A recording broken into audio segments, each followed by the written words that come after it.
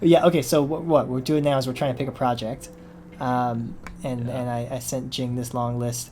So okay, one of them that I thought, yeah. So okay, D3. The thing about D3 is I've used it a lot, but I've never really understood like how the object model like works, and I've always felt like if you want to use D3 well, you have to basically be able to implement D3 from scratch. Like it's like the kind of thing where there's no abstraction layer. You kind of have to understand exactly what's happening under the hood in order to understand like how, like I'm thinking like when you have the whole like enter, update, exit, whatever pattern. Yeah. Like I always get confused with how to do that correctly, and it's like the documentation never helps, and I'm like always just thinking like, okay, this is clearly a case of a leaky abstraction, and you just gotta like go peek behind the abstraction to see how it actually works. So if we dug into D3, you might hate it. You might hate yourself. You might feel unclean. You might need a shower. But Okay, well, let me explain why I hate D3. Well, okay, I don't hate it. It's just I think it's served its purpose, and at this time, it's no longer a necessary tool. Like I think HTML5 can and CSS3 can basically and JavaScript can basically do everything that D3 offered. Like back when it offered it at a time where like HTML, like the web standard, like the web standards software stack wasn't able to properly execute on a lot of the functionality that it works on. But at this time, mm-hmm. like it's kind of bloated for what it does. I think it's really good. I think the one thing that I will say that's good about it is that there's a lot of work done in D3, so it's very easy to like copy and paste existing Sure. stuff to get like a chart up and running, and then you could just Yeah. modify it. But Yeah, well, the guy who wrote D3, Mike Bostock, who I don't know if you know, that's Carrie Grimes's oh yeah, his her husband. husband, yeah. Yeah, yeah, yeah. So I feel like a special connection to him, even though we never met. Yeah, yeah. But he came out with a new library like just the other day that was supposed to be like a high level wrapper around D3 that's like just get me a chart as soon as possible. Oh, okay. Um, So and that's I cool because then can they can switch out the D3 part of it and just use HTML5 and CSS like they whenever. could if they wanted to, yeah. Yeah. Um, I Like can try to look it up. so when I used D3, like the overwhelming sense that I got was that this is basically jQuery with For graphics. SVGs. Yeah, SVGs. Like Yeah, jQuery for yeah, SVGs. Um, absolutely. and of course there's like the enter whatever, enter, exit. What It's were like the the three? update loop. Update. Yeah, the update loop. It's enter, update, exit, and then there's I think remove is the last one. Yeah, something like that. And it's just it's a little bit weird how it's structured because it's not it doesn't use like an object oriented like overriding type model that we're used to for these controller type overrides. It's a little bit funky, but is that the project? We let's at least outline a couple more before we default to Sure. D3. I mean, well, I was just trying to look up the name of the other like because he's working on this thing called Observable now, which is like Jupyter notebooks but for D3, like but like JavaScript Jupyter notebooks basically, which I guess is a little redundant because Jupyter supports like a JavaScript kernel, I think. Um, but it's called Observable Plot, and that's the library that they came out with. Yeah, it's there's I think you scrolled past it, introducing Observable Plot, and that's like the like, just give me a chart, please. I don't want to think about D3 library. Oh, okay. So this I can get behind. Something like this where But to me, that just seems like it's going to be a wrapper around D3 and just like call D3 functions. Like I would not be surprised at I wouldn't expect to be surprised by anything in that project. You know what I mean? yeah, that's possible. I think well, yeah, D3 getting to the D3 layer seems like pretty necessary if you want that like fine-grained customization of like, especially of interactable elements. But Mm-hmm. if you just wanted like a standard chart that like could input some standard set of data and then Yeah. give you like all the hooks to customize the CSS, I think that would be perfect for someone like me. I mean, I don't know. When was the last To time? use, yeah. When was the last time I needed to Yeah. put up a chart? Oh, actually, I wanted to ask you about. Do you ever use Visual Studio Code? No. Ha- But I've heard it's great. That's all the kids love VS Code, right? I was telling you about it. Uh, Yeah. VS Code, I think their latest like feature set, their latest like changelog, had this thing that I thought you might be interested in. Uh,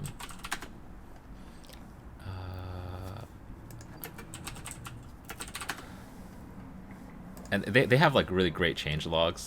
Like that's one thing I love about VS Code. So they had the thing called KTech. Oh yeah. Do you know KTech? I know what that is. KTech? KTech? How do you pronounce it? Yeah. It's I don't know how to pronounce it. It's like MathJax or whatever. It's like a rendering library for tech. So they Yeah. support tech now. Like, hey, that's cool. Yeah. But okay, the thing is, IPython notebooks render tech. So are they just rendering IPython notebooks? Well, they are. Oh, is it math support inside notebook markdown cells? Okay, so they have their own renderer for IPython notebooks, which includes equation support for math formulas in the markdown cells. I see. So, wait, are you saying that the Jupyter notebook has, like, this is just like part of the Markdown component of the Jupyter notebook? Yeah, I yeah, see. yeah.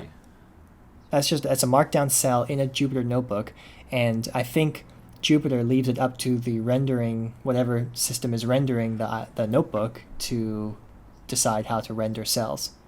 Um, and so that's actually there's a long-standing feature request for GitHub to display equations in their like GitHub Markdown in like issues and pull requests and stuff, so you can type LaTeX in them. And they're like, oh, we don't want to ship a JavaScript library for rendering math equations for every user. So like maybe we could turn it on per repository or something, and that can fix it. And then right now they're basically saying like we're not going to do it, and our workaround is that you can upload IPython notebook files into the repository, and because GitHub supports rendering IPython notebook files in the browser, it'll render math equations in the browser, which is like such a crazy workaround. But Well, I mean, it wouldn't be that hard to pull that out, right? that's what I think. I mean, I put a lot of weight on math support in things, and other people do not. So Does Twitter have good like math rendering? Like how No. does that work? Like or like for you and well, your you can get a Chrome extension, but most people just take photos of something that was compiled or rendered by something else. So you would like go type it in Overleaf and then post a screenshot of the formula. That's what most people Okay, do. well, so I have this whole like web stack that have I ever showed you I've showed you my project, right? The Photoshop thing. Like Yeah.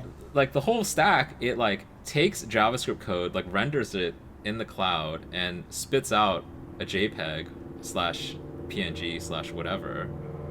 How useful would it be for you to be able to copy and paste some like KTeX code and it just like pop out a PNG? Well, I think that's what there are a couple websites that do that, and I think it's just inconvenient for some people, right? Like, yeah, because even if you have the PNG,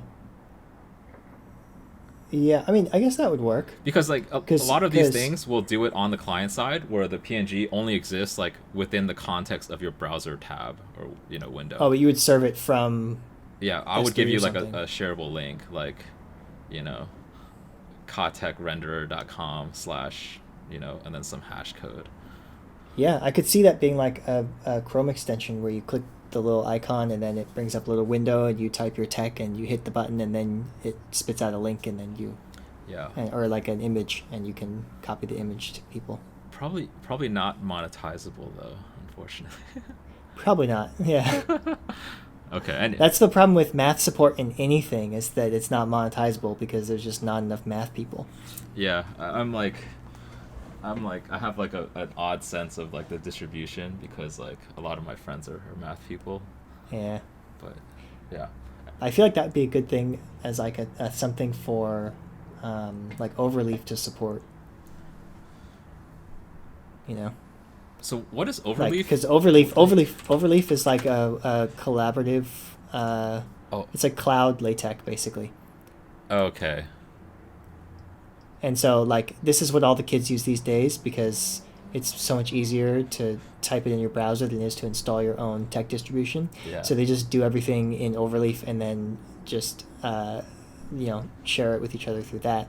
And so that's what people do is they just go to Overleaf, open a project, type their tech, hit compile, take a screenshot, put it on Twitter. And that works pretty well. Yeah. That's way better. And like they make money because they have institutional support. Like they like get institutions to buy a license for them to have like an I guess it would be like an on-premise or I don't know what like university specific instance of Overleaf so that they can do all their stuff without, I guess, risk of it being public. I don't know.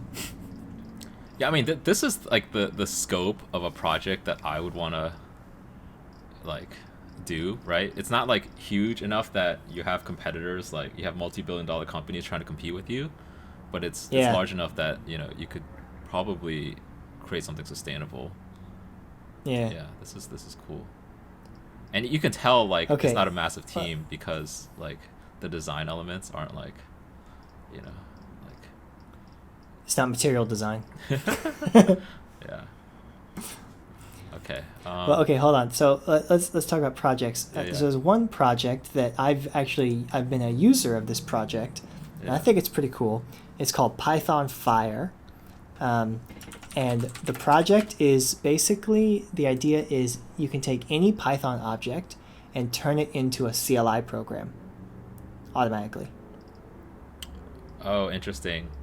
So it just takes like and the so method like you could, and well, you could give it an any Python object. You could give it a int, you could give it a dictionary, you could give it a class, you could give it a module.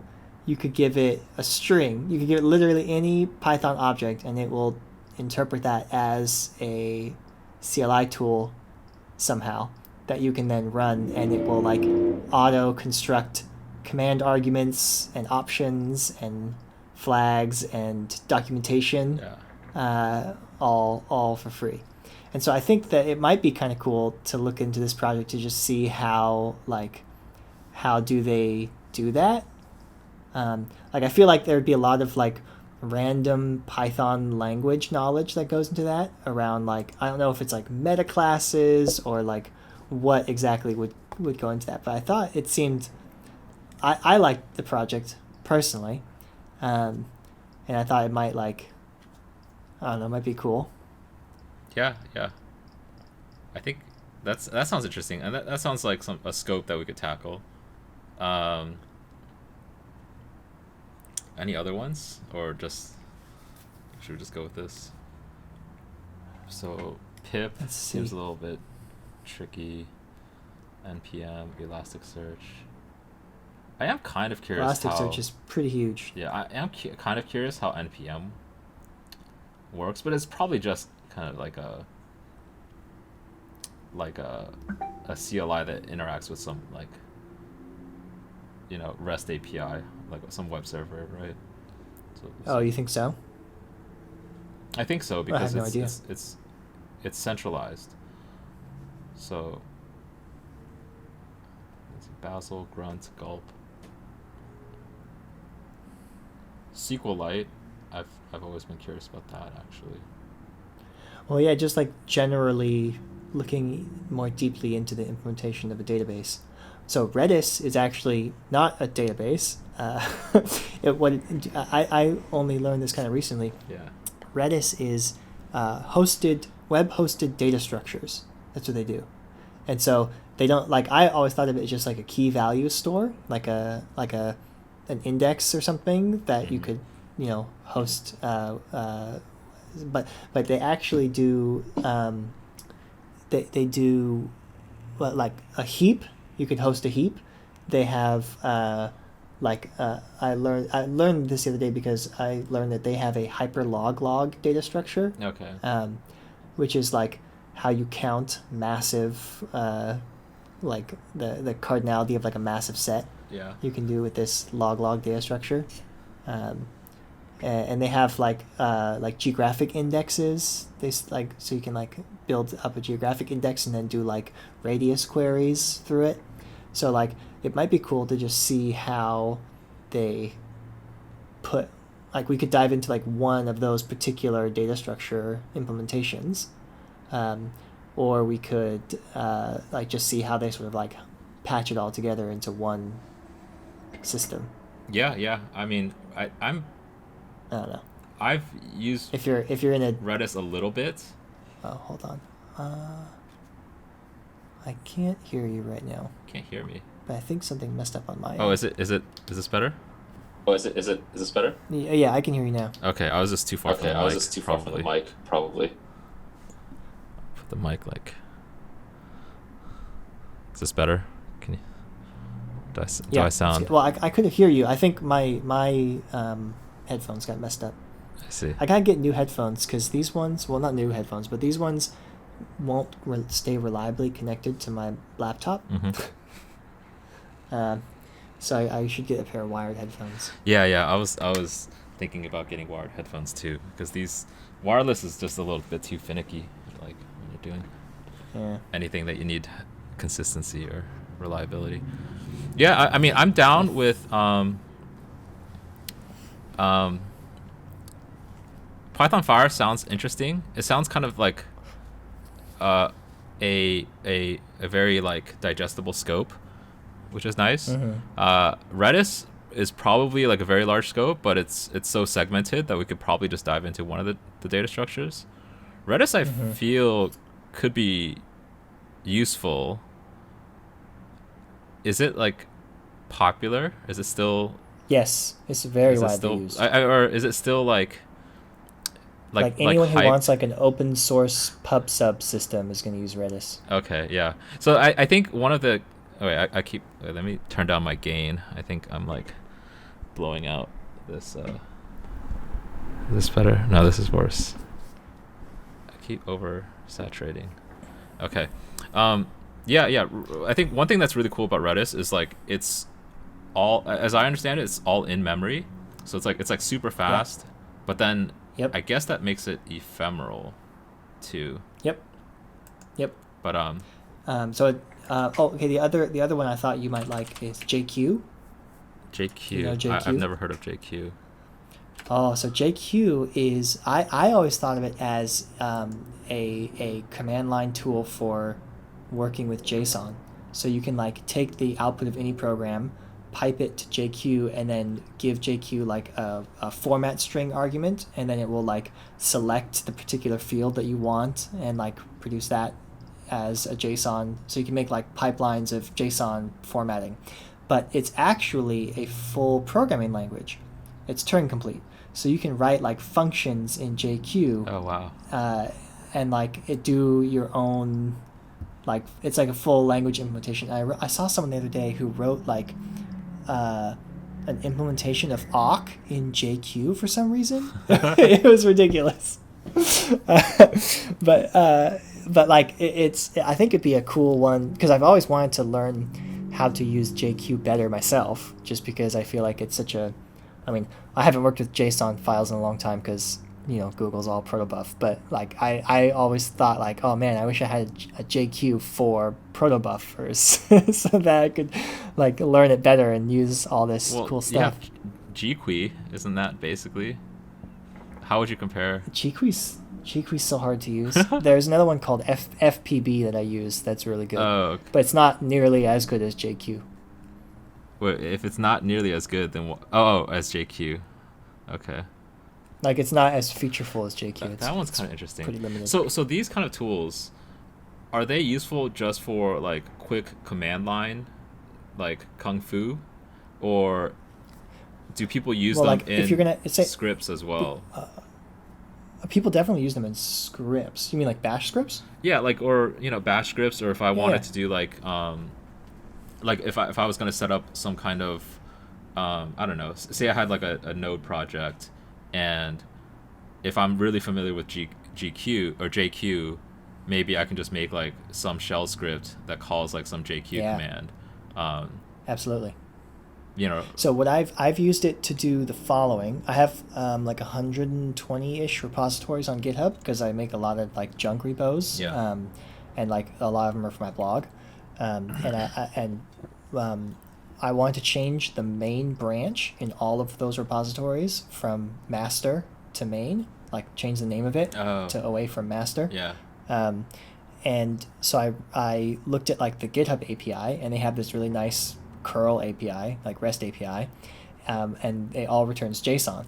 So I would have a little bash script that called the right JSON, or called the right API, and then called JQ to get a list of all of my repository names, and then pipe that into something that would run the command to change the default branch name on each repository.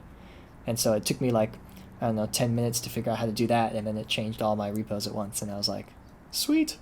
Wait, so how did excuse me. So when you like, can you describe that a little bit in more detail? So like you access the GitHub API, and it returns like some metadata GitHub, that like you can set? Yeah. Well, yeah, so like there's a GitHub like /users/repositories API. You just curl it for the user, and then it will give you a JSON object that has data about the repos in it, and it's like a list, and then each one is a JSON object with like an ID and a name and a path and all that stuff, and I use JQ to filter out the right fields that I need, and then after JQ it was just a list of repository URLs, and then what I could do is loop over each one of those and pass the right post request to, like, with my API key or whatever, like my user authentication key, to tell it to like update the main branch from master to main. Yeah, that sounds pretty useful. Yeah, like chaining together different APIs that speak JSON. It's like, it seems like super useful for that. Yeah. Just because like everything speaks JSON, and there does seem to be like a parallel universe between like Bash or like typical shells and like the web, and this kind of helps marshal that barrier. Yeah, this sounds cool. Do you think there's something we can learn in the source though for this? Or is it more about just learning It's a good question. JQ? I mean, I feel like, have you ever like dug into the implementation of like a programming language itself? Like with like a little bit, but not deeply. Okay, like when I was in college, I took a class where we like designed our own programming language and like wrote the parser generator, like the and Lexer, then did all that, like all that. Well, yeah, we got to choose how deeply we wanted to go, but basically it's like, okay, you kind of like see how a language works from the ground up. It's like, it can be, I think, kind of useful. And what's it written in? Is it written in C? It should say on the side. Oh yeah, mostly C. Okay. And what's M4? Is that some documentation language? No idea. Okay. I mean, I think I'll give you some options. You got to pick one. It's your. I'm gonna get some water. Let you think about it.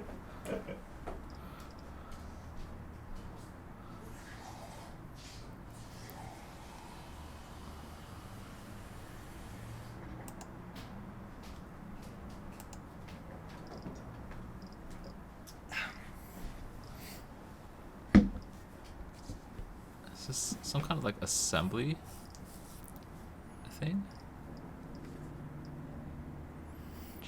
Axe prog Bison version. Is it bison? I have no idea. Bison. Change code. Okay, it looks like some kind of. This looks like some kind of scripting. build script. Yeah. M4. Never heard of that before.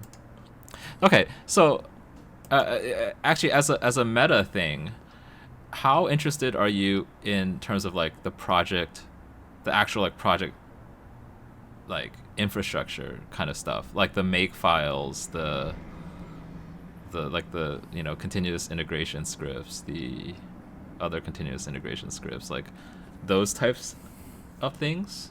Is that worth like skimming over, or are you more inclined to just skip over those? I would be more inclined to do like a whole episode just on make Yeah. and like learn about how make works, as opposed to like learning about how some particular project sets up make. Like I've used make a bit, and it's like it's one of those things where you kind of like forget how it works every time you don't go using it for a while. And like it's got like all these weird like tabs are meaningful in make, And there's it's like the very strange. What is that one thing called? I always get confused by it. There's like some word, phony. The phony always, I always get confused. Oh, by I it. don't know what that means. But it's in like every make file. How do you never seen it before? Hello. I think the phony is something like, it's kind of like a default. So like, you know how when you have a switch statement, you have like case this, and then like there's some like default, right? But like, you know how also switch statements, like if you don't break, it'll just like go through. It'll continue through. Yeah, I think that's what the phony is. It's like, this is the default, and then it'll like run all of these that are under it. Oh, interesting. Something like that. Okay, but anyways. Oh, by the way, like, like side note or whatever, like outside of recording note, we can like even just make statements and then cut together multiple sections. Like if we just have like disjointed comments about like make files or something like that, we can like catalog those. Like, oh, this is a good section of talking about make files. Like I'll just cut that in. We can do stuff like that too. Yeah, like a montage, and then you can have like a transition in between that's like wop wop wop wop wop. Yeah, I mean, I've never used any of these like video editing software, or like what is it, Adobe Audition, Adobe Premiere, but I'm curious to learn them because I know most other Adobe software. So, but anyways, yeah, okay, so yeah, make is probably too much to. Like, I would agree, yeah, if we could, yeah, I mean, I think, like, one thing we could do as we get into the groove, like, if this, like, turns out to be something that we want to continue doing, then we could do, like, make, we could do Vim, we can do, like, Tmux, and, the whole shebang of things. And I think the interesting thing is, like, having it come from two people's perspectives is just, like, very different from like even when I was learning like Vim and Tmux, it's usually just like one person and that person's opinion, right? If you have like two competing views or like slightly different views, like it could be and so many opportunities for comedy. I got to work on that. Okay, so JQ sounds really cool. C. Let's just dive into it to see like what level. All right, let's dive into JQ. Well, I was gonna just like preview it just to see. Okay. Is it gonna be? Oh, it's this kind of. It's like it's definitely C heavy code. It's definitely like programming language style code, where like every function does like like one thing.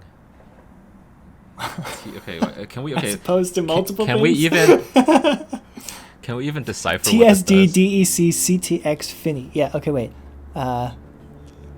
TSD decimal context. CTX is usually context. JV memory. It looks like what's happening here is that it's defining its own like bytecode. Like I feel like every time you have a language, right? The first thing that you want to do is figure out like what target is the language aiming for, because like when you're designing a language, you usually, like in the olden days, right? When you wrote a compiler, you had to pick the assembly architecture that your output was going to go to, which means that you had to basically like write a compiler for whatever x86. You had to write a compiler for I don't know what the other architectures are, an ARM processor or something, right? You have to write like different compilers for each of those. But like modern day, I think a lot of people use this project called LLVM, which is well, what's it called? Low-level virtual machine. Low-level virtual machine. That's right. Yeah. And so like people who are designing new languages will often target that as the assembly, and then use an LLVM compiler to get to like the final, and that's how you can make like an architecture independent compiler. Yeah. And so it could be like I saw, if you go back up, jv.c, is that like JQ virtual or something? Like, well, okay, I think go back up one to like master source. Okay. Yeah, you can see where it says bytecode up there. There's like one that says bytecode.c. Yeah. Should we look at the C or the header? Yeah, I mean, I guess the question is like, what is this actual bytecode? Like, is it outputting LLVM bytecode? Yeah, that would be like my guess. But I have to figure out like, how would we determine that? Maybe a bytecode.h would say. Yeah. Hopefully, is there a comment at the top? No. Of course not. Of course not. Not actually. Yeah, but you usually put comments in the header file. That's the whole point. Okay, well there's a bit field kind of thing going on here. Opcode. Oh, opcode. So I think they're defining their own bytecode, which makes sense. What's right? Because you're saying it's basically its own programming language. So I'm guessing you can do like JQ and then type something and have it interpret, or you can like convert it into like an executable. I'm guessing. Or but sorry. then they have to write their own virtual machine? No, I don't think it's an executable. It seems like a waste of effort. Yeah, it's probably, well. I mean, maybe those bytecodes, maybe those we could like actually look up the codes to see if they match some existing. Okay, so.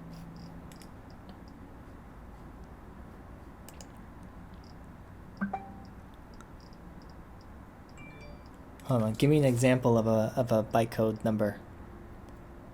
Like there's like an enum at the top. Is this enum? I think this is more of a bit field. Right. Oh, you're right, because they're all powers of 2.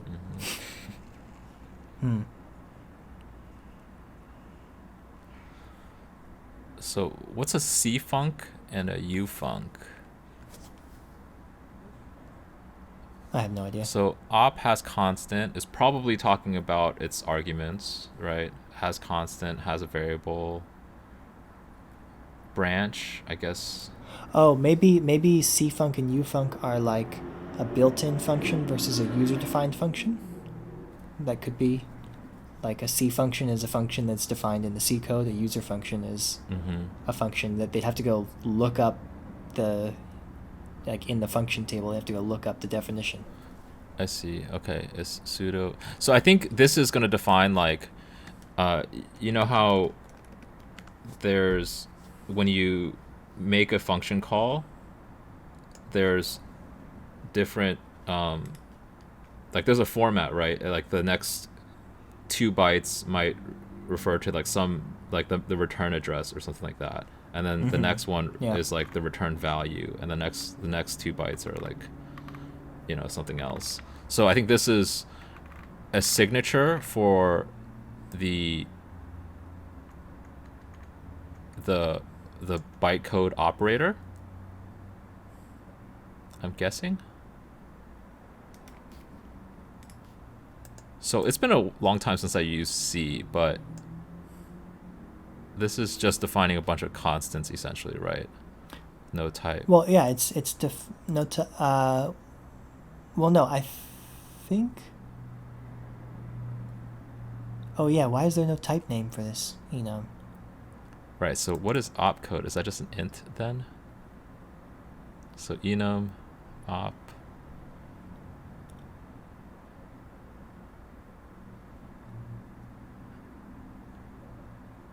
Yeah, what does it mean when you have a type def and then like a preprocessor define in the middle of it? Oh well, preprocessor. This is the thing I hate the most about C, or like the style of people that do C, where they like rely heavily on preprocessors. Is that the preprocessor is unrelated to the syntax of the language. Right. It runs the preprocessor first and just does like string replacement. And so when it says hash, define and then include inside of the enum, what the hell? Oh, okay. It's defining It's defining the signature for op that opcode list uses. Right. So opcode list requires like we'll call the op function, and the job of this define is to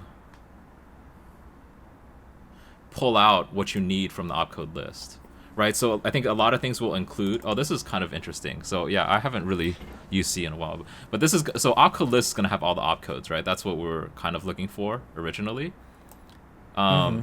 And then this define will basically take this function and just return the name, because in this file, I guess all we care about is the name of the opcode.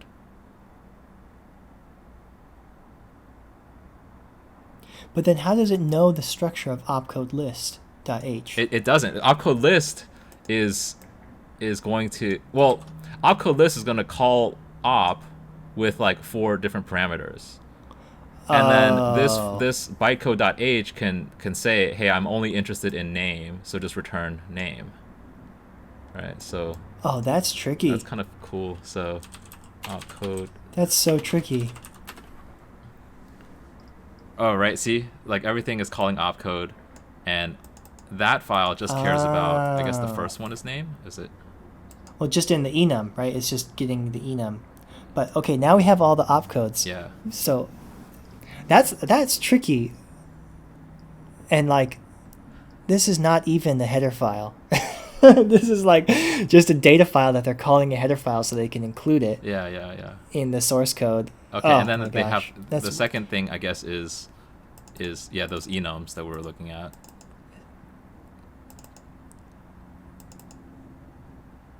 Okay, hold on. Let me see.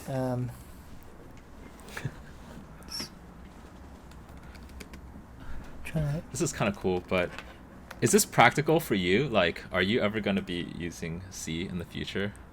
I mean, I want to get better at C. I mean, I used a lot of C in the past. Right, straight C. And like not C++. Yeah, straight C.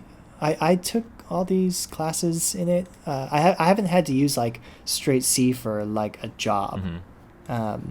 But like I wanted to get more into like hardware level stuff, like doing machine learning on device and stuff like that, like IoT type things. Yeah, I see. And a lot of that stuff is written in C or C++, and a lot of it uses weird tricks like this. Yeah. So even if it just helps me read projects like that, even if I would never use that trick myself, like it's pretty cool. Yeah, the cool thing about this, I think, is if this was like an embedded system, and I guess JQ is designed to be like, as widely applicable as possible, right? So, which includes embedded systems. Like, this construction means that by the end of the preprocessor stage, all of these additional variables are removed from the source, right, before the compilation stage.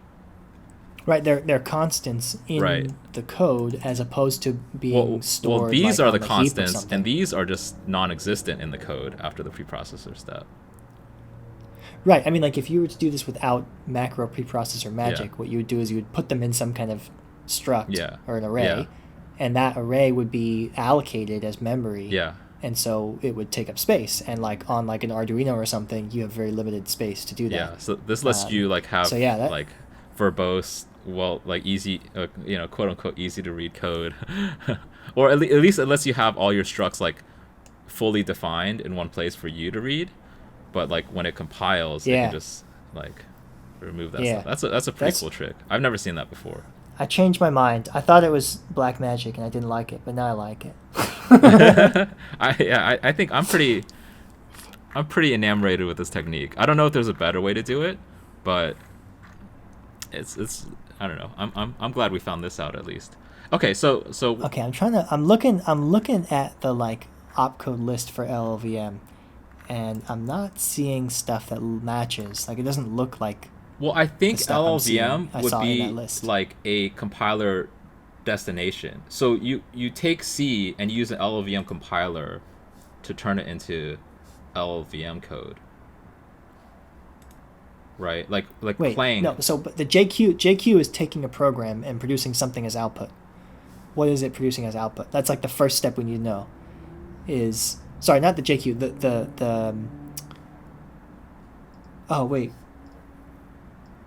So I think JQ has its own bytecode that it creates and then runs through its interpreter. Okay, so the oh that makes sense. Why would I think that JQ would compile the user's program to LLVM? That makes zero sense. That's like the And stupidest idea I've LLVM would had be all like, day. would be probably optimized for running on like x86 or something like that, right? Some set architecture, whereas Well, no, it supports like tons of backend architectures. Is the point? But yeah, you're right. It's using a generic C compiler to compile JQ into a binary, which then has its own interpreter. yeah, and we see the Lexer here, so that's cool. Unicode support. So did they? Okay, yeah. So there's a parser, a lexer. Oh, there's a linker too. So A you can linker? have like like bytecode libraries. Okay, so you can do like includes. Wait, what?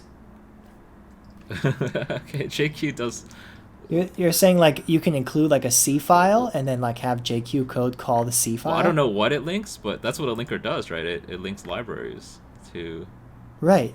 load program. So it Load has JQ program. programs. What? Okay, well let's see what the linker does. Man, if it can do all of this, then you hella undersold JQ. Okay. I told you it was its own language. Yeah, no. just okay, so what kind of libraries does it load? So the question here is, does it load any library or JQ libraries, I guess? And I would guess it's JQ libraries, but I don't know. It's like build up search chain, validate path, base name. Okay, find lib. Okay, let's start here. So find lib.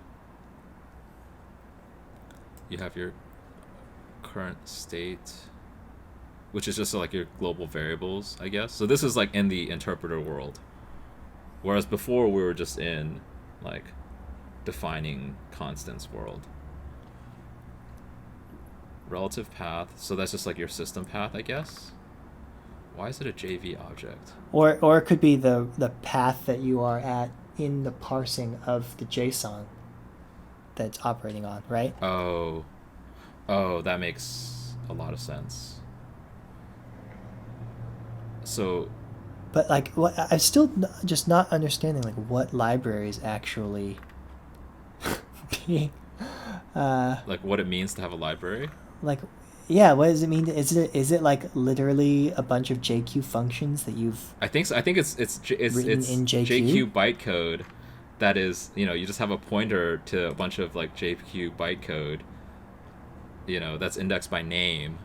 And so when you call a library, it's basically call library by name. It's going to look for like the name with that pointer and then execute a bunch of JQ bytecode. Right. Okay, so search. I'm guessing the search string is. Do you want to take a guess at what this JV object represents? My guess is that is the parsed version of the JSON input that's given to the program.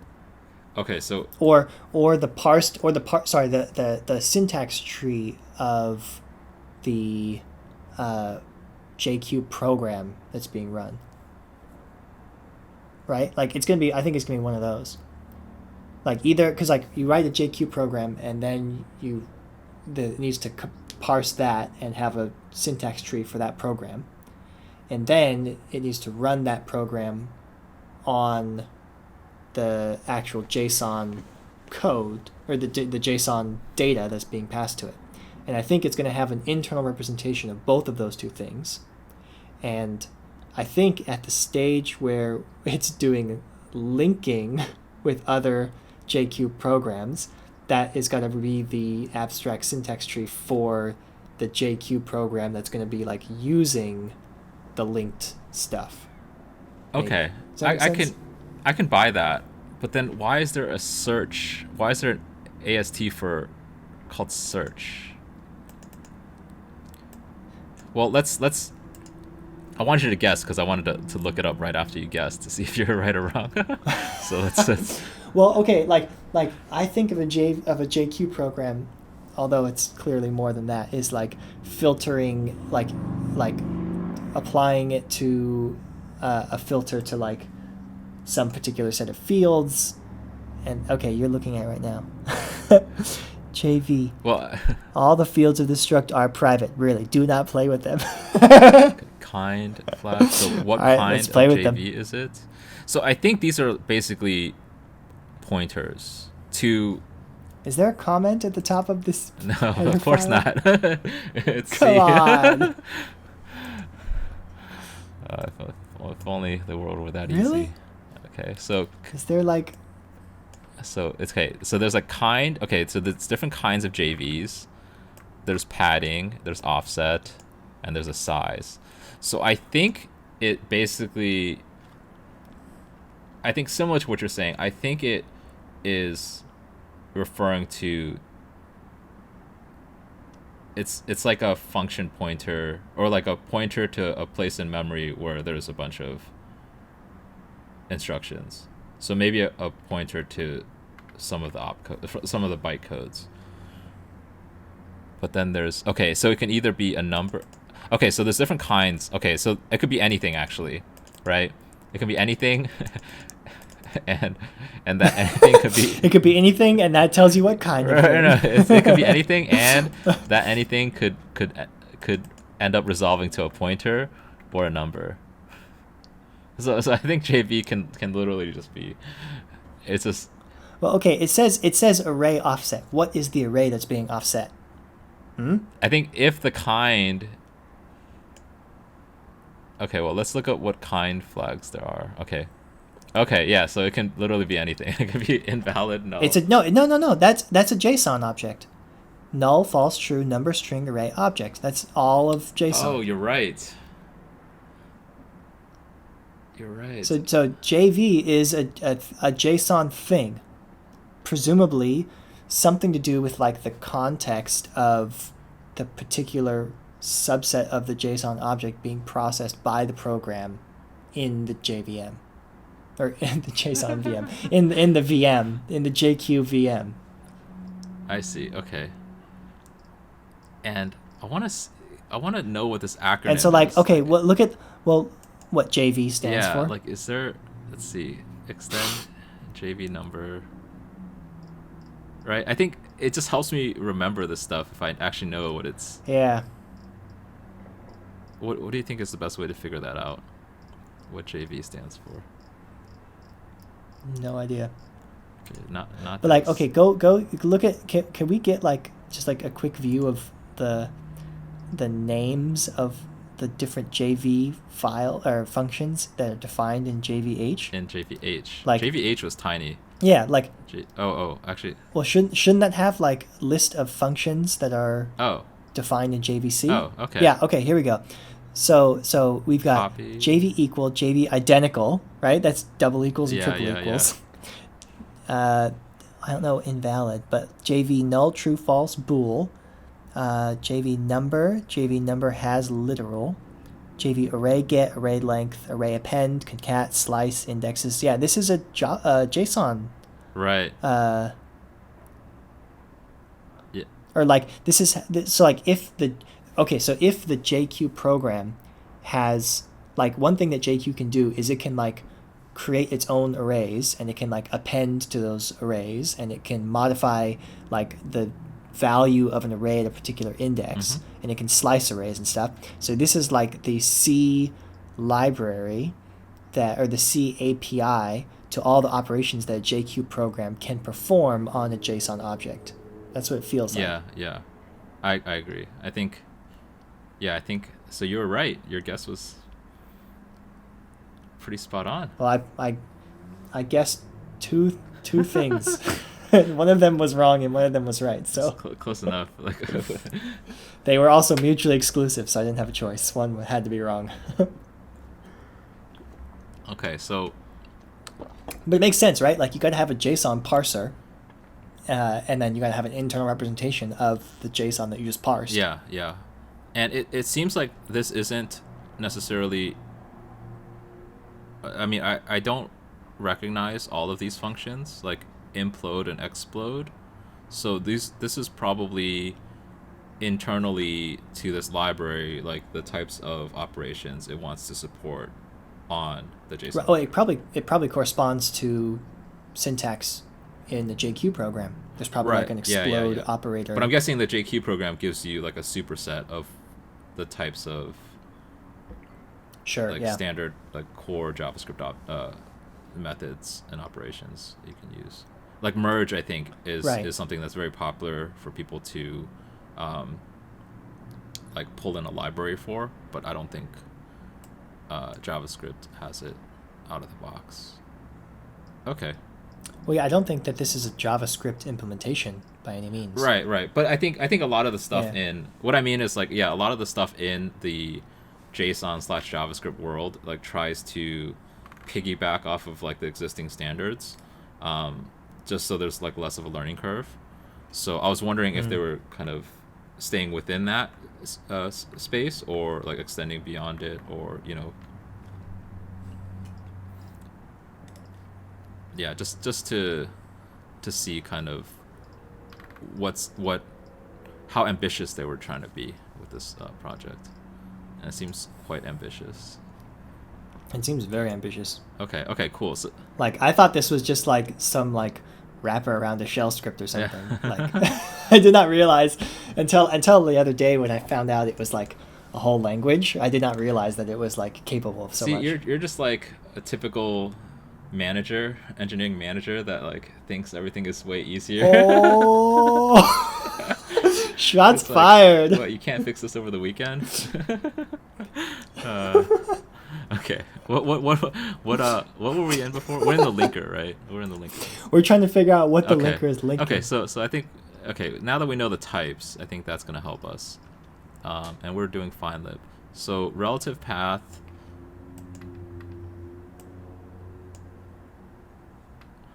So they use like a JSON object to describe all these things, I guess. Well, I wonder if like is it doing the linking at interpreter runtime? Like is there like an import statement in JQ and then it's like at the time that it reaches the import statement it's going to go find, and then that depends maybe on the current state. Like in Python, right? If you run import, its meaning can change depending on when the instructions actually run, because you can do crazy crazy shit with Python. Yeah. Where you like change the contents of a module or whatever. Okay, so Oh, the build is failing. That's nice. yeah. But amateurs.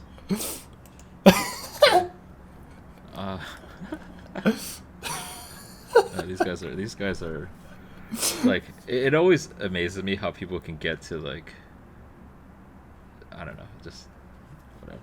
I'm not gonna finish that thought. I feel like where do they have the time?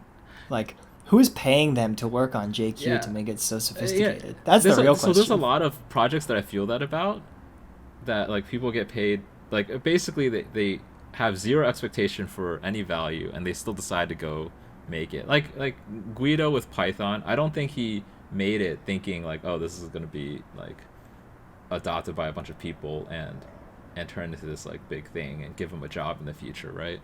And same with like Ruby, the same with like I'm sure there's thousands of programming languages that we've never heard of. Yeah, how do they even do that? All the ones that didn't make it.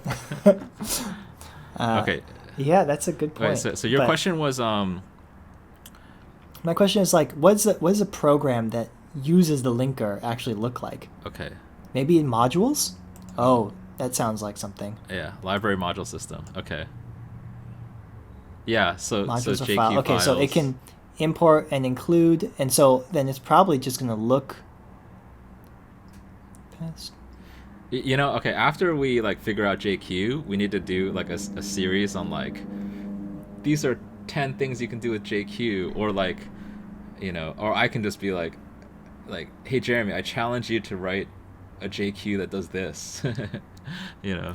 Oh, we could do like a code golf or like a speed run. We could become like the we could do code racers. We could have like a task that we agree to do, and then JQ. Like we could. Well, not code golf. Code golf is smallest program. I'm more interested in like time to working program. Yeah. We could become like time. I'm guessing that the JQ niche, the two people discussing JQ niche is untapped market. So let's grab that. Okay, so we have. Yeah, I guess that's kind of a question if like should we in these episodes like actually like try to write some JQ programs before we actually dive into using like are there like for each of these things that we go into should we try? Oh, sorry. Can't hear you. Oh wait. Oh man. Okay, what am I gonna do? What to do? Okay, you're just gonna have to wait like a minute for my headphones to charge, and then I'll like do the swap-aroo. Like one will charge while I'm using the other one.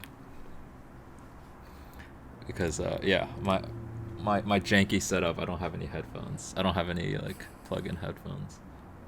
I was thinking about getting a set too today. I was at Costco.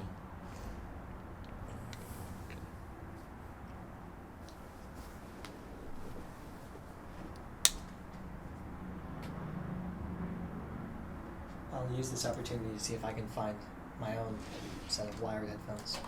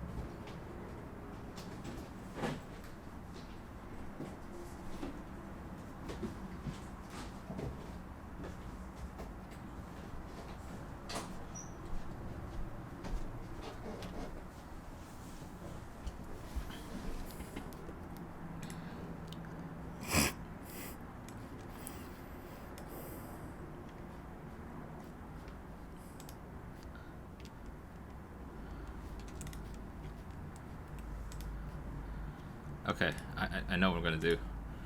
I'm gonna use these lightning headphones plugged into my phone.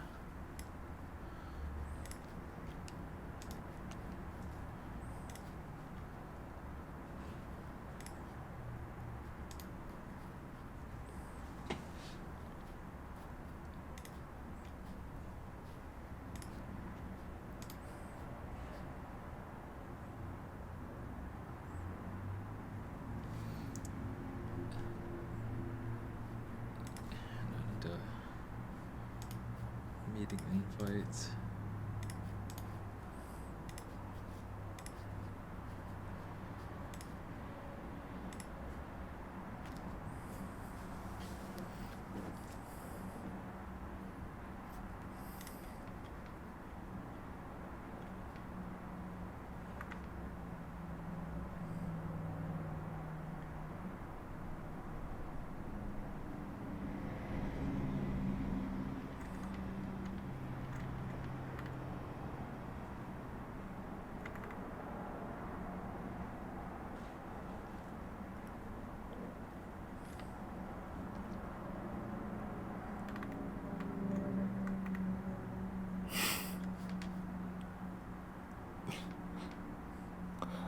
I like this 2-angle thing.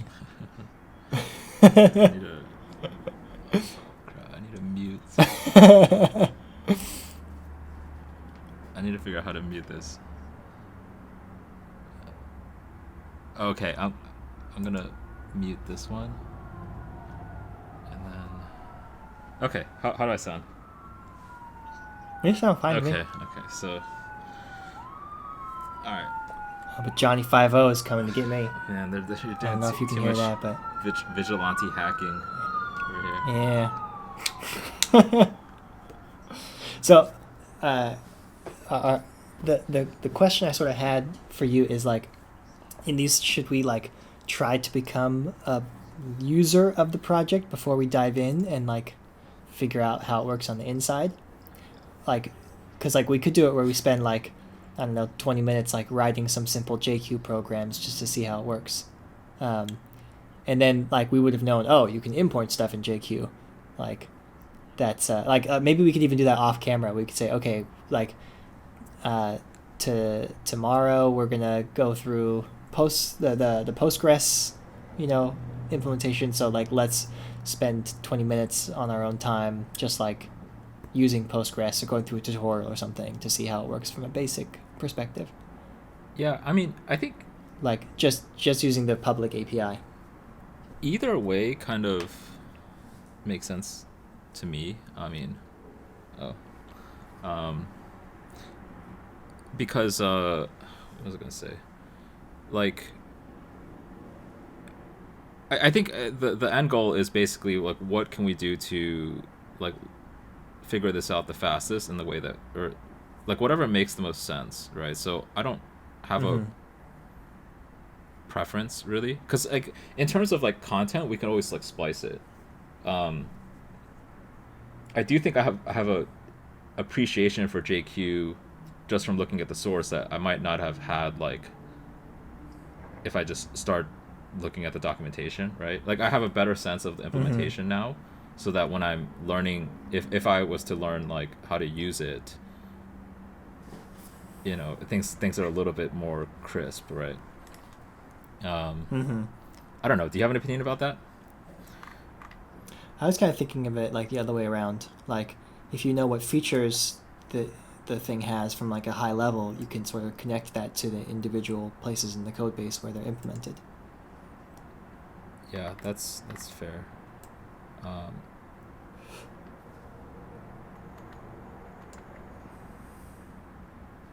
Sorry, I'm just adjusting the Zoom view. Yeah, I think I mean it's certainly probably more natural to like become a user first, and then look at the code. I think just the way I've approached things in the past, like either one is fine. Like I think looking at the code first is harder, but at the same time you kind of maybe like learn a little bit more, because like then you're going through the exercise of like, okay, like what does this thing do without even knowing, like just from Mm-hmm. the code, right? So that's kind of like a Mm-hmm. different angle. um so that's why I think either way is okay. um but if you have a preference, like, we can do whatever you prefer, or switch on and off, like whatever. I don't know. Do you want to try to write a JQ thing? So okay, so Well, I've written a little bit of JQ before. Um, like I would have to look up the docs, like if I couldn't just like do it blind. yeah. But like I kind of have like a sense of what it looks like. I could even try and like look at my shell history to see if there's any like JQ programs lying around. Um, Let me see what's the last JQ program I ran. Uh, yeah, so here's the last JQ program that I ran. How am I gonna share this?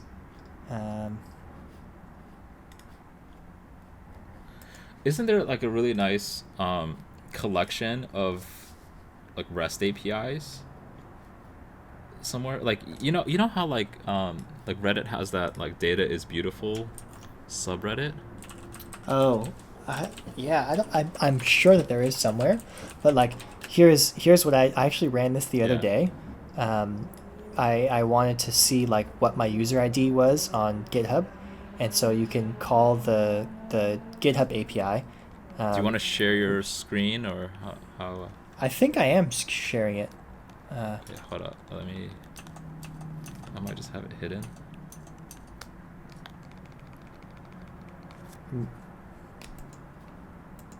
So how do I open it up? And your screen, your shared window has like a green border around it. It says green. You are screen sharing. Okay, and I enabled multiple sharing, so but I don't see where. And maybe it's because you're sharing. Well, no, but I mean, I'm sharing and you're sharing, and you can see my screen, right? So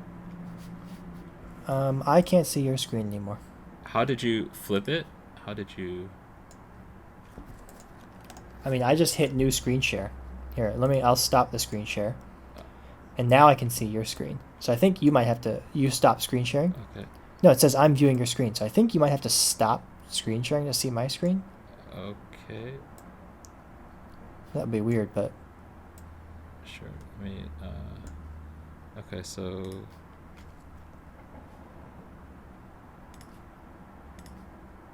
just,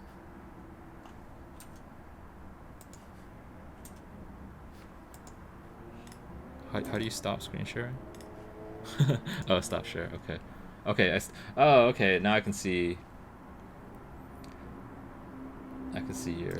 yeah. So this is what I ran, and it's just calling the public API for like my user, Yeah. and then I get all this user data in here, and it has like a whole ton of stuff. But I just wanted to get the ID out from that, Yeah. and so I ran pipe to ID, and then that just outputs the ID by itself. Um, and so I think that can yeah, what's the So let me see what else I .id have. is that kind of like the jQuery, like look for stuff that starts Yeah, with that's ID. like from the root node of the JSON object, grab the that field name. Oh, okay.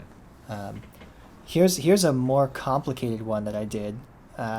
So here I was spinning up a Docker container, and the Docker container, like the way the Docker works is it creates its own virtual network in between all your Docker containers for them to talk to each other. So if you want to get one Docker container to talk to another Docker container, you have to ask Docker, hey, what's the IP address in your like virtual network Yeah. for this particular container? And so then I wanted to put it into a shell script so I could start up one Docker container and then start up the second one with the right IP address from the first one. And so what I did was I wrote this Docker network inspect bridge that returns a JSON object. And then I said, okay, JQ, give me the first element of the array that is like the base object, in this case was an array, and then give me the field named containers, convert that to an array, and then pipe that to this select program, which is, I think it's a built-in function in JQ that allows you to select one entry from an array, like basically a filter. And so I said, all right, give me the one whose name, if you like start from the root node being an instance of that container object, give me the one whose name is divisor DB, and then give me the field IPv4 address. Okay. And then I ran it through some sed thing to basically. Okay, so this is this would be something. helpful. Let me ask a question. So Docker network inspect bridge. So that's going into the, So let me try running that. I think I actually I don't think my Docker is so running right now, so Docker start network Docker. is just accessing the network category of stuff, and inspect is kind of the operation, and then bridge. Yeah, Docker is one of those CLI tools that has like subcommands and inside of subcommands. And bridge is, so I'm not that good at networking terminology. Like, could you describe what bridge is in terms of in the network? Bridge is a Docker internal name. It's just a name for their virtual network. They call it bridge, I think, because it bridges between Docker containers, but it's just an arbitrary name. You can make your own network, your own virtual network in Docker, and you can name it whatever you want. And I think the default one is named bridge. I see. Okay, so So that just says, give me all the configuration detail about this specific Docker network. Okay, I think my Docker desktop is running. So let's see. Nope, slow.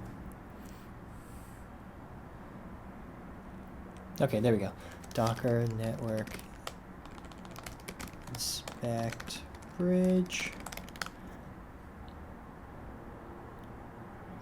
Is it not running? Okay. can you do well, Docker network inspect? I'm kind of curious what inspect can do. I think that'll just bring up the help. But I'm curious which things can it. Oh, okay. It's not going to tell you. So you can do Docker network ls, and then it will tell you, it'll list all of the different networks. But my Docker thing is still Right. starting up, so.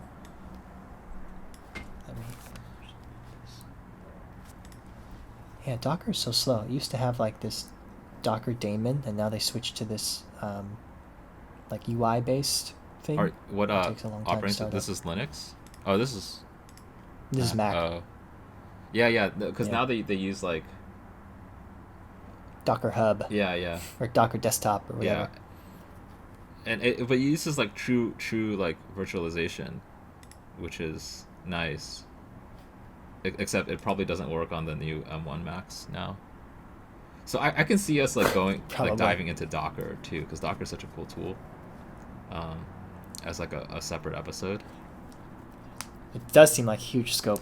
But like, I mean, we don't have to exhaust Docker, right? Like, just like. Right.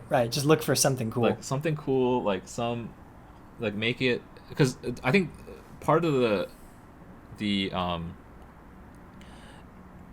think Docker, because of its scope, makes it somewhat of a daunting tool to kind of get a handle on. Mm-hmm. So I've used Docker for a while too, but I never because I was using the other parts of it, I never looked at Docker network inspect, so it's just interesting, because of the large scope, different people probably have different facets of, or you and me probably have different facets of knowledge about it, and we could probably combine it into something, Yeah, I think I would know very little about all of the stuff that goes into Docker. I'm not very knowledgeable about operating system, details about what goes in user space and what goes in kernel space and all that. And Docker needs to thread that needle because it's basically running a tiny little operating system. Yeah. I feel like I would not be able to. I would learn a lot, I'm sure, but I feel like I wouldn't be able to contribute any interesting ideas to that. No, I mean, I'd just be I don't think. confused the whole I think time. you're underselling yourself or overselling me. Like I don't really know what I'm doing with Docker. I just create Docker files and like what Docker deploy every now and then and like Right, upload right. them to cloud Dude, this servers and yeah. this Docker thing is taking forever to start up. Yeah. So how do I What if I pin just your screen so it doesn't keep opening up my like empty like the bottom of my desk? If you I do not know. Jeremy. All right, I might have to give up on this Docker thing. Oh, pin. Okay, great. Do I have any other JQ programs? Let's see. Docker, Docker, Docker, Docker, Docker, Docker.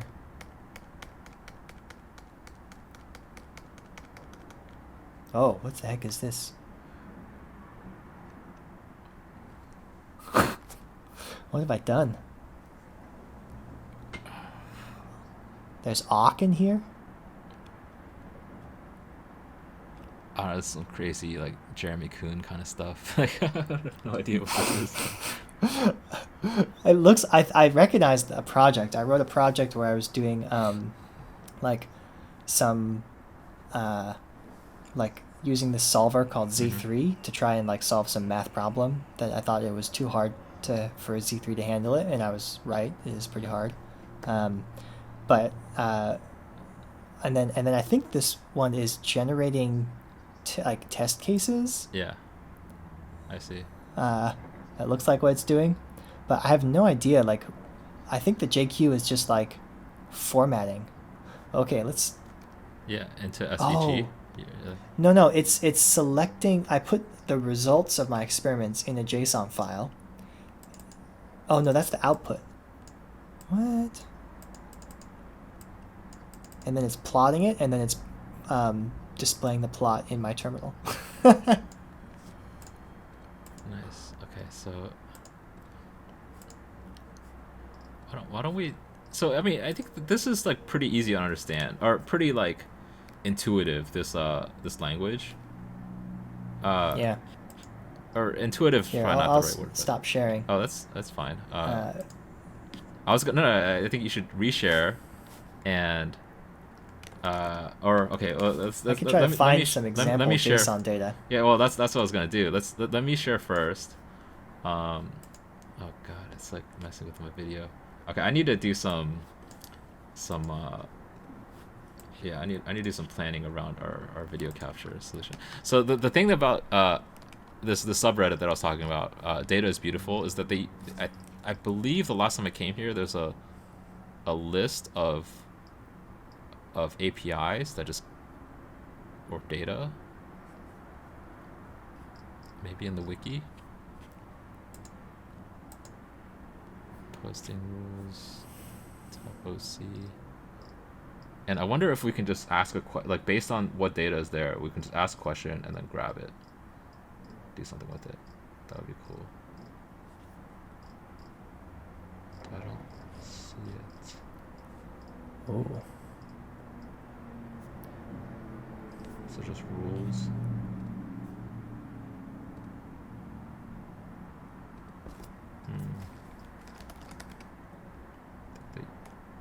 They used to have a wiki. Let's see. Well, wasn't there like a JQ, like online interpreter?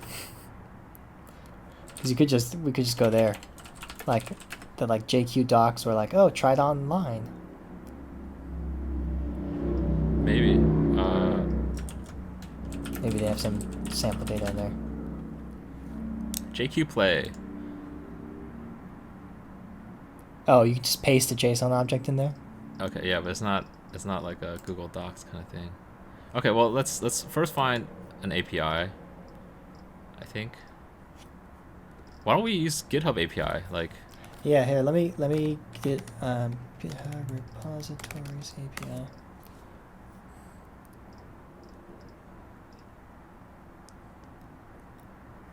Let's do.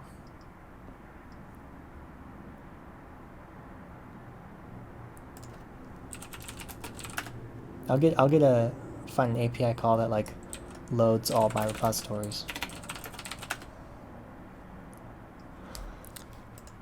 Oh, okay. Check this out. GitHub public APIs. Okay, APIs about pretty much everything. Okay, animals, anime, art, design, books, continuous integration.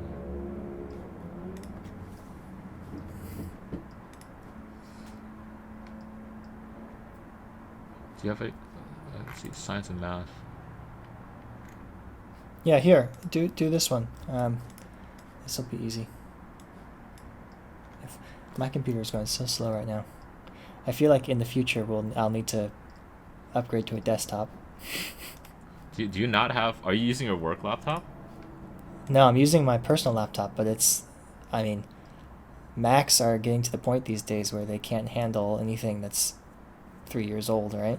Do you have a M1 Mac, like one of those No. Apple No, Silicon? No. If I get a new desktop, it's going to be a Linux machine. I'm like sick of bloatware. How about should we use Here? check this out. Oh my gosh, really? I cannot copy it. If my computer would literally just like let me copy the plain text that is in the browser like right now, just like stop loading, and just let me copy, then I could send you this. Dig dang. So this is one. I'm gonna propose one option. So there's the "Have I Been Owned" API. And no!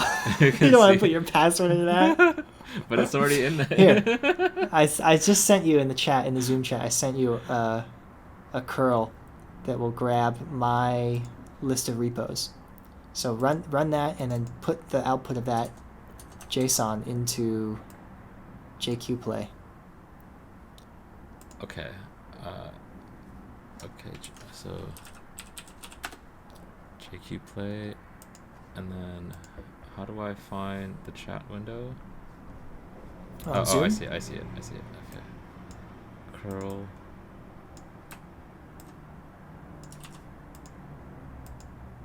So I think you got to run it like in a shell, and then copy the output. Oh no. Okay.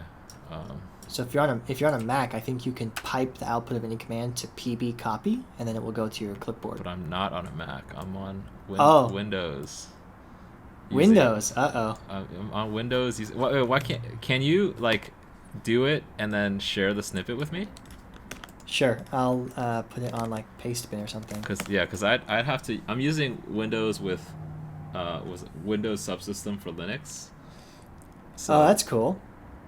Yeah, I mean it's really cool, but I don't know how to copy and paste using like pipes.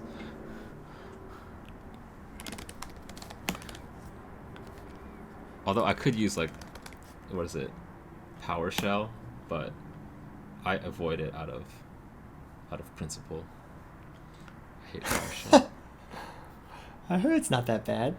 I mean, apparently some people really like it, but it's PowerShell. I mean, you gotta invest in it. You gotta invest in it. You gotta be like that's the problem. All in on the Windows side. Yeah, that's the problem. It's not a POSIX, operating system, or a Linux compatible operating system, or shell. Sorry, it's not a Linux compatible shell.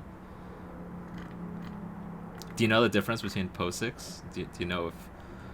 Can you answer the question? Is Linux POSIX? POSIX compatible? Yeah, is that how you pronounce it? POSIX. Yeah. I mean, I feel like you don't say that the operating system is POSIX compatible, but you say that the what's going on here? Sorry, it created the paste, but now I don't have a URL for it.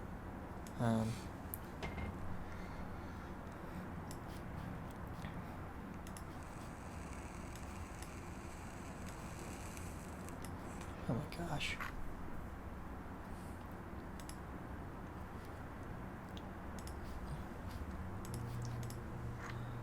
Well, I think so. To be POSIX compatible, you need to have certain executables available on in your shell environment, Mm-hmm.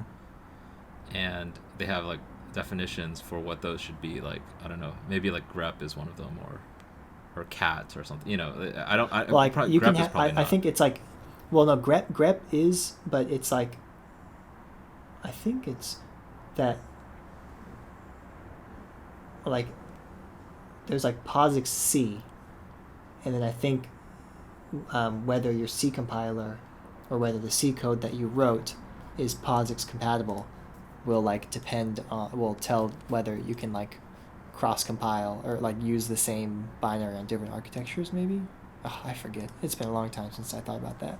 Yeah, but I think, well, at least based on what I was reading a couple days ago, and I was like, quickly reading it, so maybe I could have gotten it wrong, but I think Linux. So one thing that POSIX defines is how the flags should be formatted, and I think it's single. I forgot exactly like which one it was. It's like single dash or something with like flags, and Linux chooses a different flag system for some of its executables, like it's like core executables. So Linux, there's a lot of Linux programs. So Linux, I think overall is technically not POSIX compatible, but I think it's close enough that people kind of say it's, I think, POSIX like, but not That makes POSIX sense. compatible. Oh my gosh, I hate everything. I cannot get this to. I sent you a pastebin link in the chat, but I think it's gonna 404. I'm like very confused by how this website is not able to handle anything I do. It did 404. Let's see what other people are making.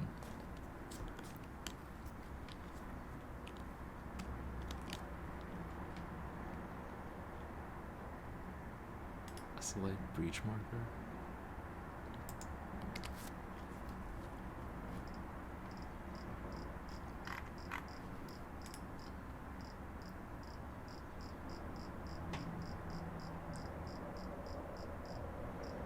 Okay, well let me see if I can.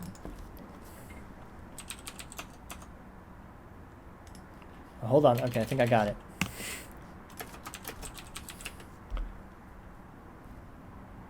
Try that link I sent you. Okay.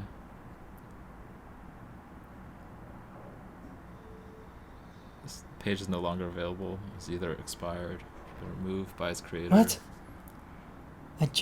I'm looking at it right now.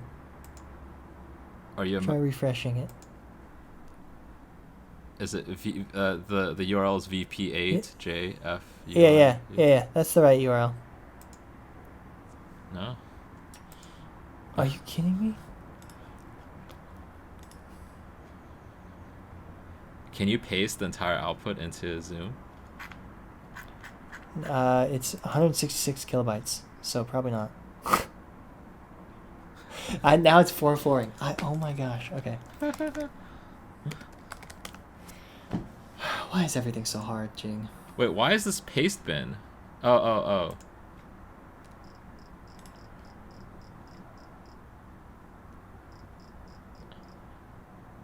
Oh, I was saying you could probably just make a JQ play and share the snippet using this link. Oh, can you share JQ Play snippets? Yeah, apparently. What? So you just paste the entire JSON here and then write the filter. So it feels like.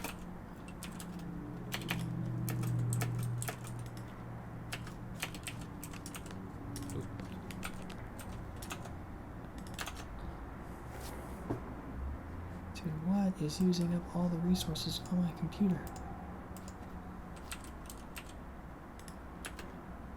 Oh, okay.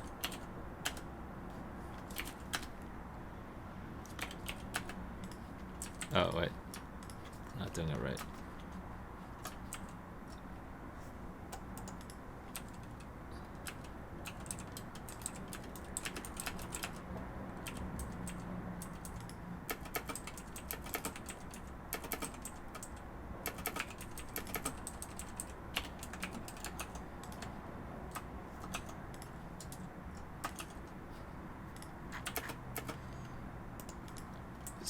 Huh. Ah, okay. I'm getting it. So if I do like...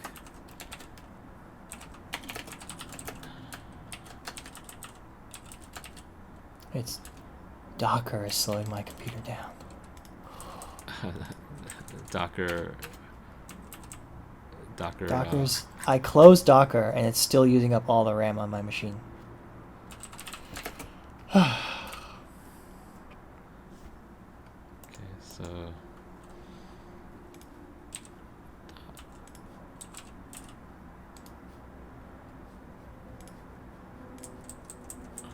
How does this work? Do I need to do this?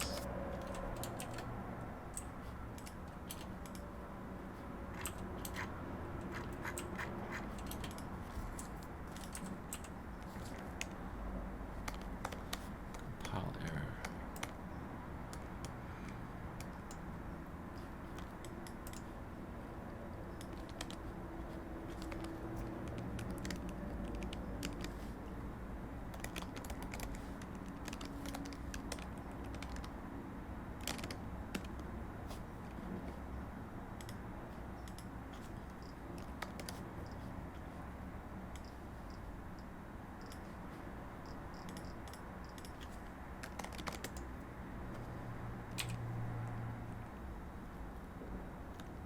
What's wrong with this filter? You see this?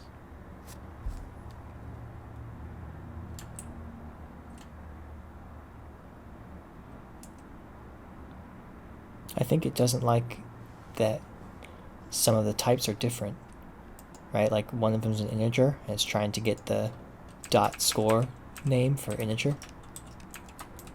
So I need to do this.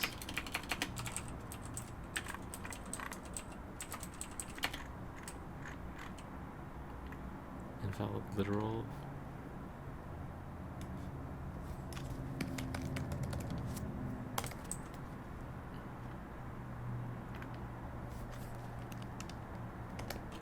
Oh, because JSON has strings for the keys.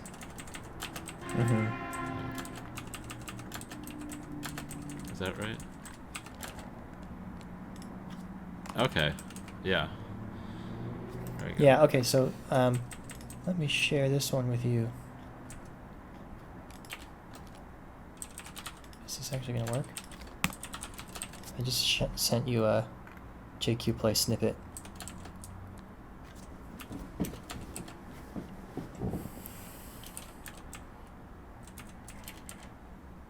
Oh, you're beating me just slightly. Yeah, of course. Unless it's golf. Well, if it's golf, then then we have 30 strokes. Yeah. Okay. What am I doing? JQ Play. I just zoomed you one. Yeah, I see. Okay. Let's open it up. Okay, select. So the JSON is all of my GitHub repositories, and so what I did is I said, okay, change the like the base is like an array. So I said, okay, change the context to be like the elements of that array, and then pipe that to a filter that says select all of the repositories that have .has issues equals true, and then give me the name of that repository. I don't know why has issues is like, I guess that's like whether it's configured to have issues. So it's just a list of all the names of all my repos, but like maybe a better one would be like forks count is greater than 0. Try that. Forks count greater than 0, and that will show you all of the repos of mine that someone else has made a fork of. Oh, wow. Popular. Which is much smaller list. Oh, wait, I need it. How do you do, okay, name, how do I get a object with, or I guess a tuple of I think, well, that'll give you, like this? that'll give you an array. I think you could do it with the object notation and just like build an ad hoc object.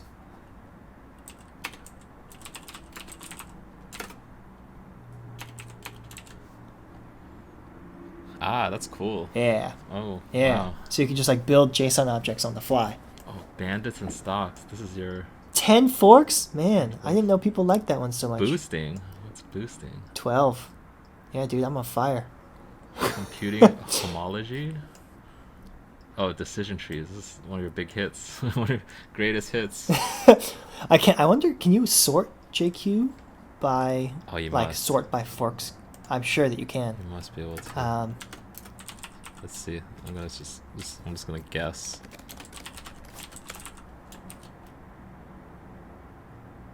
Sort is not defined.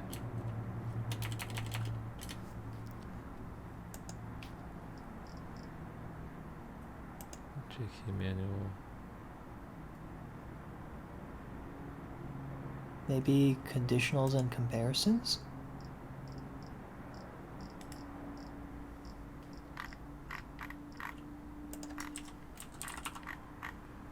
Sort.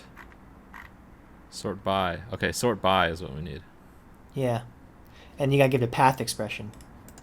Yeah, so So it'd be like sort by dot forks count. how do we do descending? Okay.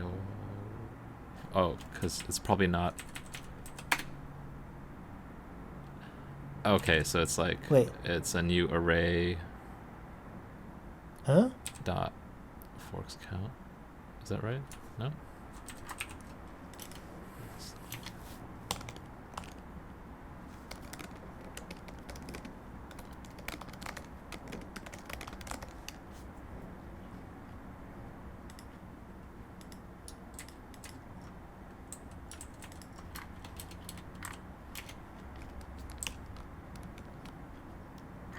Cannot index with string. Oh, it's considering forks count to be a string.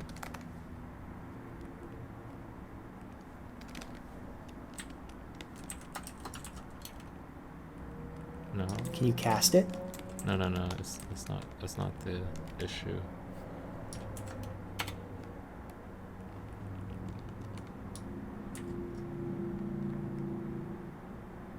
So how do I?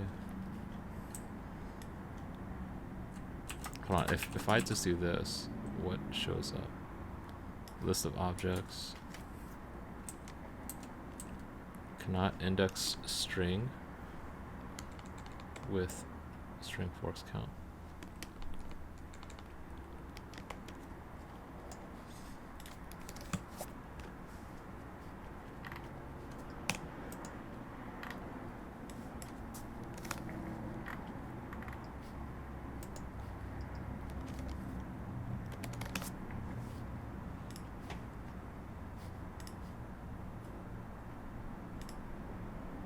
Yeah, this should work. Why is it not working?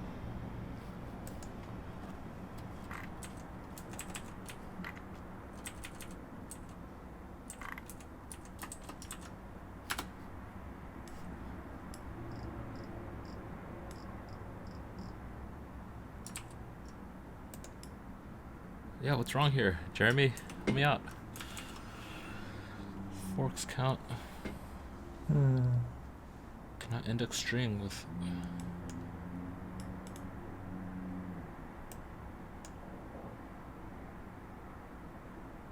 Cannot index string with string forks count. Index string. I don't know. Okay. Guess we're giving up.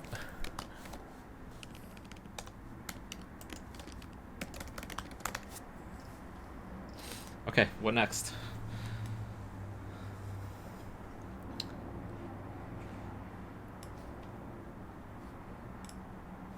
Oh,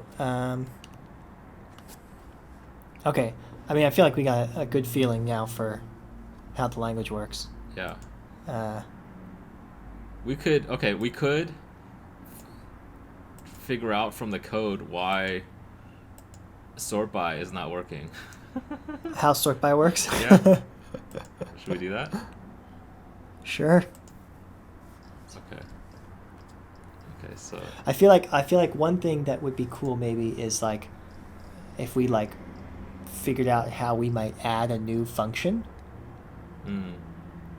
Right? Like what if we wanted to add like a a sort auto function or something that would just like figure out what's the right key to sort by. It would like find an integer in the object, and it would just like automatically sort by that first, so you didn't have to tell it which thing to sort by. Yeah, fair. Okay, so how would you do this? I would just do this. Built-in. JQ. Oh, okay. So they're bootstrapping at this point. By bootstrapping, you mean they're implementing built-in functions in JQ. Well, well, I guess. So map.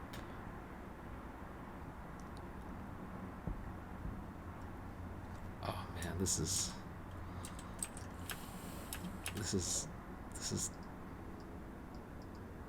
okay, so I need to search for.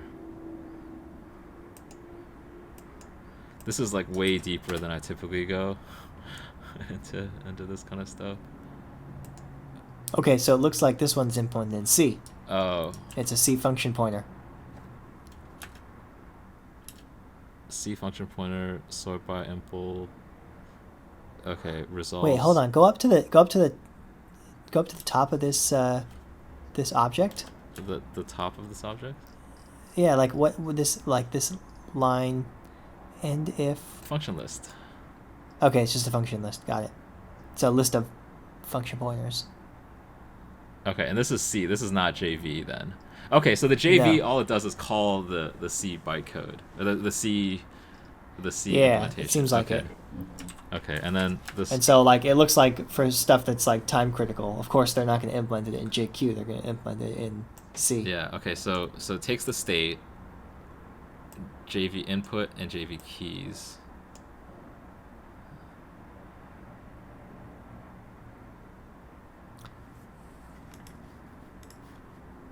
What's the difference between the state and the input?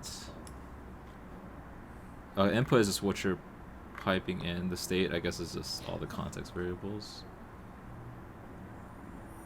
Yeah. What kind of state does it need?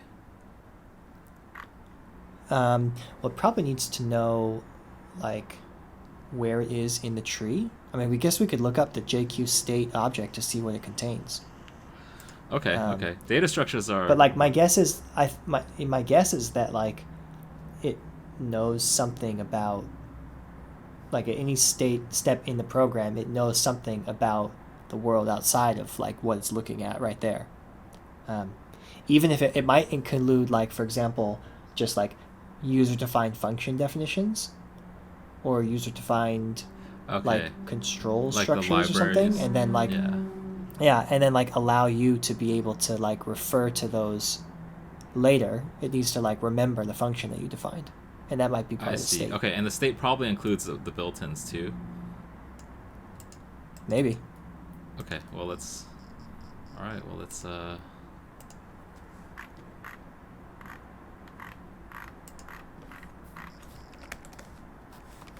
Let's check it out.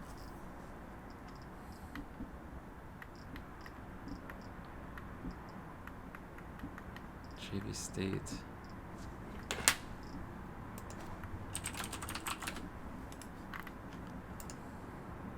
Was it JV state or JQ state? I thought it was JQ state.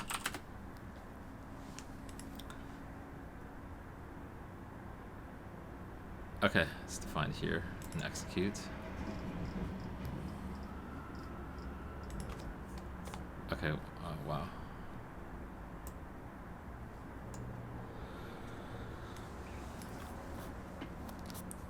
Okay, wait. So it's got a stack, and the frame on the stack. It's got Okay. the path that's currently at, the value at the path it's currently at. It's got error messages. Input CB. Halted. Okay, so it's kind of like the state machine and like registers. Yeah, it looks like this is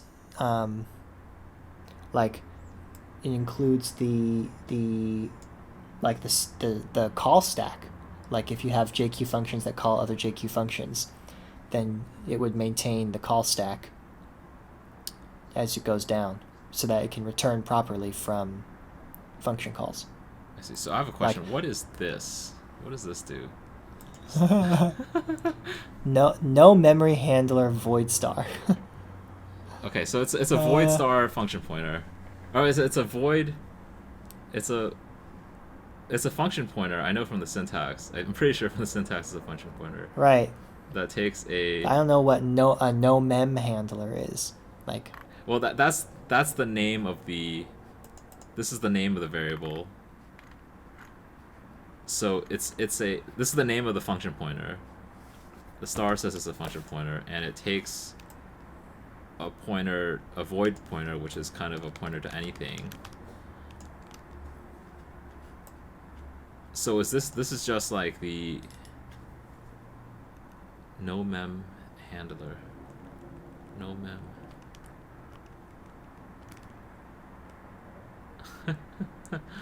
I think this is the pointer to the spot in the bytecode that we're currently at.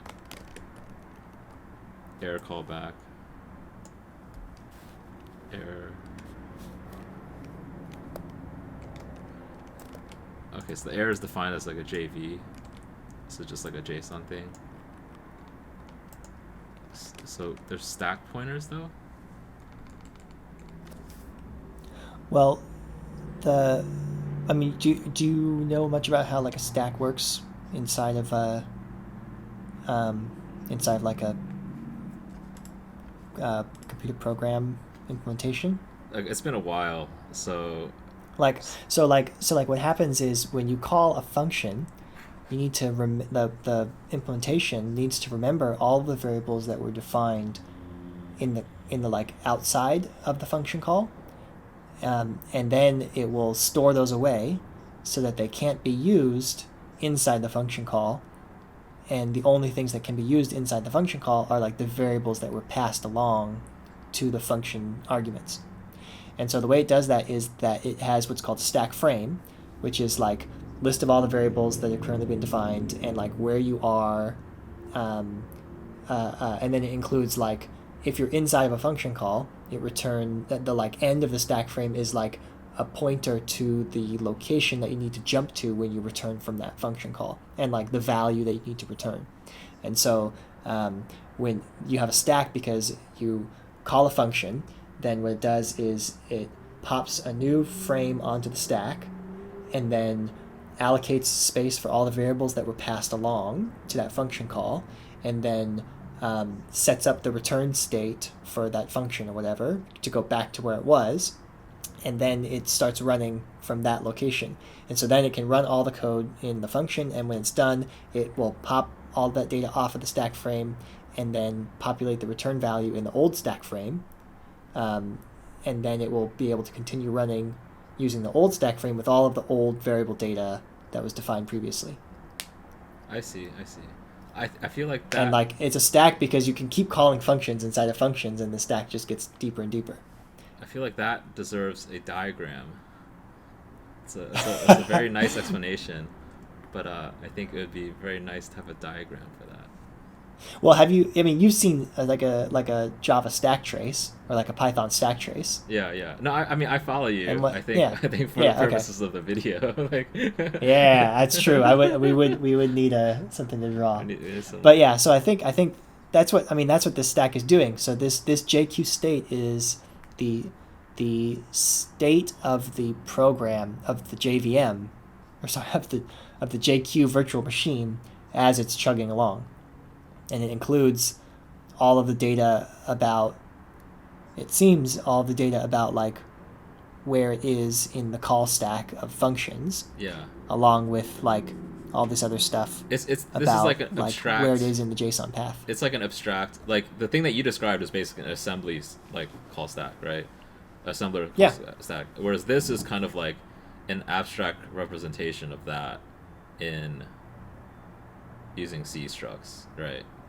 Right, yeah, exactly. Yeah. It's like a virtual machine call stack. Yeah. But in C, they actually do directly modify the call stack of like the operating system, that program that's running. Like if you write like a process scheduler in C, what you're going to be doing is you're actually going to be changing the values of the call stack, because you have to switch from one process to another, which means you have to like change the program counter from the current program that's running to wherever it used to be in the other program that was running. Right. And you have to swap out the old stack for the new stack. Yeah. In the compiler step, it like converts to all that Right. stuff. Yeah. So like I feel like this is as close as it gets to like a real stack. Like it's not like it's like fake. It's just making its own stack inside of its own virtual machine. And it's not like switching between processes or anything. Right. I see. Okay. So this defines its. Okay. Because struct is struct is a stack. Struct. So it's its own. Okay. And frame. I see what you're. Okay. So there's return address. There's Yeah. the bytecode for the callee. There's the stack address to unwind to, the return return address. And then like closures and locals, right? That's like the variables that were closed over when the function was defined that can be used inside the function, and the variables that were passed to the function when in its arguments as well. Those are the locals. Yeah. So this is like full-fledged Yeah. program. Yeah. This is compiler. That's interesting. Okay, like I think this is actually a really interesting project, because I think if we get a handle on JQ, like we could probably just jump into like Python and understand how Python does it, because I'm sure at some level they probably do. I think this level of optimization of like creating that stack frame structure is probably very important for compilers to be performant, right? Like these compilers that are written in C are meant to not just create some abstraction, but meant to be like as performant as possible. So they probably have to follow that structure that you described, like the call frame, call stack structure. Yeah. Okay. I believe it. Cool. So or instead of looking into Python, we could create a programming language. Well, you've already done that, though. I think people do that in school. I have done, yeah. I don't know if I want to do it again. I mean, I wouldn't make my own VM, right? Like that's like too much work. Yeah. There's definitely. I don't know. If we get good enough, maybe. You know, there's like language. I would compile to LLVM, and then I feel like it's a lot less work. You know what's really cool about LLVM is LLVM bytecode can then be converted, instead of being converted into machine like assembly, it can be or instead of converting it into like actual machine code, you can convert it into other things, namely JavaScript. I knew you were going to say that. Did you know this? Oh, you knew this already? You already knew this? Well, I didn't know that LLVM supported JavaScript as a target, but I knew that you were going to say that because why? Just because you love JavaScript so much. I knew that you were going to say JavaScript. That. I just know the ecosystem because my project I was evaluating all these things. But I was actually thinking you were going to say WebAssembly, but I knew it was like some web thing. I'm sure that there is a WebAssembly compiler. Well, technically, when I say JavaScript, WebAssembly is like a subset of JavaScript, so it's actually going to use, what is it, WASM or whatever. WebAssembly. And that's how they actually took the Unreal Engine, I think Unreal Engine like 4, and compiled it. Yeah. Into LLVM. You can play Quake in the browser or whatever. Yeah. Well, so Quake in the browser, was it like Quake Live? I think it was called. I think that was its own effort, and they just brute forced it by themselves, and oh wow, and that was impressive on its own right. But yeah, why gotta? I don't think that's impressive. I'm gonna go out on a limb there. I think that's a waste. You think it's what's a Not waste? not because it's not cool to play Quake in the browser, but because like rather than putting all that effort into like hand porting something to make it work in the browser, you should be like a smart programmer person would hand port the compiler, and then they could use the compiler to do anything and not just Quake. But like, so Quake is written in C, right? Then Yeah. you would write a C to JavaScript compiler, which is WebAssembly, right? And then you would just use that on any program instead of just doing it for a specific program, right? Like, Yeah. to me, that's like cries out that they're just wasting so much effort on, and like talent, right? Like porting a specific program rather than like porting a tool that would allow you to port any program. That's true, but there's a lot more work involved in the more general solution, and I think they did it. I guess you can't take as many shortcuts. That, and I think part of it was meant as a proof of concept. Just I think it paved the way. I think, That I could believe that. I could believe that. and I think But yeah, my there was like a post mortem where they talked about it, and I think they went in with this kind of kind of attitude of like, oh, we're game programmers, this like web stuff's gonna be easy, right? Like, and they thought it was gonna be like an afternoon project, and it ended up taking like a little bit longer than that. And they were like, oh man, it's they have a newfound appreciation for like, I don't know, I think they're just bullshitting. Like, I'm sure they came out of it thinking it was still hot shit. Okay, so so we understand the JQ state, we understand JV, and what we're looking at sort. So yeah, I mean sort was pretty. we're trying to. It was in the built-ins, right? It was It's one of the built-ins. Yeah, we're trying to figure out why sort doesn't work. Yeah. Okay. Oh. Okay. So impl. Okay. Sort by impl. Okay. So expects. I mean, okay, it's clearly saying that it'll only work if the input is an array. Yeah. Okay. It wasn't an right? array. And I think, is that what was happening? well, but, I don't know. But we did that. Is this an array when it's a bunch of top-level objects? This is not an. I don't think this Can is you- actually an array. Can you do that? Can you do that in JSON? Just have a bunch of top-level objects that aren't in an array? Yes. Yes. Why? I don't know. Why would that be allowed? I don't know, but this. That's like, well, horrible. this is what you cast. That's it so to. confusing. This is what you cast to it here, right? Because top level is an array, and you're like, okay, well, I need to unnest it.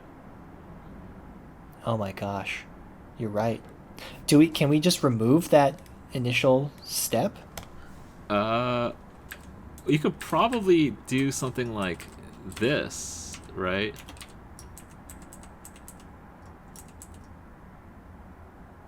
Index array with name.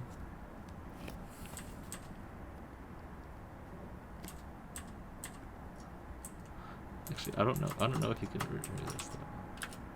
Right, because if the input is an array, then like why do we need to So if I explode if I that just array? do nothing, how do you just do nothing? Yeah. See, if I do dot, it gives an array of the objects. If we Right. So why can't we run select on the array of objects? Do we need to look up the select implementation?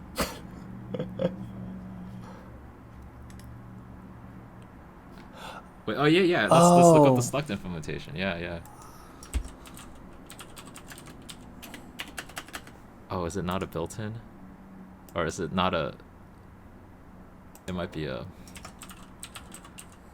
If f, then dot else empty, and if What?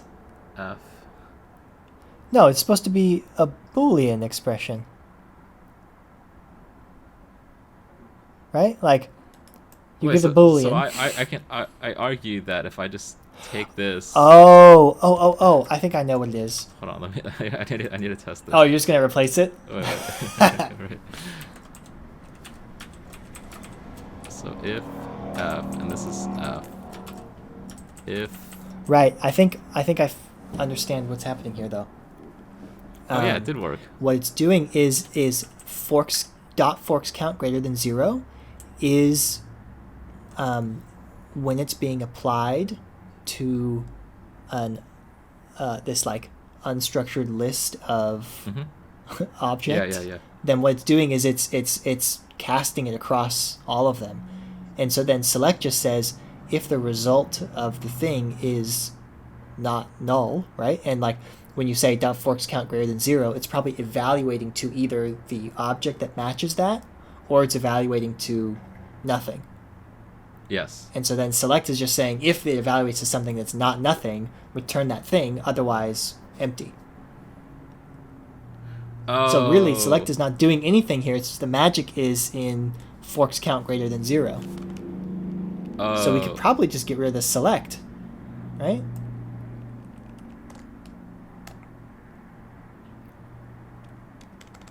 Like,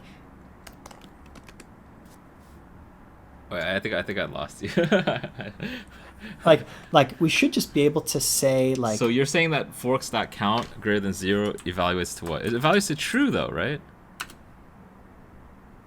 Oh wait. Well, so do like dot open bracket close bracket pipe, yeah, and then pipe into forks, yeah. See, oh wait, huh? Yeah, this is.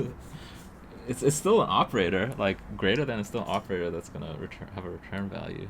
I don't understand how select is actually working then. Right, it's just an if then, right? If forks count is greater than 0. Oh. Then dot, which is return. Got it. Thing. Yeah. Okay. That's obvious. I don't know why I was confused by that. Okay, and then we recast it to this object, and then we need to turn it into an array for. Okay, so sort by needs to take an array, so that array is dot. Maybe. But it's not an array. That's the problem. Wait. No, but. So do I need a group by? Map? What is this? No, that's not it.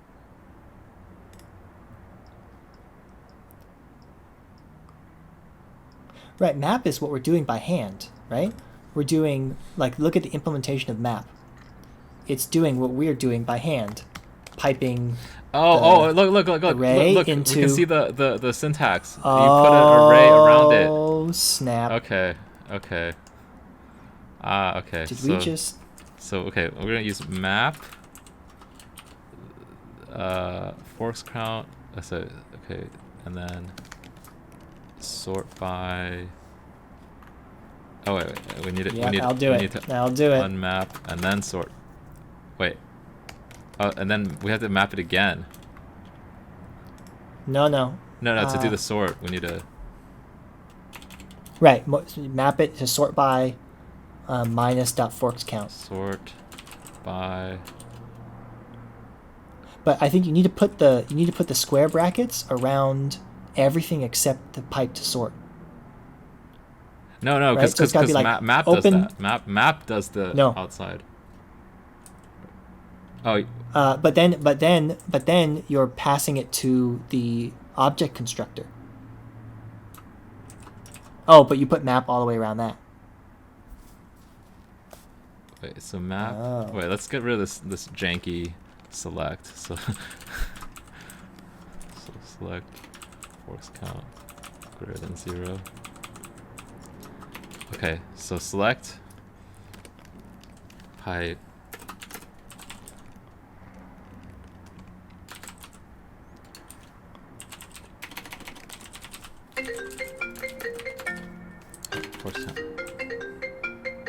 Oh, and then you said minus?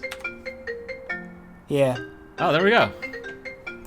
Wait, so what did you do? You did... So map of... Hold on, you did map select. Hold on,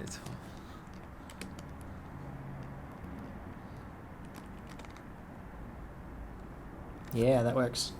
That's cool. I'm sorry, give me a second.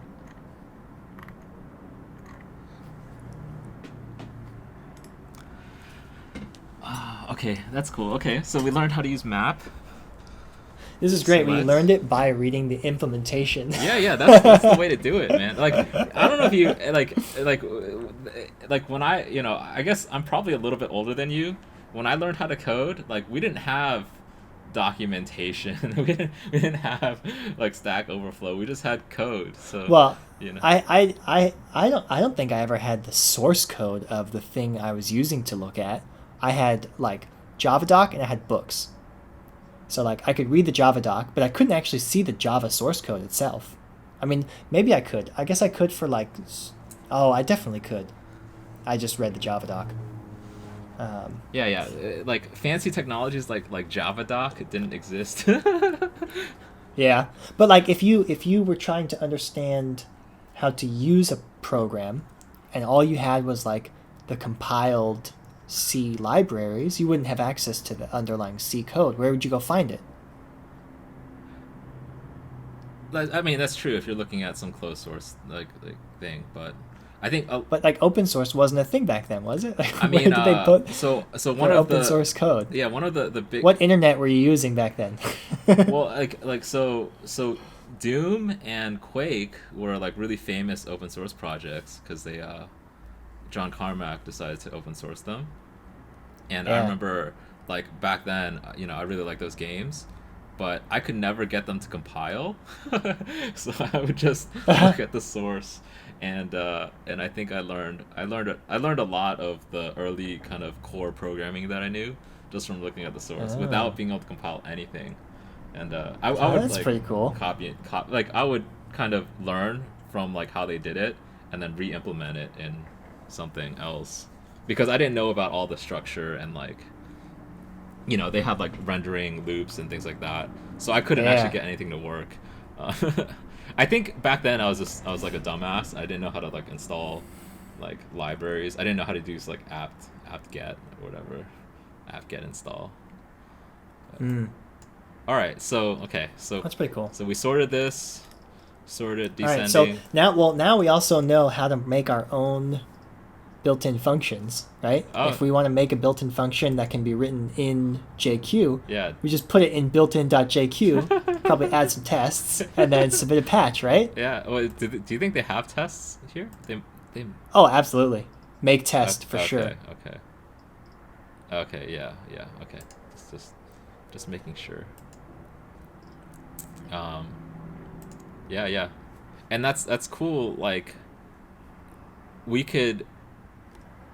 Like, yeah. Not only do we know how to implement like JQ functions, we know how to implement We C could functions. implement a C function. We can make it call Although- some like C libraries. Then you really need to know how to use. No, you could just Like, do it. Include. you need to- Like, Well, no, but I'm saying go to built-in.c, or it was up there, wasn't it? yeah. Yeah, built-in.c, and like go to the implementation of like sort by or something. Oops. Okay. Yeah. So. Okay, so Type then checks, it's type JV checks. sort, Yeah. right? Uh-huh. Which means that you have to know how to use the JV object, right? Like you got to understand the API to that JV object in order to implement, because that's what you're going to get if you're going to do a built-in C function. what- Is you're going to get a JV. What the hell is JV And you have to- sort? Oh, okay, because JV sort uses. Well, JV sort was in that like JV only library, right, where it had all the operations of things you can do to different JV objects. Okay. And so if you want to make a built-in C function, you either got to use the existing JV API, or you got to add new functions to the JV API that allow you to do some new thing. Like imagine Yeah, if we yeah. wanted to do like, I don't know, matrix multiplication or something in JQ, then like we could add our own matrix multiplication operator to like a JQ thing somehow, like to the JV like library somehow, and then have like a type checker wrap around that in the built-ins.c and then map it to the function table. Yeah. Well, hold on. I'm not finding. Where did you say sort would be located? Oh, in jv.c. Remember, it's called like jv underscore sort, right? Oh, that was like a built-in. That was like the first file we looked at. You just like randomly picked that file, and you're like, let's see what's in this file. That was no, that's not there. No, linker parser. Wait, it's not there? That's It definitely is there. no. I just searched. JV underscore sort. JV underscore sort. Oh, JV underscore sort. Okay. Yeah. Well, no. GitHub search is not that smart. I control F for sort. It's in No. JV.h. Oh, it's in JV aux. What is that? Auxiliary. JV aux.c. Oh yeah, clearly. But like, why? Okay. Why have an auxiliary file? Oh, I guess it just has to be like optimized. Oh, it's like a higher level. Well, no, it's like a higher level wrapper around the JV functions. Because like the JV.c has like array length and Yeah. so sort item. Wait, look at sort items. That seems like the real one. Because the rest of it is just output. Yeah. So this one is saying like JV array get. Oh, it just calls qsort. Yeah. It's just calling quicksort okay. at the end. Okay. So it just creates a new array in memory separated from the original array for the user inputs, right? Mm-hmm. And then it copies the data to that array, calls qsort, and then copies the data back into like the destination array or the destination JV object.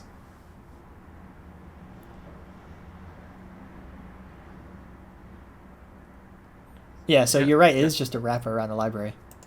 Yeah. Okay. Oh, okay, I see. It's just populating the entries. Okay, it's just creating. Okay, it's doing a whole like memory buffer copy. It's allocating a new copy of the whole array. And then, where does it copy it back? Well, so go back to JV underscore sort. That's where it was doing it. So. Oh, because it returns. So this it does qsort in memory. It returns a pointer to the memory it allocated, and then I think it's expecting the caller to free it. Because you see it calls sort items, and then after that it copies it to the return value, and then it does JV memory free on the entries. Mm-hmm. So return is JV. Wait. Oh, this is another return. I think that's just a new instance. Yeah. Okay, and this also is gonna free this, or it frees the old one. Yeah, JV mem free. Well, no, entries is the pointer to the array that was created by sort items. Yeah. Right? It's like it's splitting the work. So the sort items is allocating the array and then passing back a pointer to the allocated array, and then JV sort is responsible for freeing that memory after it's done passing the data back to the user. Right. Well, I don't know this why is creating. They don't just reuse the same memory. Well, I think this is creating like a C style array, like sort entry array. Oh, versus like a JV array. Yeah. So here it's doing the copy, like it's doing the set operations. It's just like repacking it. Yeah, and then freeze this, and I'm guessing. All right, feature request. Let's just make a qsort implementation that uses the JV array aware. Like the JV is aware of the JV like struct situation, and then it will be like, oh, you can remove these two copies. You can just run qsort directly on the on the JV array. Well, that's if JV array is implemented in the way, like, doesn't that constrain your ability to implement JV? Isn't that like what's it called? Like, it's like knowing to do that you would have to know the internals of JV array. So you're like breaking the abstraction. But what I think what is happening in sort items is it's copying it to a custom struct that's like the entry, and then giving it a custom comparator, which is like a function pointer to how do you compare two entries. And and then that just calls qsort on that. And I'm just saying that, like, we would implement qsort exactly as it is, but we would be aware of. But I think qsort, you need to give it a byte length, and isn't the qsort too complicated? Well, no, I think maybe the JV object. It was like a byte variable. Well, there was like a variable size object. Yeah, well, there's a union in there, and then there's, I don't know. I mean, I don't know. Well, who needs quick sort? Let's make our own sorting algorithm. Bubble sort this crap. Yeah. Let's use tree sort. That's a fun one. Yeah. Okay. All right. Yeah, I feel like no. This is actually really cool. I think this is the kind of thing that is a lot easier to do with you around. Like, if I was just staring at this myself, it'd be like way too dry to want to work through this. Well, we can bounce ideas off each other. It's nice. Yeah. And yeah, I mean, it's pretty thick too, so it's like, two brains definitely works better than one, like noticeably. Oh, what is this? Well, okay, so now JV keys. They're just sorting everything here. Oh, I think that just gives you the keys of a JSON object. I don't know why it would sort it though. Yeah, seems But like, it just gives you like the set of keys from the object. Yeah, or an array. Okay, so well, do arrays have keys? Yes. In JavaScript. What? In JavaScript, Why? arrays are objects. But what would the key of an array be? Like length? No, it would be the index. Oh my gosh! but stop it! Stop it with that. This is where and you're telling me that the indexes are strings too, right? Yeah. All indexes are strings. Oh no! But this is why V8 is so magical, and I mean they do a trick here too, which you can see. They're just creating an array that's equal to the index, I think. Yeah. Oh wait, answer JV array. Yeah, or something like that. I don't know. Well, yeah, it's not even looking at the keys of the array. It's just assuming that part of the spec, right? Oh, see, JV number with I, right? I is just the index, so it's creating a number to. So here, they're. It doesn't actually read anything from the array. It's relying on that fact about. Right? Because all that it uses from the input is the array length. Yeah. And I'm a little bit blurring the lines between JV and JSON versus JavaScript objects. Right. So, but yeah, here I think they're fine. It's just they want to return a first class, a JV class object. Would you consider that first class? I guess is first class when you say first class in this context. Are you referring to the JV objects, or are you referring to the C objects? I would call it an abstract syntax tree node, right? Okay, sure. That's sort of what I would call it. It's like they're elevating the raw type to a node type. I see. Okay. Yeah, I agree. Wow. Okay, and then anything other than object or array. Okay, so we know that they're sorted when they come back, which is nice. You would expect them to be sorted, though, right? Keys. I would expect them to be in the order that it was defined in the object, but I think that probably the JSON spec says that there's no predefined order on the keys of an object. I don't know. That's a good question. Right? Because in Python, for security reasons, actually, they intentionally randomize the order that you iterate over the keys of a dictionary. Do you know that? For security reasons. Yeah, it's crazy.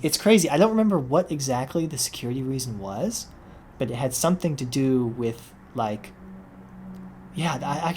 need to look that up. I don't remember why, but I remember because I got so confused when I was learning Python. I wanted my dictionary, I wanted the keys to be in the same order that I defined them in.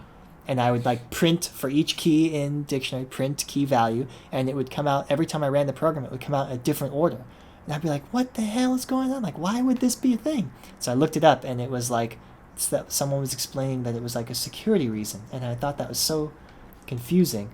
Here, maybe I can. Yeah, there's probably some look it like up right dictionary now. injection thing because you can overwrite dict or I don't know. I mean, I don't know. I wouldn't be able to explain it, but I can believe it, but I wouldn't know how to explain it. I wouldn't know how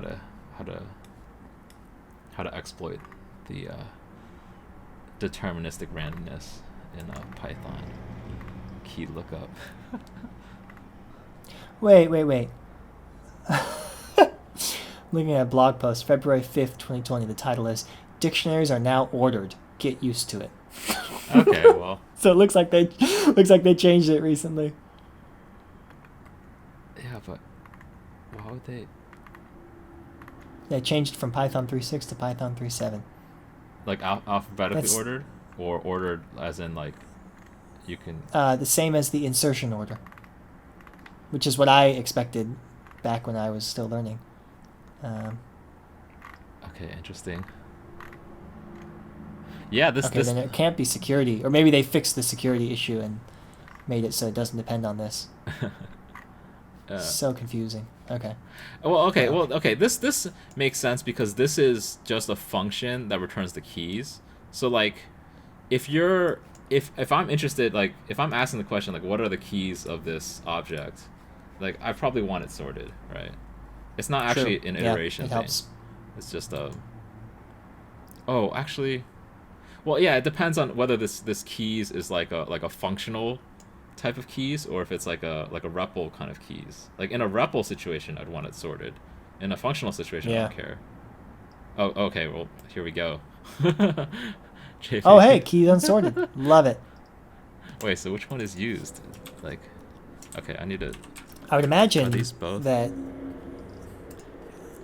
Are they both callable That's on a good the? question.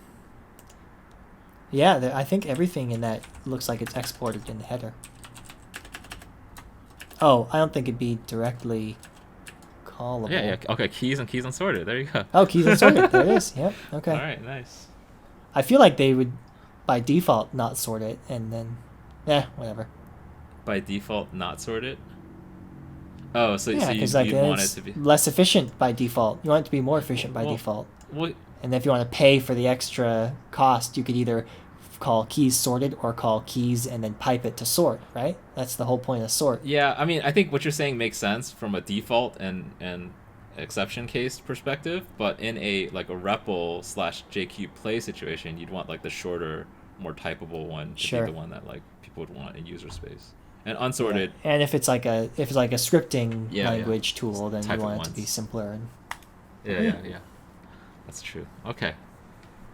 Cool, man. I'm like getting such a deep understanding of JQ. Yeah. I feel like this is now like, okay, like I probably would not be able to touch the lexer. I probably wouldn't want to touch the parser. And like, I feel like you'd have to make a huge case to update that on such a like commonly used tool like JQ to like add new language syntax forms. But like if I wanted to add, I feel like confident enough that I could submit a patch to add my own built-in function. Yeah. Even if it was like a C implemented function, I feel like I could do that now. Yeah. I agree. I think that's quite cool. And I wonder if we can like take this and create like a better GQuery. Right? Because GQuery. Here's what you do. Here's what you do. You write something that converts from proto to JSON. And then you run JQ on it. That's true. That's like what I was talking about with the WebAssembly compiler earlier. It's like a smart programmer would automate the conversion step first, and then you'll have to write your own. Yeah. No, but that'd be tricky because of how much like additional like metadata Proto has. Like, I think Proto has like. Well, they do it, right? Like all of the Google RPCs are built on Proto, but at some point they're passing JSON to the front end. Yeah, but that's like a lossy conversion, I think. Oh. Right. Because if you annotate with like default values and stuff like that, like. Oh, you're saying like the like deprecated annotation and stuff? Yeah, or like optional required. Mm, yeah. Well, they deprecated required. Like soft deprecated. Everything is optional now. It's soft deprecated. No, Proto 3 Oh yeah, doesn't yeah. have Proto it. 3 doesn't have it. Yeah, yeah. Yeah. No, but like this syntax is so much better in my opinion than like the It's so the flexible. select like the fake query language thing that jQuery has. Mm-hmm. This is really cool. Like if I had like this is something that like someone could learn in an afternoon and have like a really good handle of, right? Oh yeah, absolutely. Whereas like I've used like the jQuery select stuff like You got to look it up every time. exactly. Yeah. So there's this is an internal tool called Format Protocol Buffer (FPB), Yeah. and it does have kind of a similar syntax To to this? this, Oh, okay. which is nice. It's a little bit different. It doesn't have the piping, but because you just pipe it through shell commands instead of piping in the internal language. But it does have a nice thing where you can basically like loop over records and then like run a subprogram that only applies to each individual record. Yeah. And then like see. the like dot context switches to the lower nested scope. Like that's like I think a really cool feature that both of these have. Here's a question.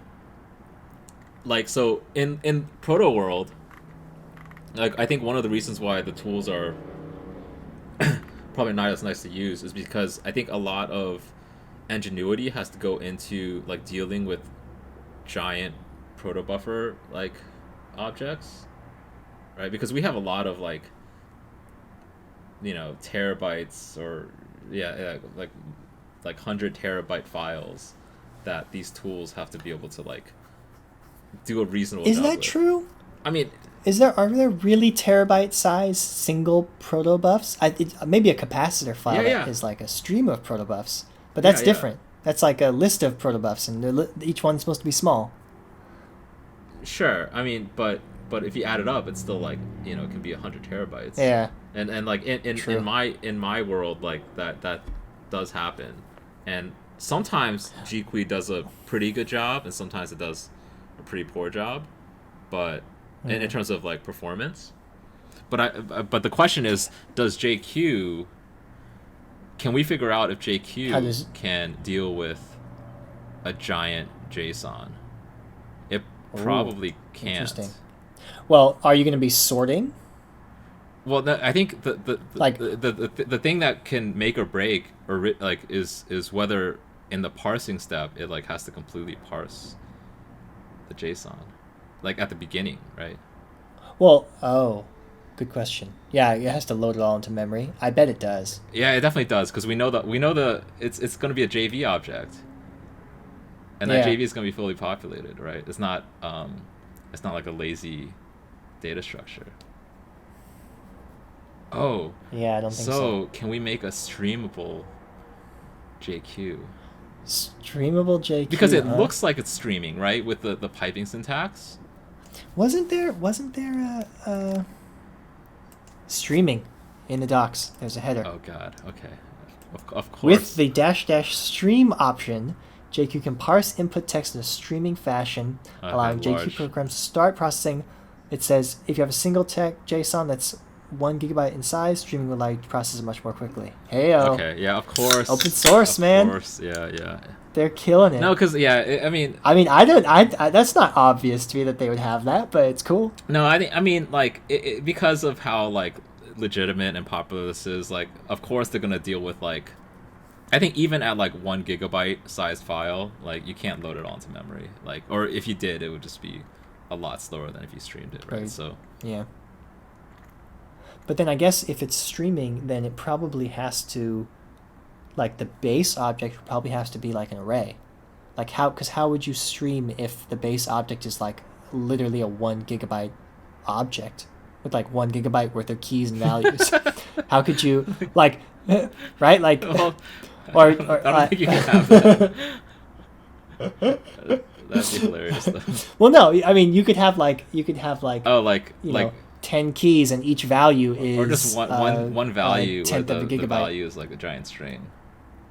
Yeah, it's like a gigabyte worth of text. Like a library, like a key, like like key is like name and of book, and then text. Yeah, text it's like book. Shakespeare, and then it's all Shakespeare, and that probably wouldn't be a gigabyte, but Okay, well let's see how stream works then. I'm curious. How are you doing? How are you doing on time wise? Are you running out of steam? I'm doing fine. I'll need to. Well, I'm not running on Steam, but I'll need to eat something. Yeah. At some point, so we could just like take a little break. I could heat up some. I got some Japanese leftover green curry. Yeah. That sounds good. Let's take a break and then we'll cap it off with trying to figure out how streaming works. Does that sound okay? Yeah, and then what if? What do you think about the idea of like, we could pick an idea for a function that doesn't exist in JQ, and then we could do a speed run to get a PR that is passing tests that implements the function. Yeah. Well, actually, let's take a look. Maybe we could do that like next time. Like next time we could just like say, okay, we're gonna pick this function, and then we're gonna do a pull request, and we'll see how fast we can actually like implement it, get the tests running. Because now we have like a nice lay of the land. Yeah. We would have to just like, that speed run would be like how to get like clone the repository, build the existing project without changes, run the tests, add the new code, add the new tests, make sure they pass, fix any bugs, create the pull request, and then like get it to pass all of the automated checks. Yeah. And they don't have to accept it, right? That's why the end goal is the pull. They don't have to accept it, no. But it'd be nice if we could pick a function that they would accept. Yeah, we right? can do that. Because then we can also look through the issues here. I mean, there's only 3 issues. See if we can. There's only 3 issues? That's amazing. Wait. What is? Wait. Okay, sorry. There's 3 issues. Oh no, there's 553 issues. There's 3 issues. There's 3 issues related to JV sort. Okay. Yeah, I knew. Okay. Okay. Your intuition about 3 being too small is okay. Well, there's. Yeah, I mean, we could create some like toy function or we could see if is there a label for like good first issue? If you click on label. That's a good question.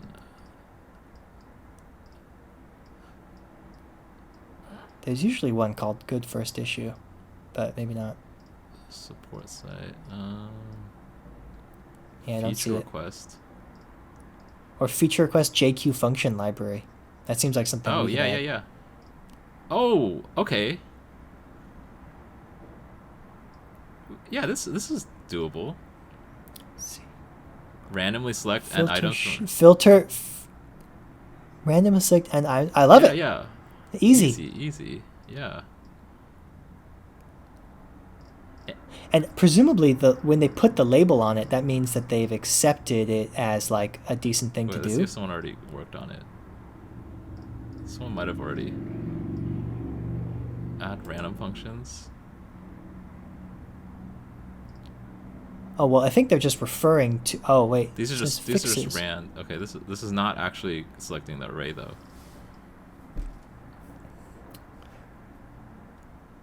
Fixes what? Oh, wait. I think that was probably like they changed the... Wait, they closed it, and then did it get reopened? Why is it open right now? I don't know. How does... Wait, am I misunderstanding? Oh, it says... Huh? Am I misunderstanding how weird. This issue tracker works? That's Because weird. this means closed, right? Oh, wait, sorry. This issue is closed. Add random functions issue is closed, and it fixes this. I mean, it doesn't, but okay.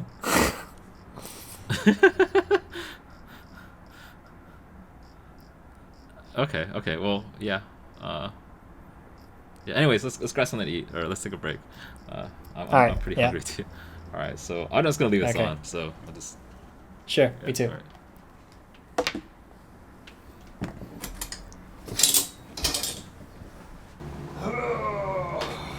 Can you hear me? Oh, I was gonna say, don't worry about it. You have to take your time. Like, there's no rush. No, it's fine. I gotta finish this cocktail and Did you think make some mad content. So yeah, I overheard your description of the speed run. I think there's two modalities, right? Like one is like we could do a race, or we could just do like a speed run with someone else watching. I feel like probably for now, let's do the solo version or the one person doing it version, because I'm not that comfortable with like Git pull requests or GitHub kind of stuff, and I think you're Okay. pretty familiar with it. So Yeah. I think it'd be good for me to observe you and Sure. or like I mean I've been down. driving for a while, so I figured it might be That's a good true. time. You for, could cheer me on.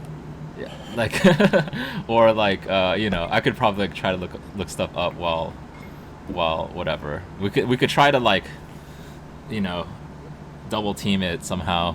Yeah, co-op. Co-op. Yeah. What? So, did you have? I don't know if you had a chance to look at any of these. I was kind of looking through some of these issues. I did. Is that something that you think we could do today? Like what?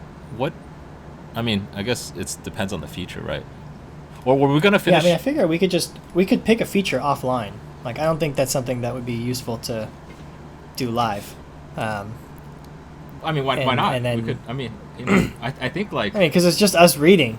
but It's just us reading random issues.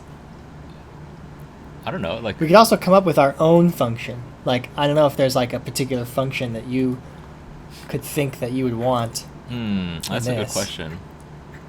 Like, I could probably think of lots of math functions that I would want to add. Like curry or something. Like, Curry, yeah. Well, there's like, well, no, they're like, okay, there's like all these like trigonometric functions, right? You can always come up with more like random math functions. which trigonometric ones are you thinking? Oh, like a tan 2 Yeah. or something. Yeah, exactly. Like, there's all this stuff that already exists from the C math library. And I can imagine like a bunch of math functions that aren't implemented here that someone could imagine as useful to use in JQ. Although I guess math is probably not JQ's strong point.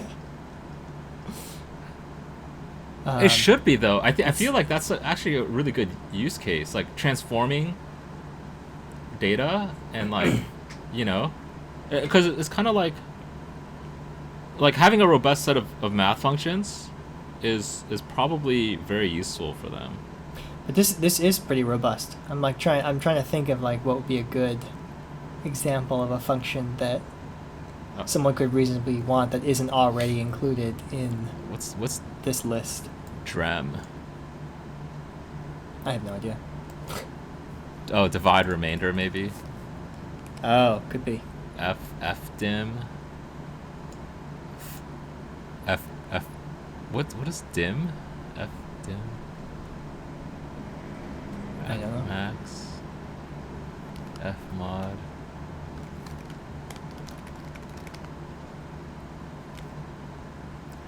But like, okay, Wait, there's already a remainder. I'll give you an example. Yeah. Like, I don't see in this list mean or standard deviation. Oh, good one. I could see that being useful, right?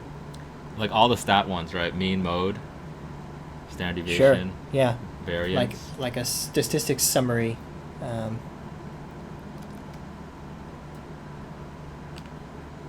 Yeah, I'm just searching through it to see if there's any. Okay, well these are all like not. Yeah, there's no stat functions. The- I think those are all just wrappers around C math library. I see. Yeah, Right. and these are all like single input or two input. They're not like array input ones, right? Right, Which exactly. is, So like I could see like implementing a SQL or sorry, not SQL, implementing a JQ built-in that does mean and variance. I think that'd be pretty easy to do mean. It'd probably be pretty easy to do variance as well. And then just submit that as a patch as like a built-in JQ function. yeah. That'd be definitely on the easier side. Well, On the harder side would be a C built-in that does something that could not be easily done in JQ. a C built-in that. Oh wait, what you're saying? You're saying that mean and standard deviation you could do using. Yeah, you could just implement it in like built-ins.jq. Using like the for loop. Yeah. Well, I mean, just using like the sum. Like there's probably a sum operation, right? So you could implement mean pretty easily. Yeah. That's is there true. some operation? There's a while loop. Yeah, so. yeah. There's definitely like. Yeah. I agree. And then actually all of these then, right? Like median would be easy. Would median be easy? Let's see. Median would be a loop. Yeah. Right. It would be like a loop or. Do you know how to do linear time median?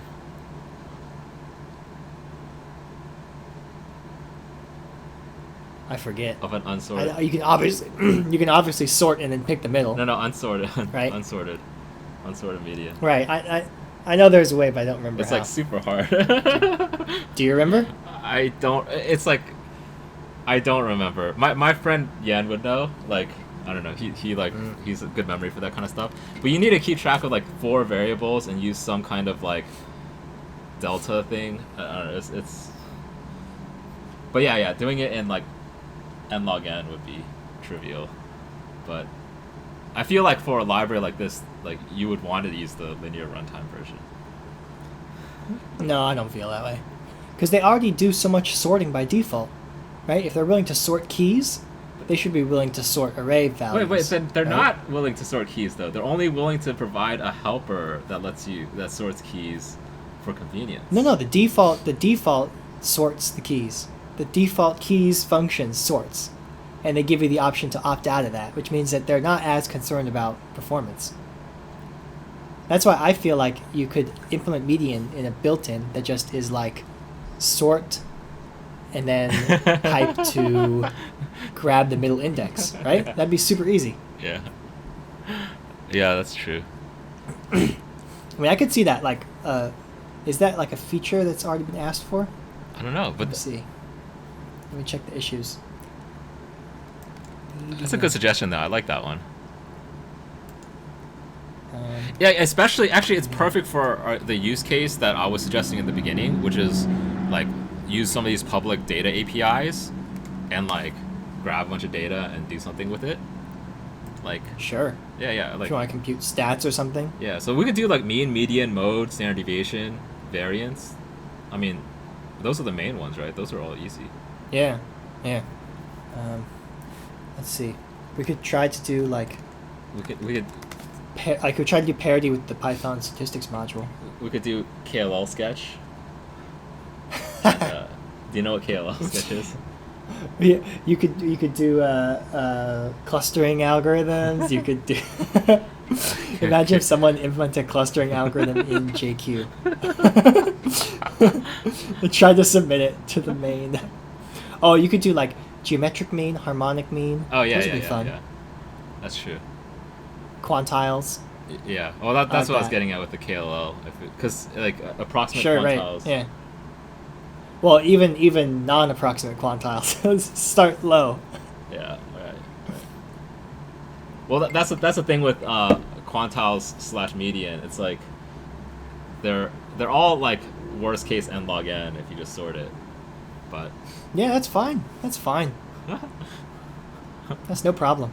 I mean, if you need streaming, I don't know if that would work with streaming, but or how that would work with streaming. Maybe streaming only supports like a subset of functions. That was what we were gonna do. We were gonna look into how streaming works, right? Oh, but yeah. We need to look at if you're streaming, you can't sort. So all the functions that sort stuff, you can't do in streaming. Yeah, then you need the KLL sketch. You need the. Well, that would be more ambitious to implement some sketches in the streaming version of JQ, so that it can be used with JQ streaming. But that seems like so niche that no one would use it. I mean, well, how? Who uses streaming JQ? That's what I want to know. Like, who has a need for this? You know, one thing I always thought about is like, does there? I mean, I'm sure there exists one, but I don't think there's a popular one of a of a like a Jupyter clone with JavaScript. Oh, observable. Or not Jupyter clone. Wait, what? Observable. Not Jupyter. Jupyter Sorry, notebooks? not Jupyter. What is it called? Pandas clone. A Pandas clone in. Oh.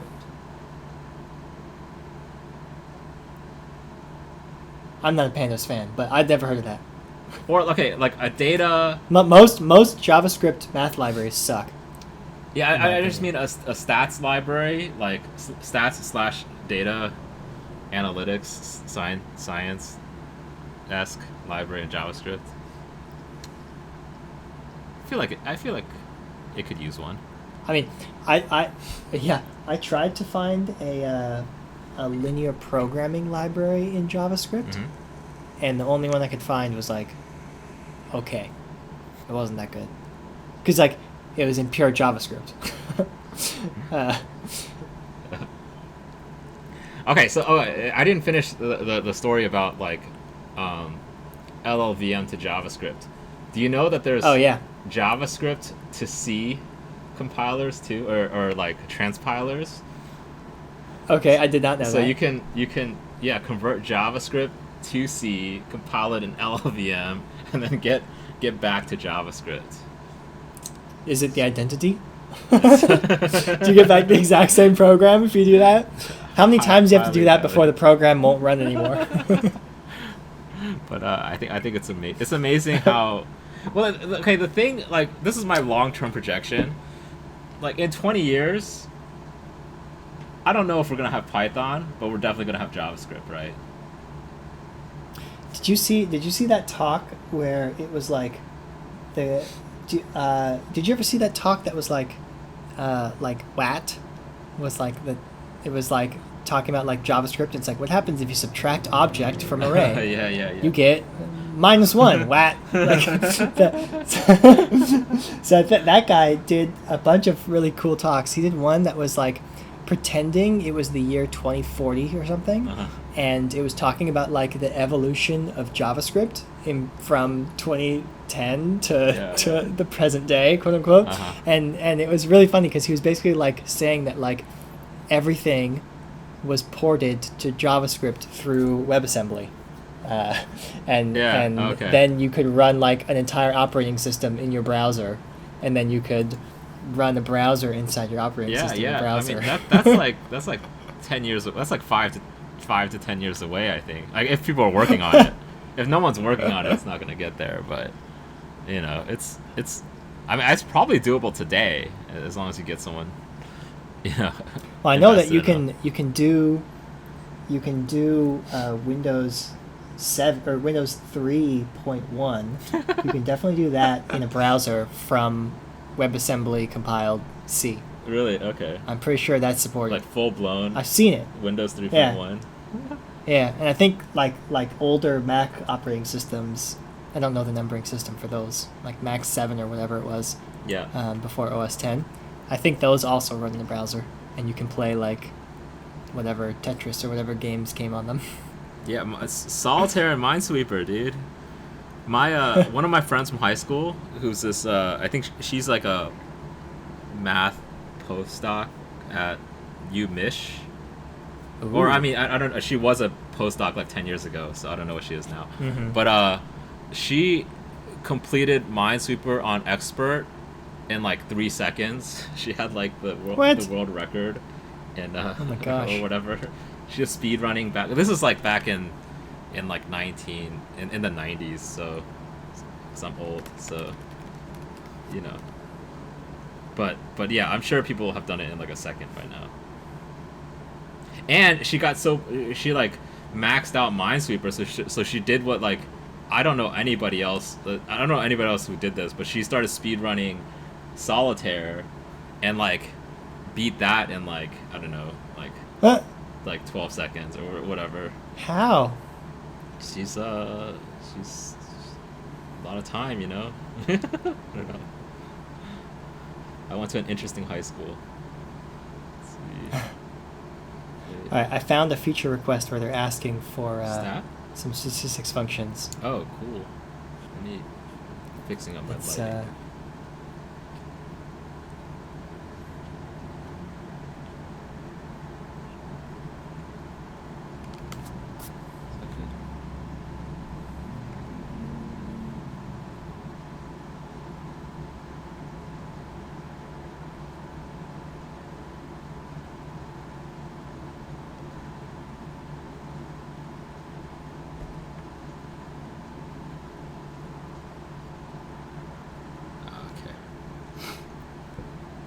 I'm getting pretty into this like video stuff.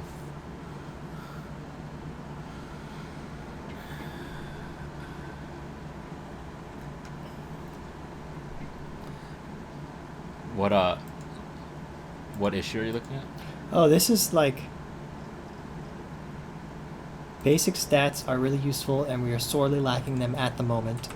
Posted August 1st, 2014. I was reading like one of the issues where someone was asking for this feature, and the first thing, like one of the first things they said was like, I really appreciate you like reviving this project. So I feel like there was like a big hiatus where this project wasn't progressing, and that might have been like before the hiatus. Oh, could be. Ooh. Yeah. Do you want to do the stats thing? Do you think we could do it now? Like the shitty implementation. I'm still reading through the. I don't think we could do it now. I think we would need to start fresh. Okay, well, we could at least, because we're gonna have to clone the repository, figure out how to build it and make tests and everything and run the tests.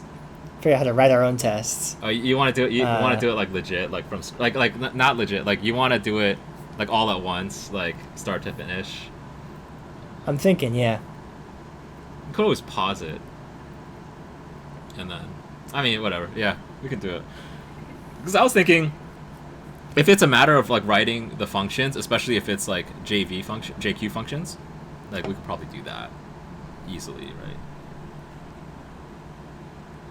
There's like a lot of detailed conversation on this stats feature request. Can you send me the issue? I sent it in a Zoom. Yeah. Okay. It's issue 457. Count sigma. And there, it's like correlation. Okay. They want to do correlation. Yeah, like they're like complaining. Does this belong here? What belongs where? The boundary between a built-in and a module is fuzzy. So like it seems like they might want to make a statistics module. And then they want to have like be willing to work on a standalone package manager that provides basic support for fetching JQ modules hosted on a site such as GitHub. Let's call it JQPM. Are you kidding me?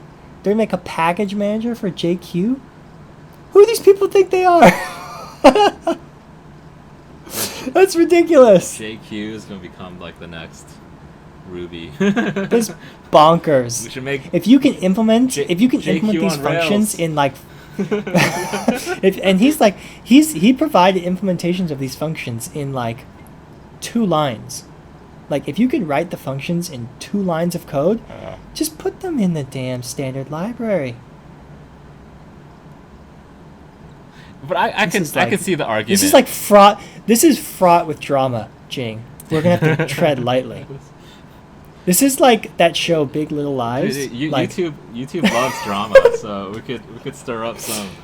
We can stir up some GitHub beef. Oh my gosh. Wait, what are they? They're talking about package manager in here? Really? Yeah, go down to like JQ, search for JQPM. Oh, okay. Like, what the heck?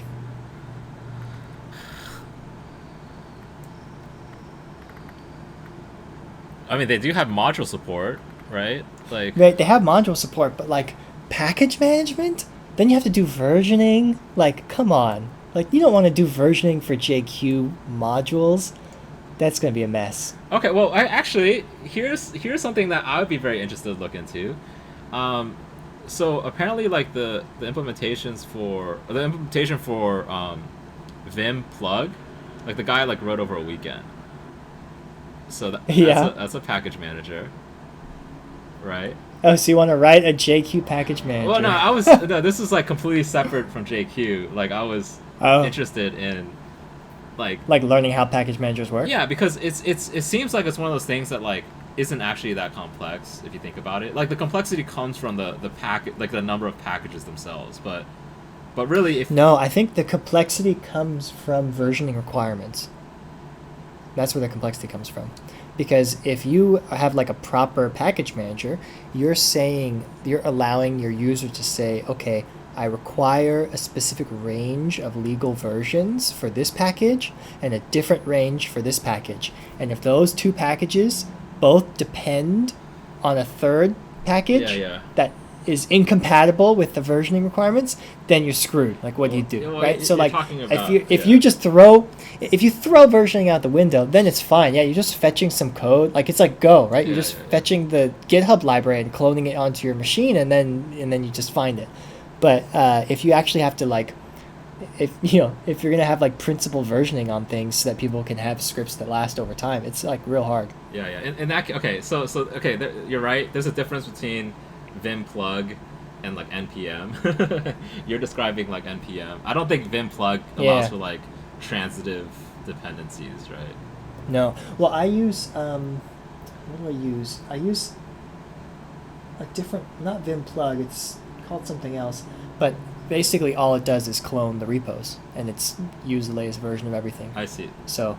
I see. Yeah, and like when I update, I just run the script that does like CDs into each directory and then git pulls whatever the latest changes are.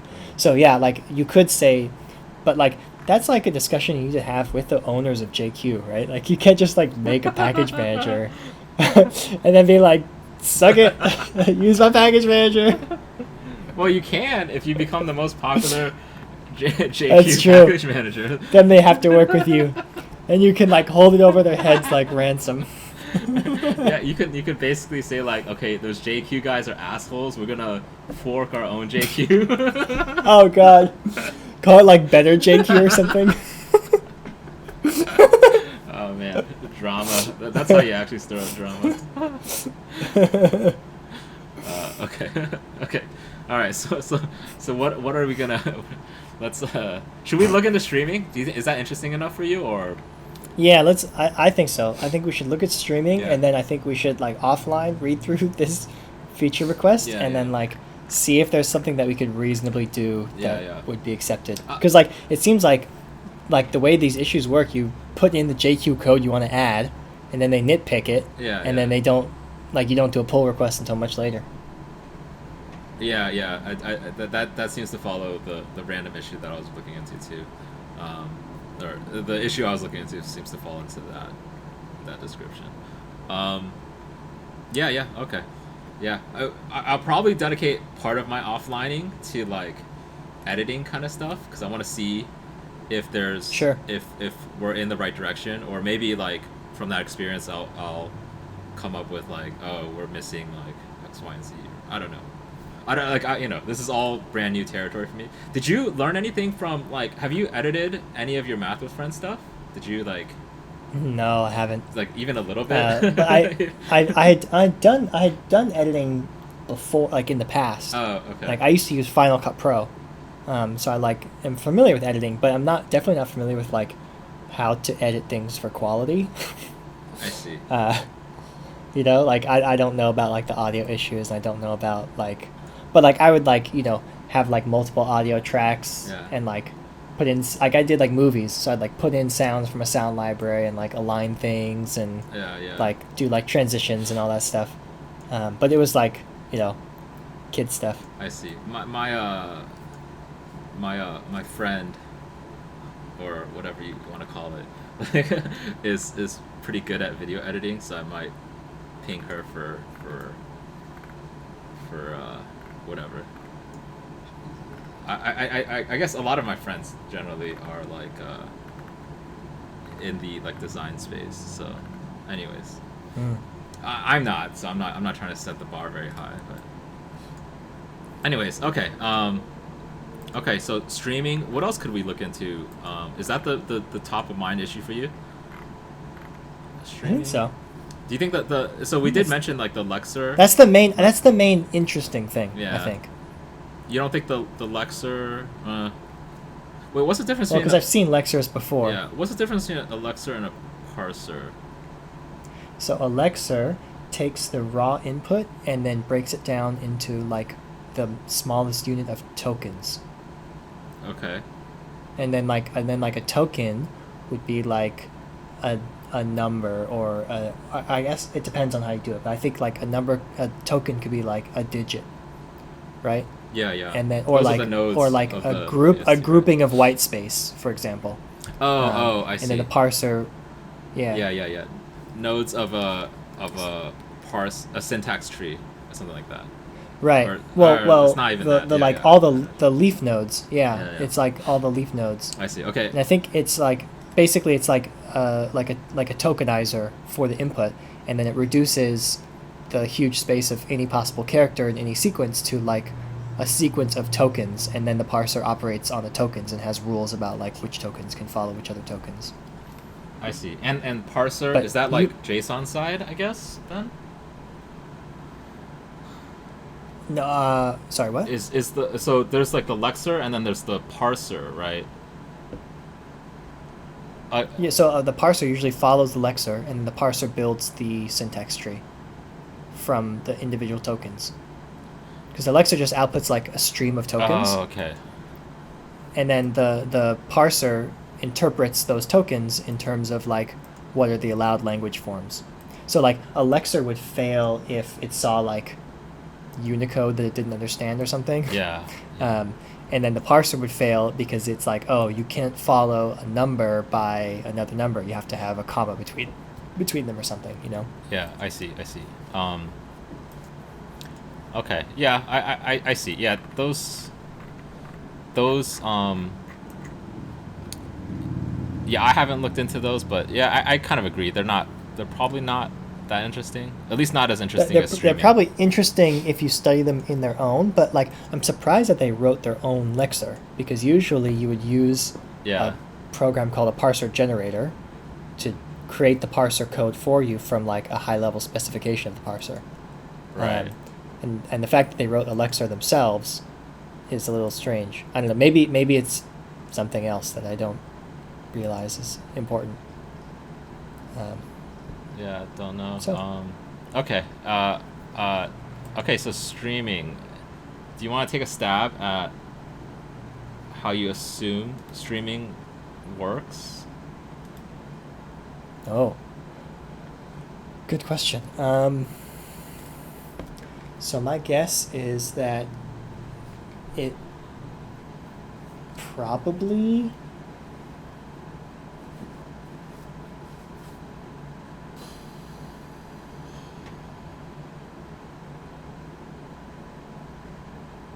I don't think it's like true streaming.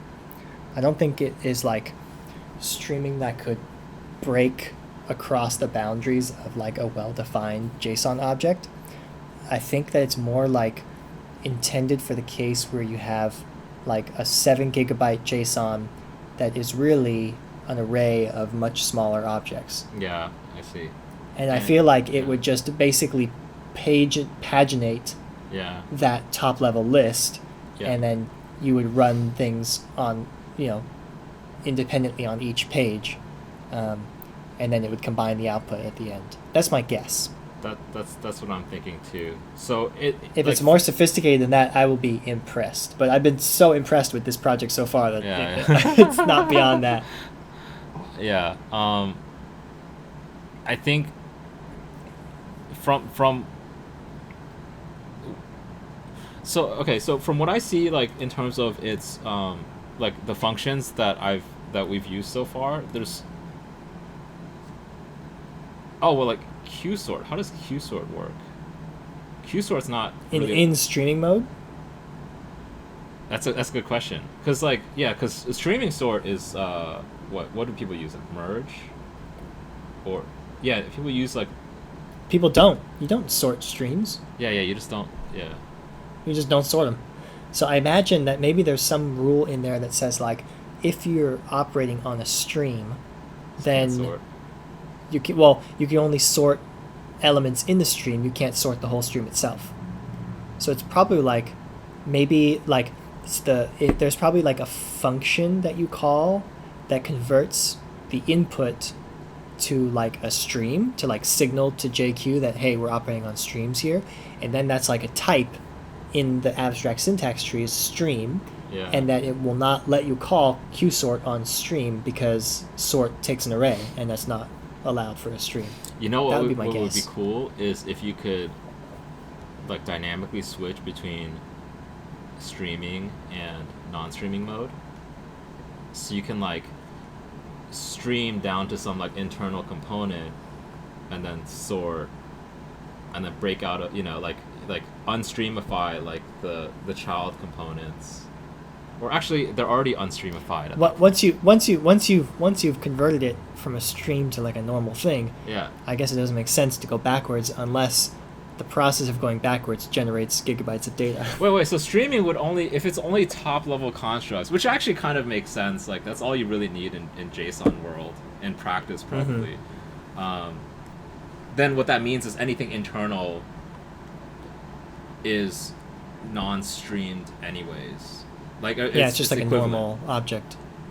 Okay, so I'm actually developing a picture of streaming being like way simpler than it sounds. Like if my repositories JSON had like 1 million repositories in it, or I wanted to go across all the repositories on GitHub, right? Yeah. Each individual object is small and would not be processed in a streaming way, but the streaming top level object would split it into chunks.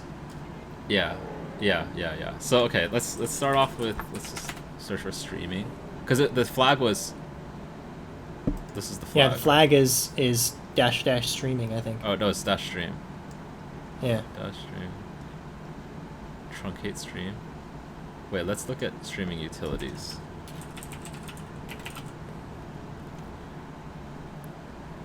To stream and from stream.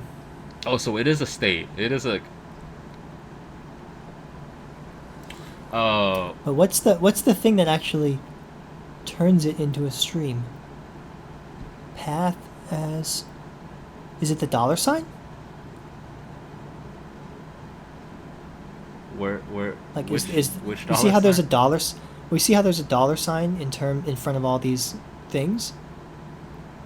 Like, what's the $sign referring to? Is it variable reference Yeah, I think in JQ language? I think dollar sign is just a regular variable. Okay. But okay, toStream is supposed to return some sort of stream object, right?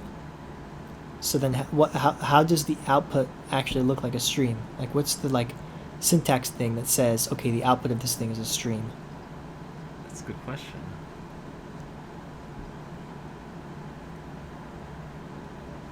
Wait. So from stream is turning a stream into something, and then to stream is turning the something back into a stream. So what is the something? Is the something just an array? Is it like array versus, list of objects that's not an array? Non-array list of objects? Path? Wait, what is path? Well, this first line, 218, it looks like it's saying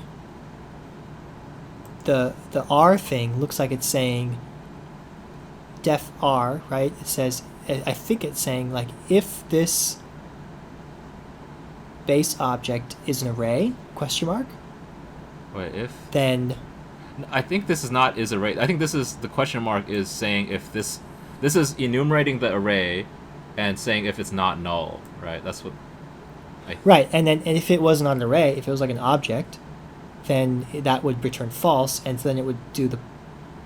I think this is just clearing out. This is clearing out all the empty elements of the array. I think because it's just returning R afterwards, right? So it's like filtering for empty elements is what the question mark I think does. Well, okay, sorry. It's de-arrayifying it. Oh, I see. So it's like that situation that we got into where it was just like a bunch of top level objects that weren't contained in an array. That's what I'm thinking. You're saying that's what it's doing? I'm thinking it automatically knows that those are independent objects at that point. And once it knows, then maybe it doesn't even need to process them in order. Wait, so what? Okay, so that leaves an open question of what does -- stream do? Well. That was the first question we should have asked. Damn it! Sorry. Why isn't that just the default then? If it's why wouldn't you do that unless it's slightly slower? And then if these are independent, you could parallelize this, right? Well, no, I'm bullshitting because, like, if you can sort, you can still collect. You can still like collect everything. You can like reduce the disparate things into a single array at some point too. So, yeah, it's still okay. I think that's what it does at the end, right? At the end, the very last part of line 220. So do you know what see? It path says a does? list of p plus q. A list of p plus q. Right, at the very end of that line. Okay, wait. Sorry. Do you know what path does?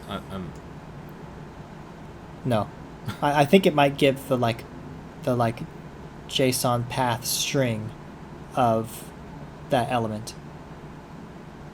The JSON path. I don't understand the argument.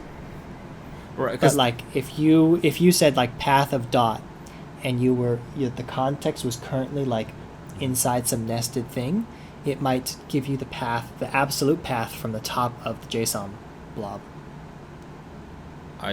Well, there's also get path. Damn it. I don't know. Okay, and this path has a semicolon with two arguments, right? It has a semicolon here, whereas this path is just a single thing. Yeah, let me look it up. Path and get path are too similar for us to guess. Yeah, it's like really weird. Like they're calling a path function, assigning it to the variable p, and then calling get path on p. Like what the heck could that possibly do? Right? Like I don't know. It's so weird. Okay, get path. The built-in function getPath outputs the values in dot found at each path in the input argument paths.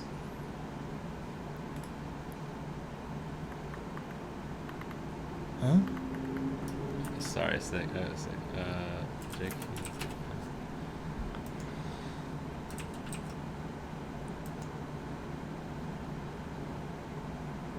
For each path and paths.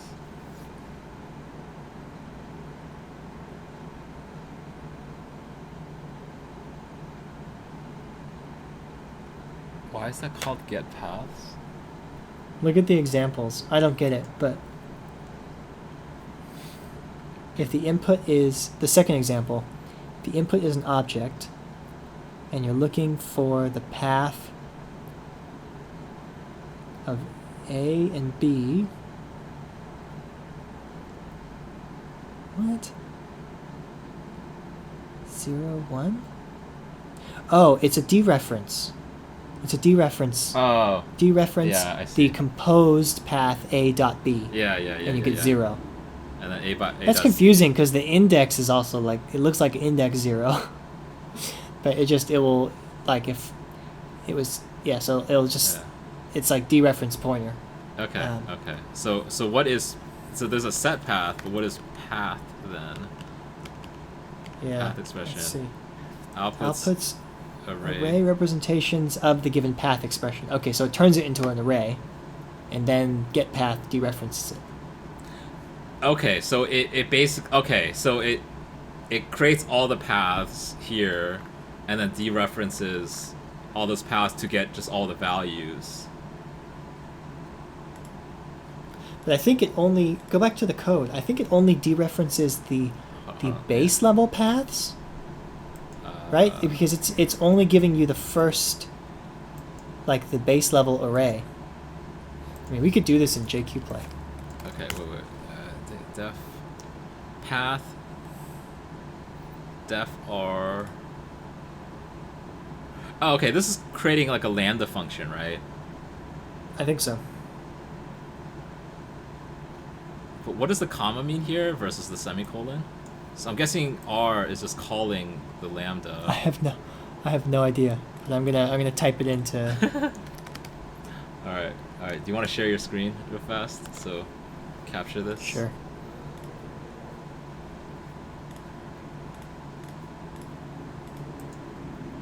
But now I can't see the code. Hold on. Oh wait, I need to undo mine, right? Wait, there has to be a way to... There has to be a way...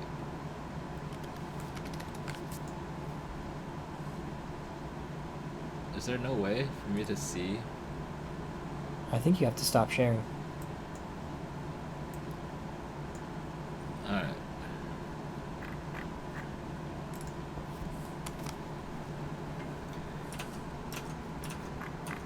Alright, where are we at?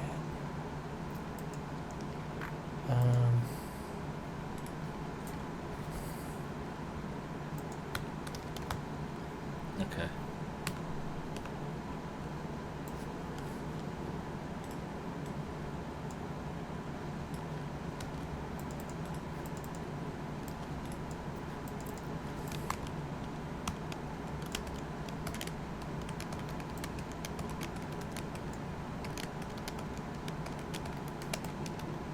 Okay. Invalid. Oh. Whoa. Wait, def.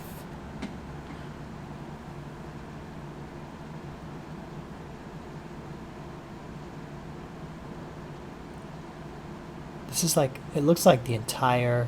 Wait, can you traversal. remove the semicolon? Sorry, the part after the semicolon? Or like the semicolon plus the R, I guess. Okay, never mind. Okay, Like so that? so that's the semicolon is the end. I think the semicolon is calling the function R. Right. Okay, so this is... Yeah, can you get rid of the... I really don't... Get rid of the dot. Get rid of the comma dot. But that now does nothing. Wait, what? Right? What do you mean right? I don't know. Okay. I know, isn't that confusing? It doesn't do anything unless I put in the comma dot. And then it's like everything. Okay, let me put this in an array. I'll just make 2 of them. Okay, now does it change if I get rid of this? Oh my god. Well, if it's an array, you This need is you need a dot, open brace, close, open bracket, close bracket, pipe, right? You Hold need on. to... This is so confusing. Wait, remove the array part of it. Just have the 2 objects. Or not, like just leave it, but like. Oh no, I see what you're saying. Okay, I see what you're doing. Never mind. Yeah. What? This is like, okay, so What was this foo function? and bar. What function were we looking at? two stream. Okay. Or yeah, convert something to a stream, and somehow it looks like it's like recursively expanding Yeah. every level of the nodes in the tree, which is like seems like bonkers expensive. Well, it might like dedupe the internals of it, right? It might be like lazy loading the extra elements, like one at a time.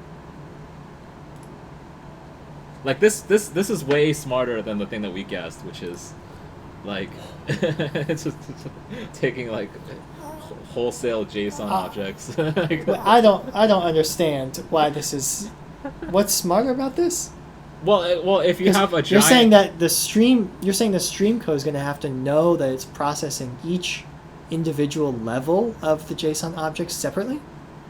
Yeah, well, that'd be much more useful, right? So if you had like an RPC call and its return type was like a single object with a giant array inside of the object, then our dumb algorithm wouldn't know what to do with it, right? And that's True. That's a pretty, that's a pretty reasonable, But use like, case. okay, let me put in a giant array in here. Uh-huh. Oh, I see. Okay, yeah, that's a good one. And if this doesn't work, you gotta test an array of objects.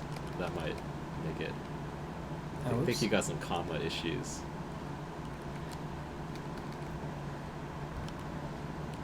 Okay, that's a pretty big array. I think you might have to remove the trailing comma in JSON. I hate that. I wish they could just leave the...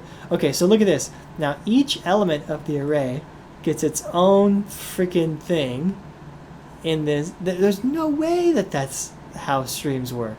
Wait. What Is what are we missing here? it truncating? Like if you keep going down, what's the next Oh, after hold the on a single? second.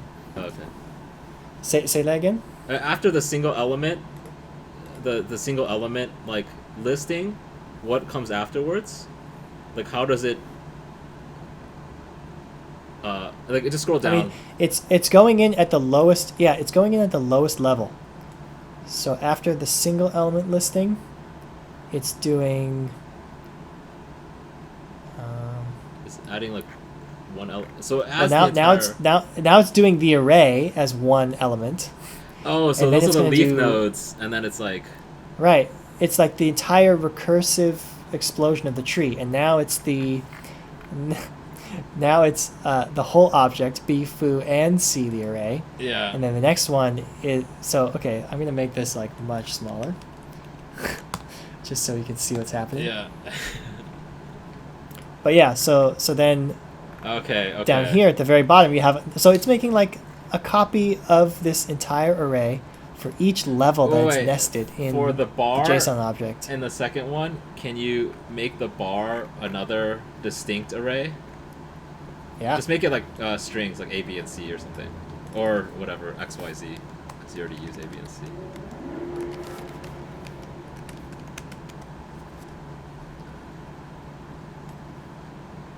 So at the top it's doing the first object, Yeah. and then Okay. it does the second yeah. second object, same Yeah. way. Like what the heck? How is this? If this seems so inefficient.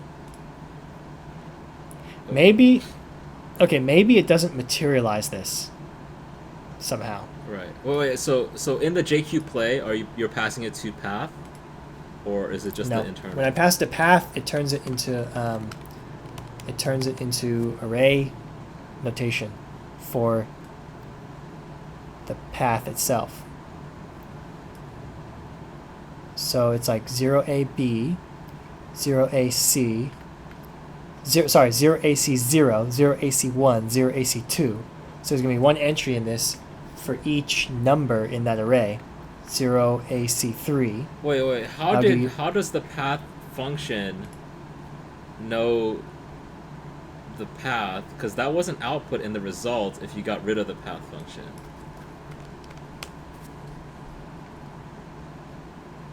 Right? There's no there's no A dot B dot, A dot B, A dot C here. True. So how does path What the know this? heck? That is very confusing. Wait, okay, let's take one step at a time. Do you understand how def r dot bracket question mark pipe r, like how does this turn into the thing that we observed? Like this, without Nope. trying to explain. let's try to. I don't. Okay. Can we try to? Let's try this. Let's try to. Yeah. Let's just try this first of all. So this. Okay. Just- I'm guessing that this, de-arrayifies it by removing nulls. Can you try to put like a Well, it's definitely de-arrayified it, right? Right. Because there's no array anymore. Yeah. But can you try to add a null? And you're in saying- here? Just a null, and also add for kicks. Oh wait. No, Okay. it's so- there. Okay. We'll try undefined. Oh. Invalid numeric literal. What? Undefined is not part of the JSON standard? It might not be. Try an empty array, maybe. Try subtracting an object from a list. Okay, I'm just gonna look this up. This is okay. Are all my guesses? Well, what's the question mark do? Because Yeah. if I leave the question mark out, it's going to do the same thing. That's because we're not giving. So it... maybe that makes it optional. Oh What wait, if I just have try, a single try false. object? Try false. Like, we forgot the obvious one. What? What? No, it's there still. Okay, I'm gonna look this See, up. I'm thinking, what if it's just an object and not an array? So here that works, but if I take the question mark out, it still works. I thought I was gonna say it's not an array, dumbass. But All right, let me look. yeah, this what up. the heck does a question mark do in JQ? Wait, it might be. And the question mark offered. This might be recursion. Hold on. Oh. Oh, it's lazy. Is that what it is? Wait. Okay. So dot, open bracket, close bracket, question mark is like the same thing without the question mark, but no errors will be output if dot is not an array or an object. Oh, so if you just put like 7, then it's not going to output anything. Well, no, it error. should be an error if. Yeah. Okay. Wait. Seven. Okay. 7 is it going to output the 7 or is it not going to output the 7? Nothing. Outputs nothing. So like, if I put like null, yeah, nothing. So it just skips it. Okay, I guess that seems worse than an error to me. An error seems better. Yeah, because it's not. We're not talking about elements of the array. We're just talking about the array itself here, right? Yeah, so they're saying if you try to run a streaming JQ on a JSON object, which is the number 7, it will not crash. It will just output nothing. Seems like weird behavior, but whatever. Yeah, I mean, we're pretty smart guys at this point. But okay, so it unpacks the array, pipes it to R, Yeah. and then the comma I still don't understand. And then Wait. What does it mean to pipe it to R here? well, so R is supposed to be a command, right? It's just like any arbitrary command, and so No. it's defining a function, Oh, okay. Lambda that takes R. and then it apply. I guess R is the function being defined, so it's a recursive. No, okay. That's why it's recursive, right? So it says unpack this array, and then pipe it to the function, which unpacks an array. Pipe it to the function which unpacks an array. Right? Pipe each element of that to the function which unpacks the array, and that's why you get that recursive explosion down to all the leaf nodes, and then the question mark makes it so that the leaf nodes will get not unpacked into anything. Yeah. But then the comma, Okay, so if you remove the pipe, is what allows you. The comma is like concatenate these two objects, but don't put them in an array. Just put them unstructured, concatenated, and that's why you get it skips the leaf nodes in the very last step, but it will have like the array gets output, or each number gets output, and then it says, okay, now try to recursively expand an individual number, and it says, oh, I can't do that. Oh, this is why when we remove the comma dot, it outputs nothing. It does nothing. Yeah. Yeah, because it's not doing the recursive step in that case. It does a bunch of crap. It just doesn't. It does the recursive step. It just doesn't output anything along the way. Right. Yeah. Okay. That's true. So the dot in this case is like print. Basically saying like print at each step of the recursive descent. Yeah, but how does that... Oh. We still have not... Now we understand what this does. We don't understand why it's useful for streams. Wait. What does it have to do with streams? We still don't understand how path works, though. Well, path... Yeah, we do. So this... Oh, how path knows how to get from the value that it sees to the key, path key, index? Yeah, the index. Yeah. That I don't understand yet. Wait. Because it seems like you should have to give it the path. Right. Oh, actually, I bet I know what it is. You know what it is, Jing? I'm going to tell you what it is. Okay, so tell me what it is. Tell me what it is. So what it is that the evaluation of the expression evaluates to a path, but the JQ renderer that we're looking at, it's not a renderer, but like what it does with the final output I see is it interprets that final output by actually looking up the value at that path. And so this function here really, if you look at it, maybe if I use the raw input, it will do that properly. Sorry, what was it? It was here.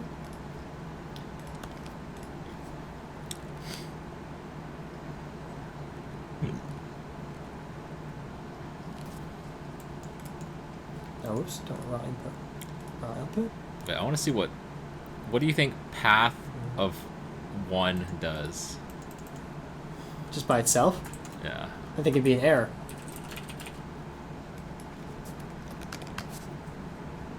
Yeah, it's an error. It's not a path expression. But if you did like path of a dot b. Oh, sorry, path of dot, where dot is 1. Okay. Right, so if I do, look at this, if I do dot a, dot 0, dot a, dot b, I get foo in the output. Yeah. Right? Yeah. But if I do path of that, I get the actual path.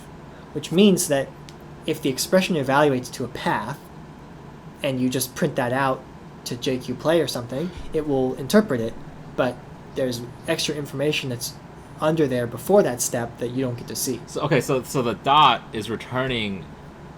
It's like returning a path. It's not actually outputting dot. Like dot isn't the path. Or right. Dot. Correct. Okay, dot is the path inside the scope of this call. Yeah, exactly. And then when exactly. it resolves, okay. So I bet we could see this if we change this to like a print. Oh, so and you're saying that the result, the REPL, like the result is it's like dereferencing the paths before it prints, like this result screen. Sorry, say that again. You're saying that this result screen like dereferences these paths before. Sorry, I still. Maybe I'm still. So I think that the very last thing that happens is that the paths themselves are dereferenced to values. And all along the rest of the way, it's whenever it says like plus 2 things, it's really doing plus of 2 paths and then lazily evaluating that at the end. Okay, so is path like an internal function or is it actually useful? No, it must be, actually. It seems like it's just like a very low level internal function, but they expose it for whatever reason. Right. Well, if you want to do this like this kind of meta, like reflection-esque kind of stuff. Okay. All right. So now that we. Okay, so this expands all paths recursively, and then it actually gets the values at all of those paths, and then it does a reduction operator. Don't know what that is.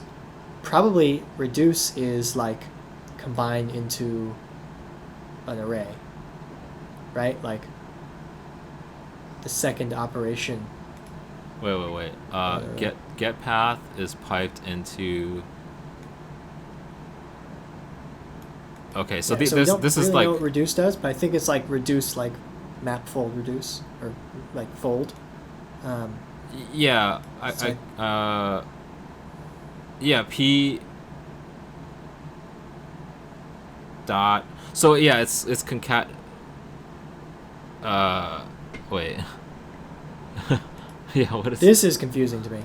Yeah, so yeah. Reduce, it says this path thing as Q, and then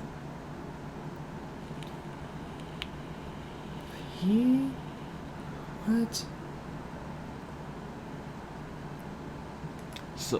So what does a parentheses with a semicolon in it signify? No idea. Okay, so types. I feel like it signifies sequential operation.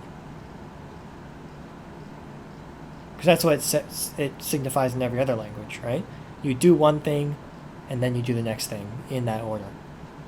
And so this is probably like apply some operation to. Hold on. Okay, reduce. Oh! I got it.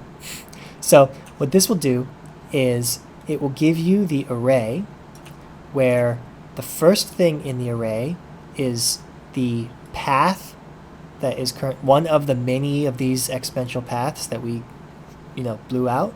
The first thing is the path. The second thing is the value at the path. Okay. and then Okay, let's just run toStream on some data to see what it does. That's true. Yeah. Hold on. But I think really quick, I think the first part, the part to the left of the semicolon, is like the initial value, and the second part, the part after the semicolon, is like the accumulation step. You know how reduce. Yeah. No. Okay. I think. Yeah. Okay. So I just ran toStream on it. Yeah. Okay. It gives you an array of the path and the value. The first thing is the path. The second thing is the value at that path. Yeah. And then it's another array. First thing is the path. Second thing is the value at that path. Okay. And so that's how it splits up the whole JSON thing. So that's what P and Q is. P is the path. Q is the value. Yeah. Is that right? No. I think so. You're saying why is it like P plus Q? Because I feel like isn't that P and then dot? Yeah. P and dot is the. So what's P plus Q? So this one, it seems like maybe this is like the recursion, or maybe Why is it using P again? Well, so I think that this variable P up here on line 218 is stored for the rest of the computation. Like, you defined this big old thingy as all the path. Yeah, those are all the paths, right? And then the pipe is not taking P into the pipe.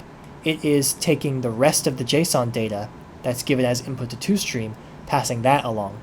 So this is like a side computation. It's saying like, all right, give me this side computation. Oh, because this is another side path on and it. This is another side computation, right? Well, no, this one would not be a side computation. Oh, because you're saying... Because this is not doing an as variable name. So this thing... Oh, that doesn't really make sense. Wait. Reduce. Let's see, combine the results, accumulating them. Let me look at these. These are they have some pretty good examples here. So let me... For reduce? No, just in general, like the documentation. Yeah, what's kind of confusing to me is how they can like define these variables in line as an expression. Yeah. That's like, it's kind of confusing me, like how does this impact the rest of the expression or the rest of the pipe? Like, is this variable scope saved for later? It seems like it is. But then what does this change about the output that gets piped to the next thing? Is it piping along P, or is it skipping that and piping along? This is like a no-op on the input data.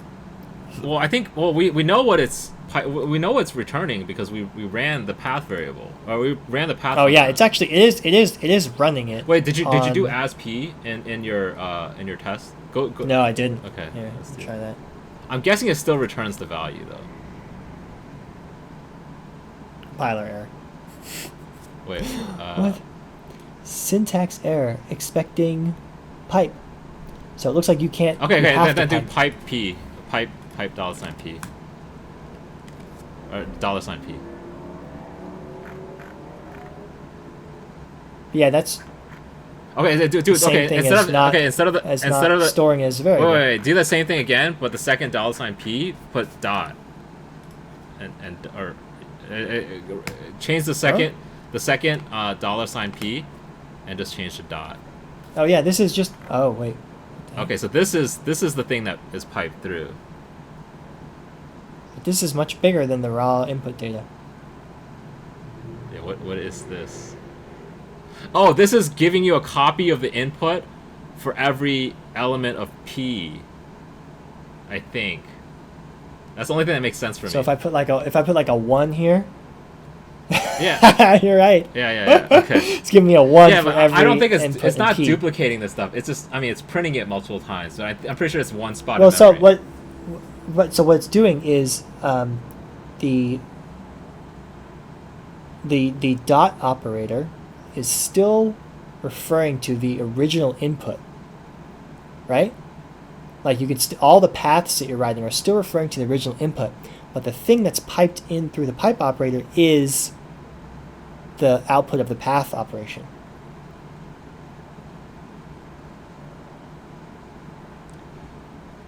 Like if I think just it's type git path. I think it's the other way around. I think it's really. wait. I think it's Because if I did a 1 here, if this was running 1 on every node of this JSON thing, or on just like these two objects, there'd just be 2 1s. Right? But it's running it like 12 times or 16 times, and that's because there are 16 paths from the root to the leaves of this tree. And so that's why there's 16 ones. So whatever this one expression is evaluated on, it's got to be $P pipe dot. Right. So if what you're saying is true, then this would be copies of the original thing. But this is copies of the. Like I don't know what this is copies of, but this is not the original thing, right? You're right. Yeah. So if it was the original. So path is like. These are like generators. This is a generator. Path is a generator that's spitting out an element at a time. But wait, isn't that weird? That look, I did this, and it gave me a different output than if I took this out. What? No. That's not weird. What do you mean? Because like, what you're saying about path. Why is this and this not the same output? Because path, it sets P, but it returns dot. Okay, so that's what we're saying. We're saying that when you assign a variable, it sets the variable, but it returns. It doesn't reassign dot or whatever. It doesn't like change the dot. Okay, but it still pipes the result of the variable assignment through. It just doesn't change dot. But then if I try instead of as P, can you do as dot? Does that work? That'd be crazy if it worked. But oh my god. Jing, you're like very scaring me right now. But that's what I'm essentially saying. It's like if you say as P, it's not reassigning dot. It's just reassigning P and passing dot through. That's my guess. Okay. But if it was passing dot through, right? Then I could just say dot, and it would give me the original input. Yeah. But it's giving me copies of the original input, one for each value of P. Right. So why is that? Because it's a generator. So path something as P will spit an out stream into the pipe every iteration. So this might not, because that's a single array. Where it's not a generator, right? I'm saying path is a generator.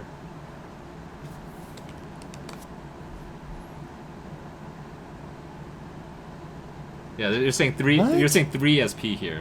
Right, 1, 2, 3 SP. 3 SP is its own thing. I don't know. So here's what it's doing. It's making 3 copies of the input. Yeah. Okay. Yeah. Right. So I just made my own little generator. Yeah. Okay. As P. So as P, and then I think somehow it doesn't reassign dot, but it runs the next expression once for each thing in the input. That's not. I guess I'm just very confused about. There's like 2 different contexts here. There's the context for which dot and like what paths are referring to, and then there's the context of like how much an expression is evaluating based on what was piped into that expression. And those 2 things, I thought they were coupled, but it seems they're not coupled. Sorry, how much? They're completely. What was the second thing? How much a thing is evaluating based on? Yeah, like this dot expression. Yeah. Like, what is this dot expression? Like I understand that it is evaluating to the original input because dot still refers to the original input. But why? Like, what are the rules around which something gets set so that this evaluates 3 times instead of just once? You know what I mean? Right. I think it's basically so dot is just a special variable that path is not reassigning here. It's just like it's not pipe. Like the thing that's getting piped is still the original input because. Let's look at the path function. Can you go to like builtin.jq? Well, but hold on a second. If what's getting piped is still the original input, then how does it know to run it 3 times? To run the dot command 3 times? In this program. It has got nothing to do with path here Okay. because there's no path function being called. So I'm submitting that the pipe is the thing that is called 3 times. Like the pipe is basically copy everything from the left of the from the pipe to the right, including the pipe, and that is a thing that's like basically being called 3 times, right? So every time 1 as p, 2 as p, 3 as p is run, like it will. Yeah, it's a for loop. Finish, you're right, it's a for loop. Yeah, it will finish. Look at this. The entire piping. It's running 1 copy of the next thing for each value output by the generator. Yeah. So by the end of the first iteration of this array as p, it's just gonna have a 1 and the dot. Okay, 1 is gonna be assigned to the $p, and then dot is gonna continue to be assigned to the input. Or sorry, the input is continuing to be piped through. Yeah, so this is like different from pipe operator in bash, right? Because pipe operator in bash says slurp all the output and then give it to the next command as input. Unless you assign it to a variable. If you assign it to a variable, then like null is passed through. Well, no. I think this would work too. Oh, sorry. See? Like the variable assignment is just so you can refer to which element of this generator is in the next expression. Change the 2 to a dot. Change the 2 to a dot. Now it's gonna be. Oh, look at that. Yeah. So if you don't give it a variable name, like so the as p, what that's doing is it is saying give p a variable name that refers to each entry of this generator, of the expression that this produces, right? Yeah. And then run the next command where p is bound to p, but then dot is preserved from whatever came previously in it. So like if I did like this, 4, 5, 6, 7, then it's 4, 5, 6, 7. Each one done. So think of it as like a sink. 1, 2, 3, 4. If it has an undefined sink, then the sink is the pipe. But if the sink is $p is a variable name, then you get to use that later. So like I could do dot times p, which makes sense from a completeness perspective, because like why would you need to? I mean, you could probably override it to do this, but if you're already storing it in p, like why do you need to also pipe that value, right? It's like redundant. So it kind of makes sense that the natural, like if you default to passing dot. Anyways, I'm like just processing in my head. It makes it's reasonable or something. It seems practical. It's reasonable. It's tricky though. It's tricky. Yeah. Like it makes sense now that I understand it, but it's like not what I expected it to do based on like my previous experience using programming languages. Right. It's convenient here. It's kind of doing a little bit of magic, or not magic. What's it called? Like, what is the?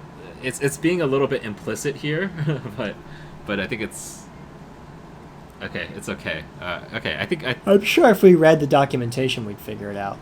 I don't think so. I mean, like, I think text. I bet the pipe operator's in the documentation somewhere. Right. But reading this is different from playing around with it and like figuring it out. You know, like I don't know if it's not like if you read the description of this, you're suddenly like, oh yeah, I totally get it. You know, or like you might get it, but you might not grok it, something like that.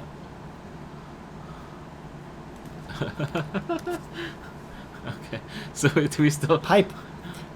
Yeah, the pipe operator combines 2 filters by feeding the outputs of the one on the left into the inputs on the one on the right. It's pretty much the same as Unix shell pipe. Yeah. No, it's not. No. The pipe. We just figured that out. No. That's not true. Like the pipe isn't doing anything magical. The pipe isn't the magical. Look at here. No, here it is. If the one on the left produces multiple results, the one on the right will be run for each one of those results. So This expression retrieves the foo field of each element of the input array. No. The magical thing is the as operator here.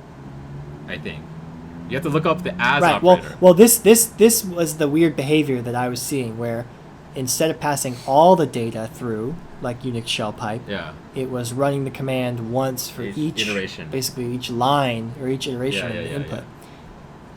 Note that dot is the input value at the particular stage in the pipeline where the dot appears. Okay. So then. So look up the as. It's probably in assignment. Here we go. Okay. Assignment works a little differently in JQ than in most programming languages. Thank you. Doesn't distinguish between references and to copies. They're either equal or not. Okay, fine.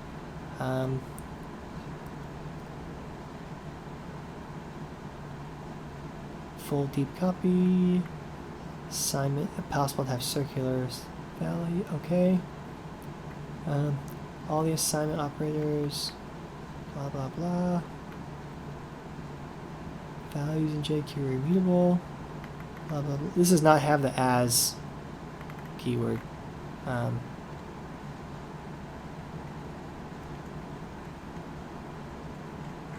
What? Okay. As. Oh, assignment is like setting the value of the JSON. Of the JSON data, yeah. Types and values. Cursive descent.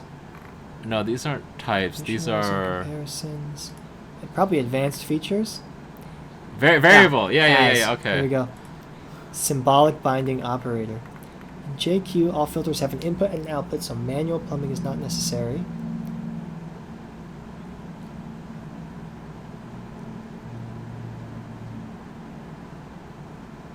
Sometimes expression as variable. Okay, scroll down a little bit. Okay. Okay, now it's defining like a complicated problem. Thanks. Yeah. Wait, run the rest of it. You see the next line after what you highlighted. The expression, this pipe, this means. The expression means for each value of expression. Run the rest of the pipeline. Run the rest of the pipeline with the entire original input. Yeah, that's X it. set to that value. That's it. That's what we figured out on our own. Okay. But I think original input. So I'm guessing it means. And we figured out streaming too. I'm guessing. Yeah, because streaming it streams over every path from the root to the leaf with the value at that leaf, and that's how it avoids the problem of like having a single array that's too big or a single object that's too big. It doesn't care. It just goes over as long as the path is not too deep. I guess you can have like a 1 gigabyte long path of an object descending. Oh, I see. Okay. And you remember when I did the sword, I had to put it back into an array? You remember how it only worked on arrays? Yeah. I think that's why, because if it was like the non-array list, it would stream it. Like it wouldn't know. Like array, it can do an element like the sort operation can work on an array because the array is bounded, and we can know when the entire array is complete. Yeah. Whereas if it's just a list of objects, free floating objects, then you would have to first put it into square brackets to turn it into an array. Like even this one, right? Like there's no comma in between these, so it's not an array. And so it's not. There's no way for you to tell if you reach the end. Yeah. And this is what you were saying. In stream mode, in streaming mode, you wouldn't be able to sort anything because there's no arrays, right? Like there's nothing to sort. Right, and that's why the parameter only accepts arrays, right? Yeah. Okay. Yeah. But there's no special stream type. They just use the top level object. Yeah. Or top level nothing as the default stream type, I guess. No, it's not. And through the piping, you can still do filters and all these things work on single elements basically, all the context is still there. So I could do toStream. How about like filter? One equals toStream dot, I think. Wait, you could do toStream without the dot? Yeah, it implicitly works on the dot. Oh. Right? I think that's the same thing. Nope, doesn't like it. Okay. So toStream equals yes. foo. Oh, I want, sorry, select. Right? So this would give me just the paths that correspond to foo. Okay. And then, then wait. I think I could pipe this to something like path of 1 or 0. Would that work? No. Path of, sorry, I want to convert the array form. Let's do path dot, I think. Like this? Or path. Oh. No, I want to convert the array form to like concatenate it. So I guess I'd do 0. Pipe to concat. No. Wait, but select I don't think is a generator. Oh. Yeah, is it? I mean, it doesn't need to be a generator. Or like it's a like there's no such thing as a generator. That's the thing. Like toStream is just outputting a collection of objects or a collection of arrays, right? And then select works equally well on a collection of arrays versus an array. Well, no, if it was an array, I would have to deconstruct that array, right? So like this is not going to work. This doesn't work because I would need to first deconstruct that array into a... You're not testing anything because none of this works. Well, no, like, okay. You have an extra pipe at the say... end. You gotta remove the...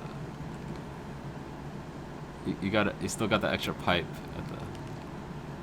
No, I don't. Huh? What? Oh, is it... I mean, hold on. So toStream outputs something that's like this. Yeah. Right? Yeah. And that would be similar to if I just started my pipe like this.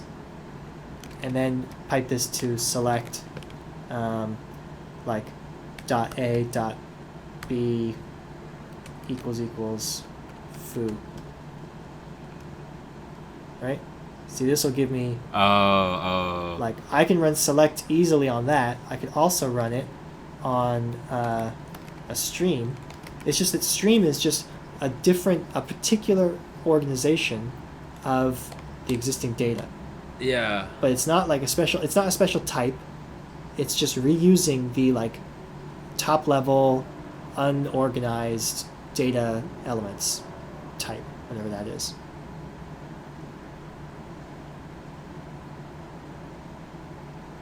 Wait, top level? Bottom level. So like if I just call toStream, right? Yeah. This is an array, followed by another array, followed by another array, but there's no like, it's not like a single top level array. It's not a single top level object. It's just a repeated stream of arrays. Yeah. And that would be the same thing as if I did this, right? It's just a bunch of top level objects. They're not connected in any way by an array or by a nested object. Object. Yeah. So that same, like, whatever you call that data type, I'm calling it like top level unorganized stuff. Yeah. That's what toStream converts the data to. Okay. Yeah. And so then you can just use any existing. There's no limit on what you can run streams on, or what you can run on a stream. It's just that particular organization of the data makes it so that something like a sort just doesn't make sense. Yeah, I see. Okay, so now that we know this, what does the stream flag do? Oh, good question. Maybe it calls toStream automatically. Yeah, that's what I'm thinking. Input. That's what I'm thinking too. So you don't have to write toStream yourself. Let's look it up. But then what does FromStream do? FromStream turns the stream back into a... Oh, that's what I wanted. That's what I wanted all along. Oh, yeah. So this will then... Oh. No. That's not what I wanted. Oh, from stream dot. Nope. Oh, come on. I that would be so nice if it was like that. To stream. Select. So this gives me the paths and the values, and I want to package it back up into And what is the error that the from that stream looks like my input? What is it? What is the error that it gives you when you do? It's just empty. What if you remove the two things? Yeah, that. Not defined at top level. Okay, then array. I think this from stream takes an argument. You have to arrayify it. I'm pretty sure you have to arrayify it. So wrap all that shit into an array. All that shit on the left. Oh wait. No, I don't think so. Yeah. I think it just has to be top level. You can't pipe to from stream. Nope. Damn it. Why is this so hard? No, just arrayify it. Okay, arrayify. Just do an open bracket before toStream and close bracket after foo. Like this? No. Oh, come on. Why? It works on streams. Wait. Oh yeah. Well. Okay. toStream outputs. What? Look at this. From stream. This is so confusing. Let's see. From stream. Yeah, I think it's got to be like from stream of toStream. Correspond to the stream expressions outputs. But then it's empty. Oh, I don't know. Well, I'm kind of losing steam here. No, I mean we gotta at least figure the from stream. Okay, we can end it after we figure out from stream. We can't half figure out from stream and then. Wait, okay. I'm gonna look at it independently and then let's then we should call it. I think that's a good ending point, right? It's Anyone could explain to me about stream documentation. What an eloquent GitHub issue. What is this doc means? Input. Oh, toStream is true. Jing, what a question many of us have. What is this doc means?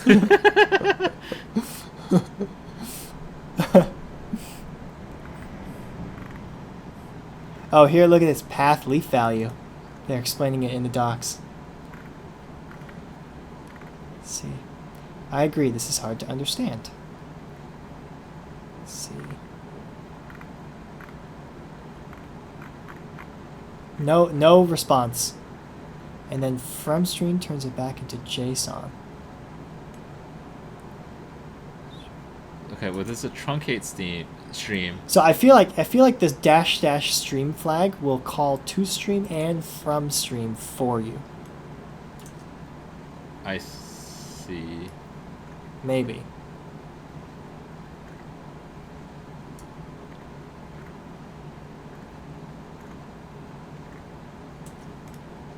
Okay, hold on. Let me look at the from stream to stream. Input.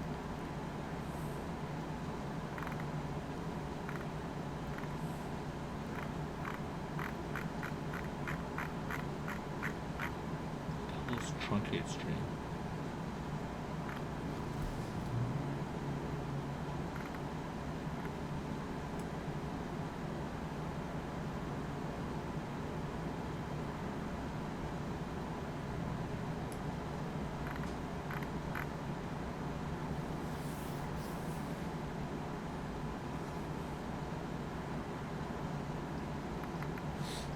All right, yeah, I'm kind of tapping out to. I feel like they're like expecting you to not call the stream functions manually, and they're expecting you to just do like -- stream when you want to do that way. But still, why is it so hard to explain? Like, Why is it? Yeah, why is it empty? That's what I don't understand. It's like very unfortunate that it's not giving me anything. Oh wait, toStream. Select. Yeah, like without FromStream at all, it gives me a legitimate value. It's just so weird. It seems like it should work. oh, do you see this? Do you see this? Look at the example for toStream. Yeah. Okay. toStream is saying dot, so whatever input, and set that to dot, and then you pipe, and FromStream takes dot and pipes it to toStream. So from, oh wait, this is exactly. Yeah, but if you just do toStream by itself, that's like piping dot to toStream. But can you? And this is saying that copy all of this. This is saying, yeah. Well, here's what this is doing. This is saying save dot as dot, Yeah. and then do toStream, and then immediately turn around and do FromStream, Yeah. and then check to see those two things are equal, and then it's saying the output's true. Right. Can you do that with our code? And So if I just do FromStream of toStream, that gives me back the original input. but So okay, if you do from of if you toStream, but then I pipe it to something where I select something, yeah. then it's empty. Okay, but here it's not outputting stream. It is. Look, if I get rid of this, right? Yeah. This is like the, oh, sorry. Here, I'm going to get rid of the FromStream for now. So if I get rid of this, right? This is just a list of path pairs. Yeah. Path value pairs. Yeah. Right? And then if I put onto that a selection, I get a smaller list of path value pairs. Wait, go back to the first one. Just Control Z to the Long path value pairs. Short path value pairs. All the ones whose value is foo. Wait, but the second thing, we're defining a second element without. Oh wait, no. All it's doing is filtering. Okay. I see. So if I can call FromStream on this thing and get back the exact same thing as the input. Yeah. I see. I should be able to paste in the selection operator here and get back the subset of input that worked like that. It should be like A, B, foo, A, B, foo. Hey, you think this is a bug? I don't think they. Did we find our first bug, Jing? I don't know, man. I'm so confused. So okay, what does truncate stream do?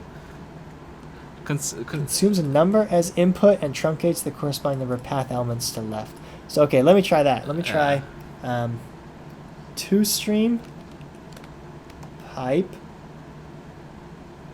Wait. These all take How stream do I do that? expressions though. So maybe like, how about this?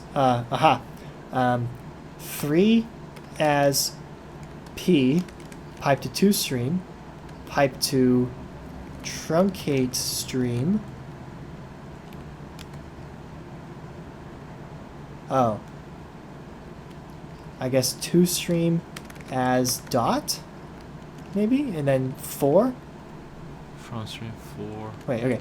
toStream as stream, and then I'll pipe that to 4, which is piped to truncate stream of dot. Oh, sorry, of stream. What is the 4 for? To tell truncate Wait, it's stream truncate. how much Truncate underscore. Truncate underscore stream. It's not consistent with from stream. Well, okay, toStream isn't like that, and FromStream isn't like that. Okay, look at this. Okay, look at this. Huh? Oh, crap.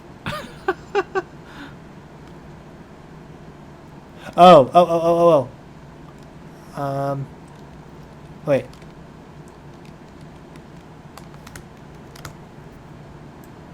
Damn it. This is so confusing. We need to copy the examples and then mess with the examples as a starting point.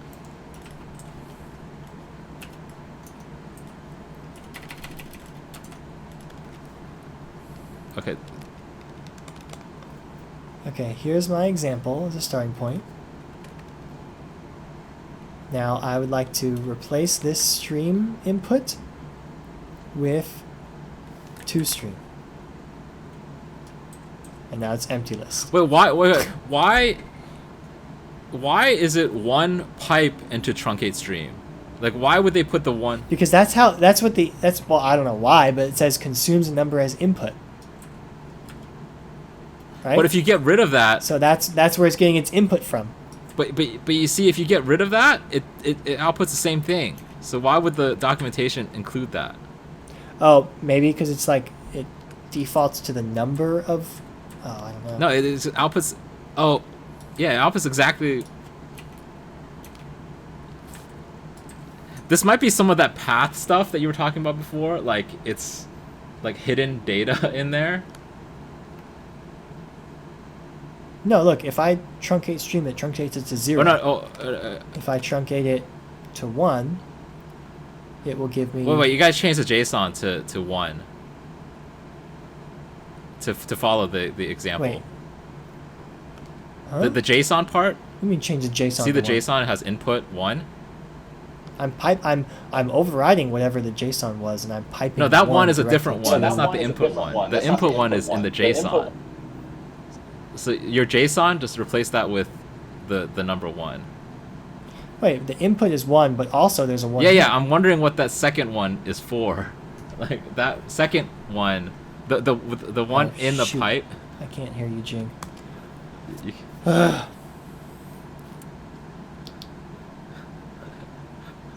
One second. It's okay. We can. It's okay. We can. You can't hear me? Nope. All right. Can you? Yeah, I can hear you now. I was gonna say we can call it if our electronics are failing us, but so that one the one pipe is different from the JSON one, right? Right, but I think that this overrides whatever was in the JSON one. Because there's no other arguments, right? Truncate stream takes an argument from the previous pipeline stage, and then it takes the argument you pass it to the function, right? And that's all it's got. So it doesn't matter what I put here. It's all the same. I see what you're saying. If I left this out, then it would take this as a number input. And so if I put a 2 here, it'll do nope. Well, no, it does. You have to get rid of the. Wait. How come yours does something different from mine? Wait. Oh wait. No, it doesn't. No, I fucked up. You're right. Yeah. Okay. All right. I think we should table. That's weird. We should table this one. This one's a little bit wacky. It's a little screwy. Okay, this is really fun. I'm tired. Yeah. But just as like a debrief, I feel like this API like sucks, and we could just like talk about why it sucks. But we have to. This API sucks. No, the stream API. The stream API. But we have to first understand what the hell it's doing before we can talk about why it sucks. I think what's confusing about it is that it doesn't play nicely with the pipe operators. Like all the examples are just treating it like you're composing functions like a normal programming language. Yeah. But which goes against the like style of operating in the language itself. Like it's like self-defeating. Yeah, there's something. It seems like maybe there was like somebody else who wasn't the original author implemented that feature, and then like they didn't have the same like philosophical understanding of the code base as the original author. Yeah. I mean, I could. This is definitely one of those things that someone could have like glossed over and just been like, it's good enough. Like just leave it. Like don't want to think about it. Yeah. Because streaming. And like if everybody's using it through the command line flag, then it's like okay if those functions are weird. Yeah, and that's additionally supported by the fact that the documentation sucks and no one answered the GitHub issue. Well, to be fair, that GitHub issue was only opened in 2019. Yeah, that's true. That's true. Barely enough time. The previous issues are 2014. Okay. Yeah, but this is super fun. What's the next step? Do you want to try to? Well, we can try to submit a feature request, like a patch. I think we should do that. I think we should do some. I think we should do some digging to actually see, like, okay, are there any patches that have been submitted in the last year that have been accepted? Okay. Like, is there actual feature work going on this thing, or is it like metastasized? I kind of, based on like the fact that this like idea for a package manager has been open for 7 years now, I'm like not too hopeful that they're actually working on stuff like that. I see. So. Wait. The last. But, okay. Okay. Sorry. Go ahead. The second thing is like, would they actually accept? I mean, maybe we can just throw that possibility out and just don't care if they'd actually accept it. Yeah. Just like get to PR. I feel like we have but no then, control. Like, I'm thinking right? like would the right, like basically we should probably have an idea of like what the right approach. Say we want to do the statistics functions, right? Is the right approach to add that to the JQ standard library, or is the right approach to make a separate module of JQ functions and submit that as like a module? Because they have a folder called modules in the JQ source. Oh. And so maybe that's where it should go instead of in the main built-ins. Maybe it should go in its own like statistics module, and then you can say import statistics or whatever, and it will go find the module. Yeah. And so like I think if we had those two questions answered, then we could actually like try it. Okay, this is actually okay. Well, the first question I think we can just quickly answer. What like I'm looking at the closed issues sorted by date, and well, look at the pull requests. Oh, okay. Well, that's an even better, more direct approach. Okay, instructions, bug, crash, filtering out null key with multiple July 2020. It's like a year ago. Okay, it's a year ago. It's better than I expected. But okay, there's 112 open pull requests. Oh no. Okay. Well, most of them seem like they're failing tests or failing build, or maybe because isn't like the main branch failing builds?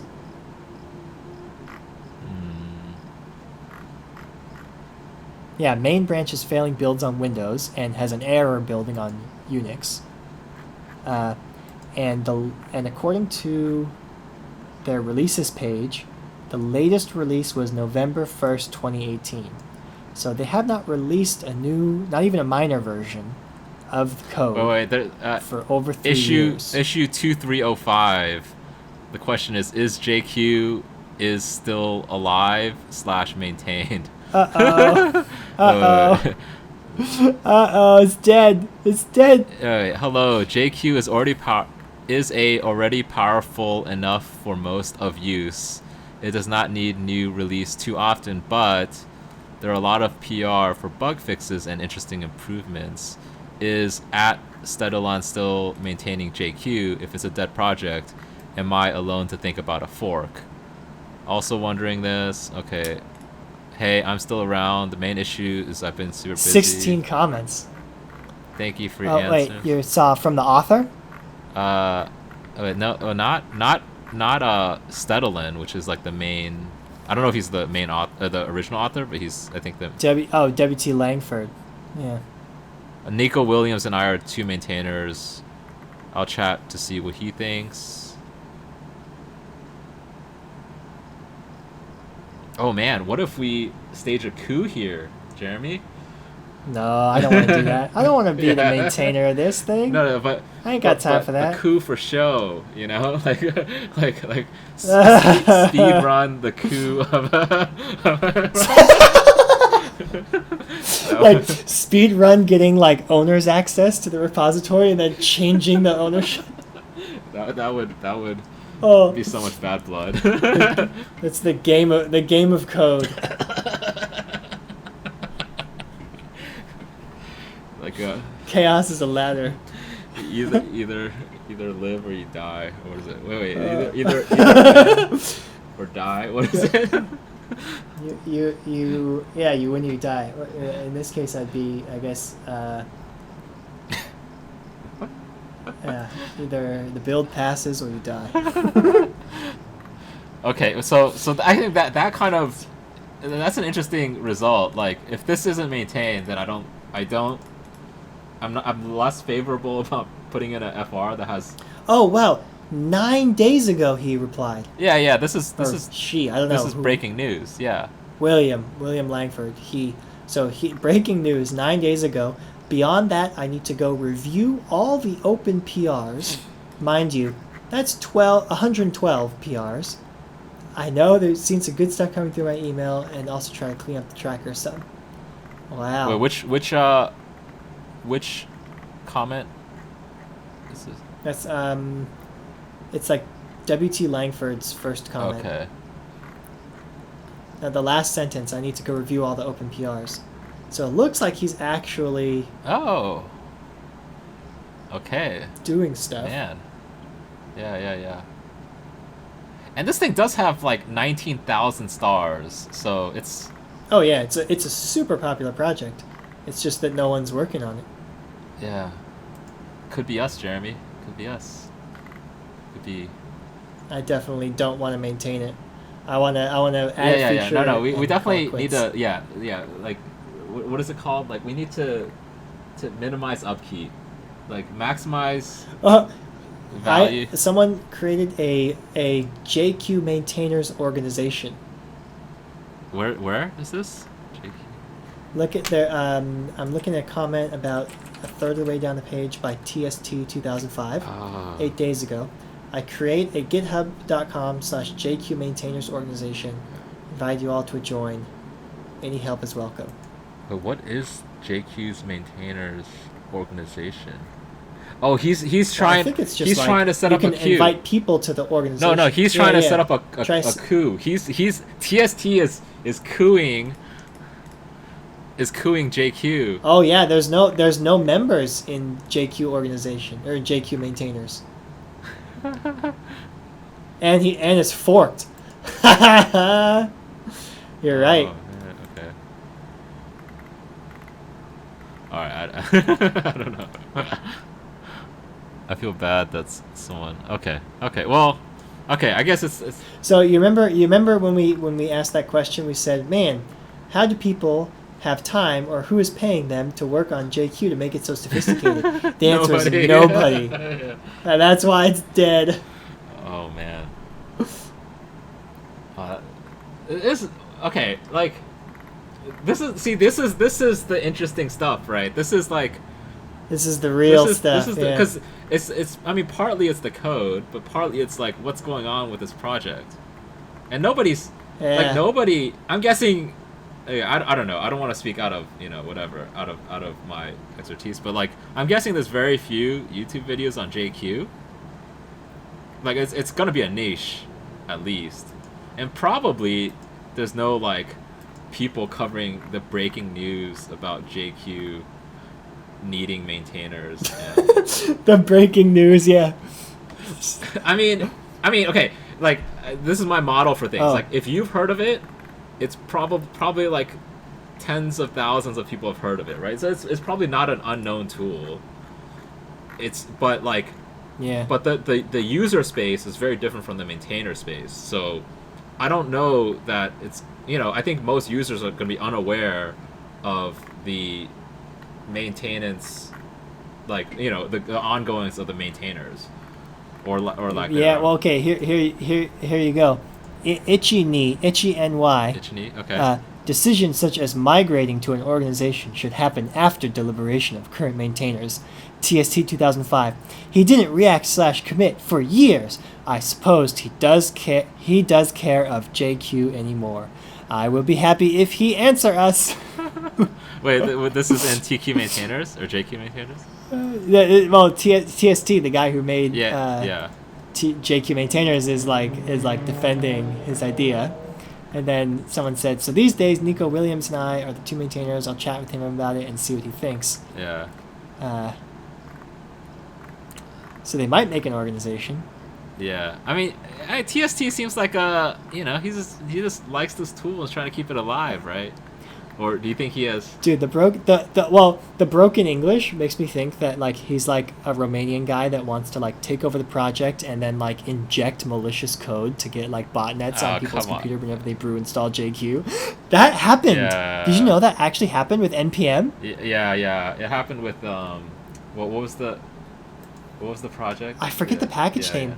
but it was like a real project, and someone injected malicious code because they got ownership access to the repository or to the NPM registry, I guess. Yeah. Like that shit's real. It happens. Yeah. No, I think it happened. People are on the hunt. Yeah, I mean there was a pretty recent injection into some tool. I mean, yeah. I mean, it's happening more and more. I think people are more and more aware of this exploit of like open source code, whatever. Yeah, and it's like people who are like sick of working on the project, sick of maintaining stuff. They'll just say like, well, I guess this guy's really enthusiastic and he wants to take over. I'll just give it to him, hand over the keys, and then before you know it, That's a good point. Chaos. Yeah. We should be wreaking that chaos, Jeremy. we should be injecting. We should. Speed run to get banned from the Linux kernel.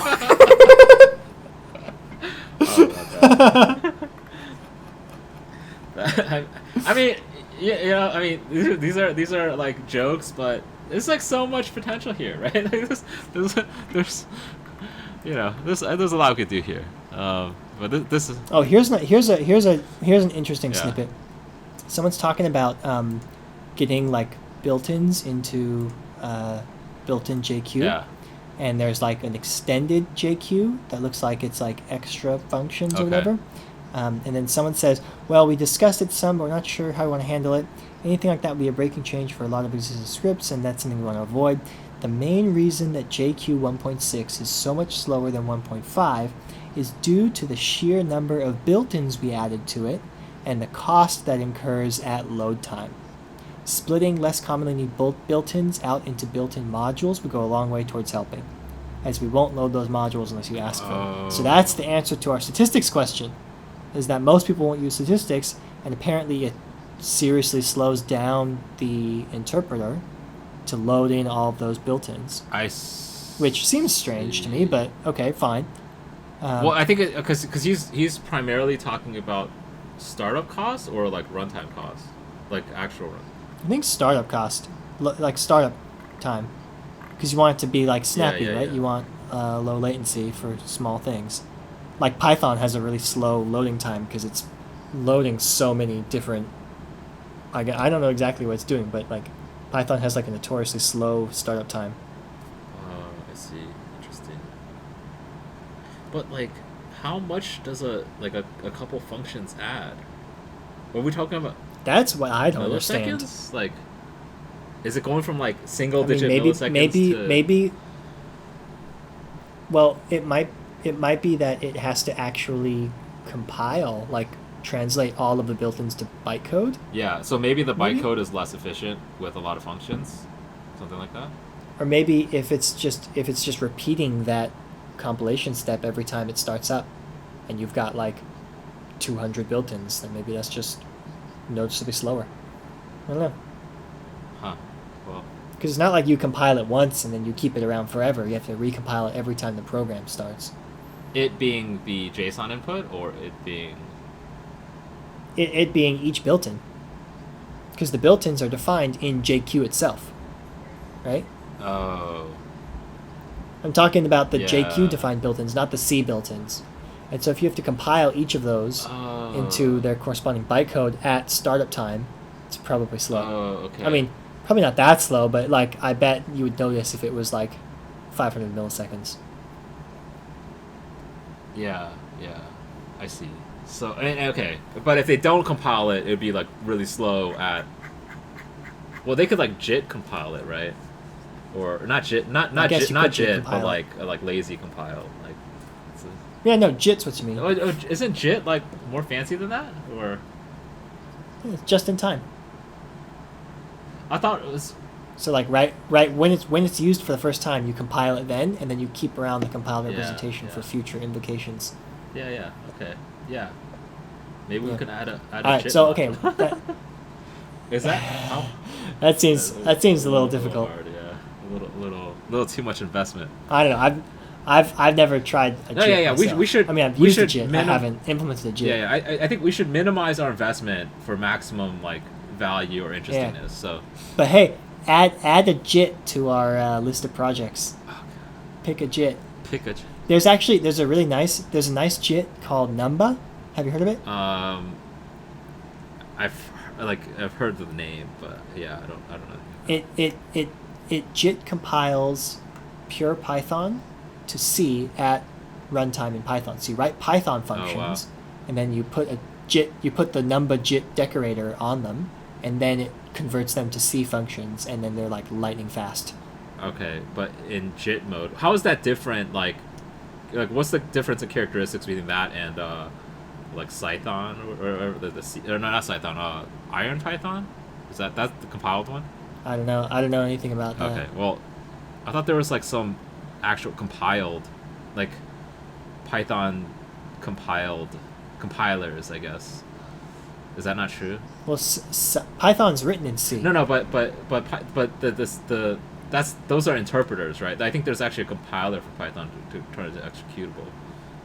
It might be a subset of Python. Yeah, I don't know about that. But no, yeah. But it compiles the whole program. The JIT is going to allow for more like dynamic stuff that you probably can't do when you're compiled. No, I don't believe that. It's pretty limited JIT. Like the JIT doesn't support dictionaries. Like it's like very, very limited in what you can do. I see. But the result is very fast. It's like you don't need NumPy because you can just take your normal array operations on lists and then it will JIT compile them to basically what's NumPy. I see. I've used it in a couple of projects. It's actually really nice. Yeah. But yeah. Yeah, okay. yeah. We've been going for 5 hours now. We could so call it. Yeah, thanks. We'll call it. A lot of fun though. Let me. I don't know. Let's. Yeah, we could just. Yeah, I'll send you the audio files. I'll put them up on like Dropbox. Oh yeah. Could you send them to me? Like I'd be interested in at least like getting started on editing like today. Just like I don't know how long it would take for you to. Yeah. I'll send you. I just have been doing one continuous recording since I started recording. Same here. Like, so hopefully 20 minutes into our conversation. I can just like just drag them. I don't know, like hopefully like they just all line up because I also had to continuously. Align the ends of them with 10 o'clock. It's almost 10 o'clock. Yeah. So. No, I mean I can. Yeah. All right. Well, appreciate it, Jeremy. It was a lot of fun. Yeah. We'll do this again sometime. Yeah. Well, let's see how it turns out. hopefully I can get something out of it. But all right. Yeah. All right. See you later, man. See ya.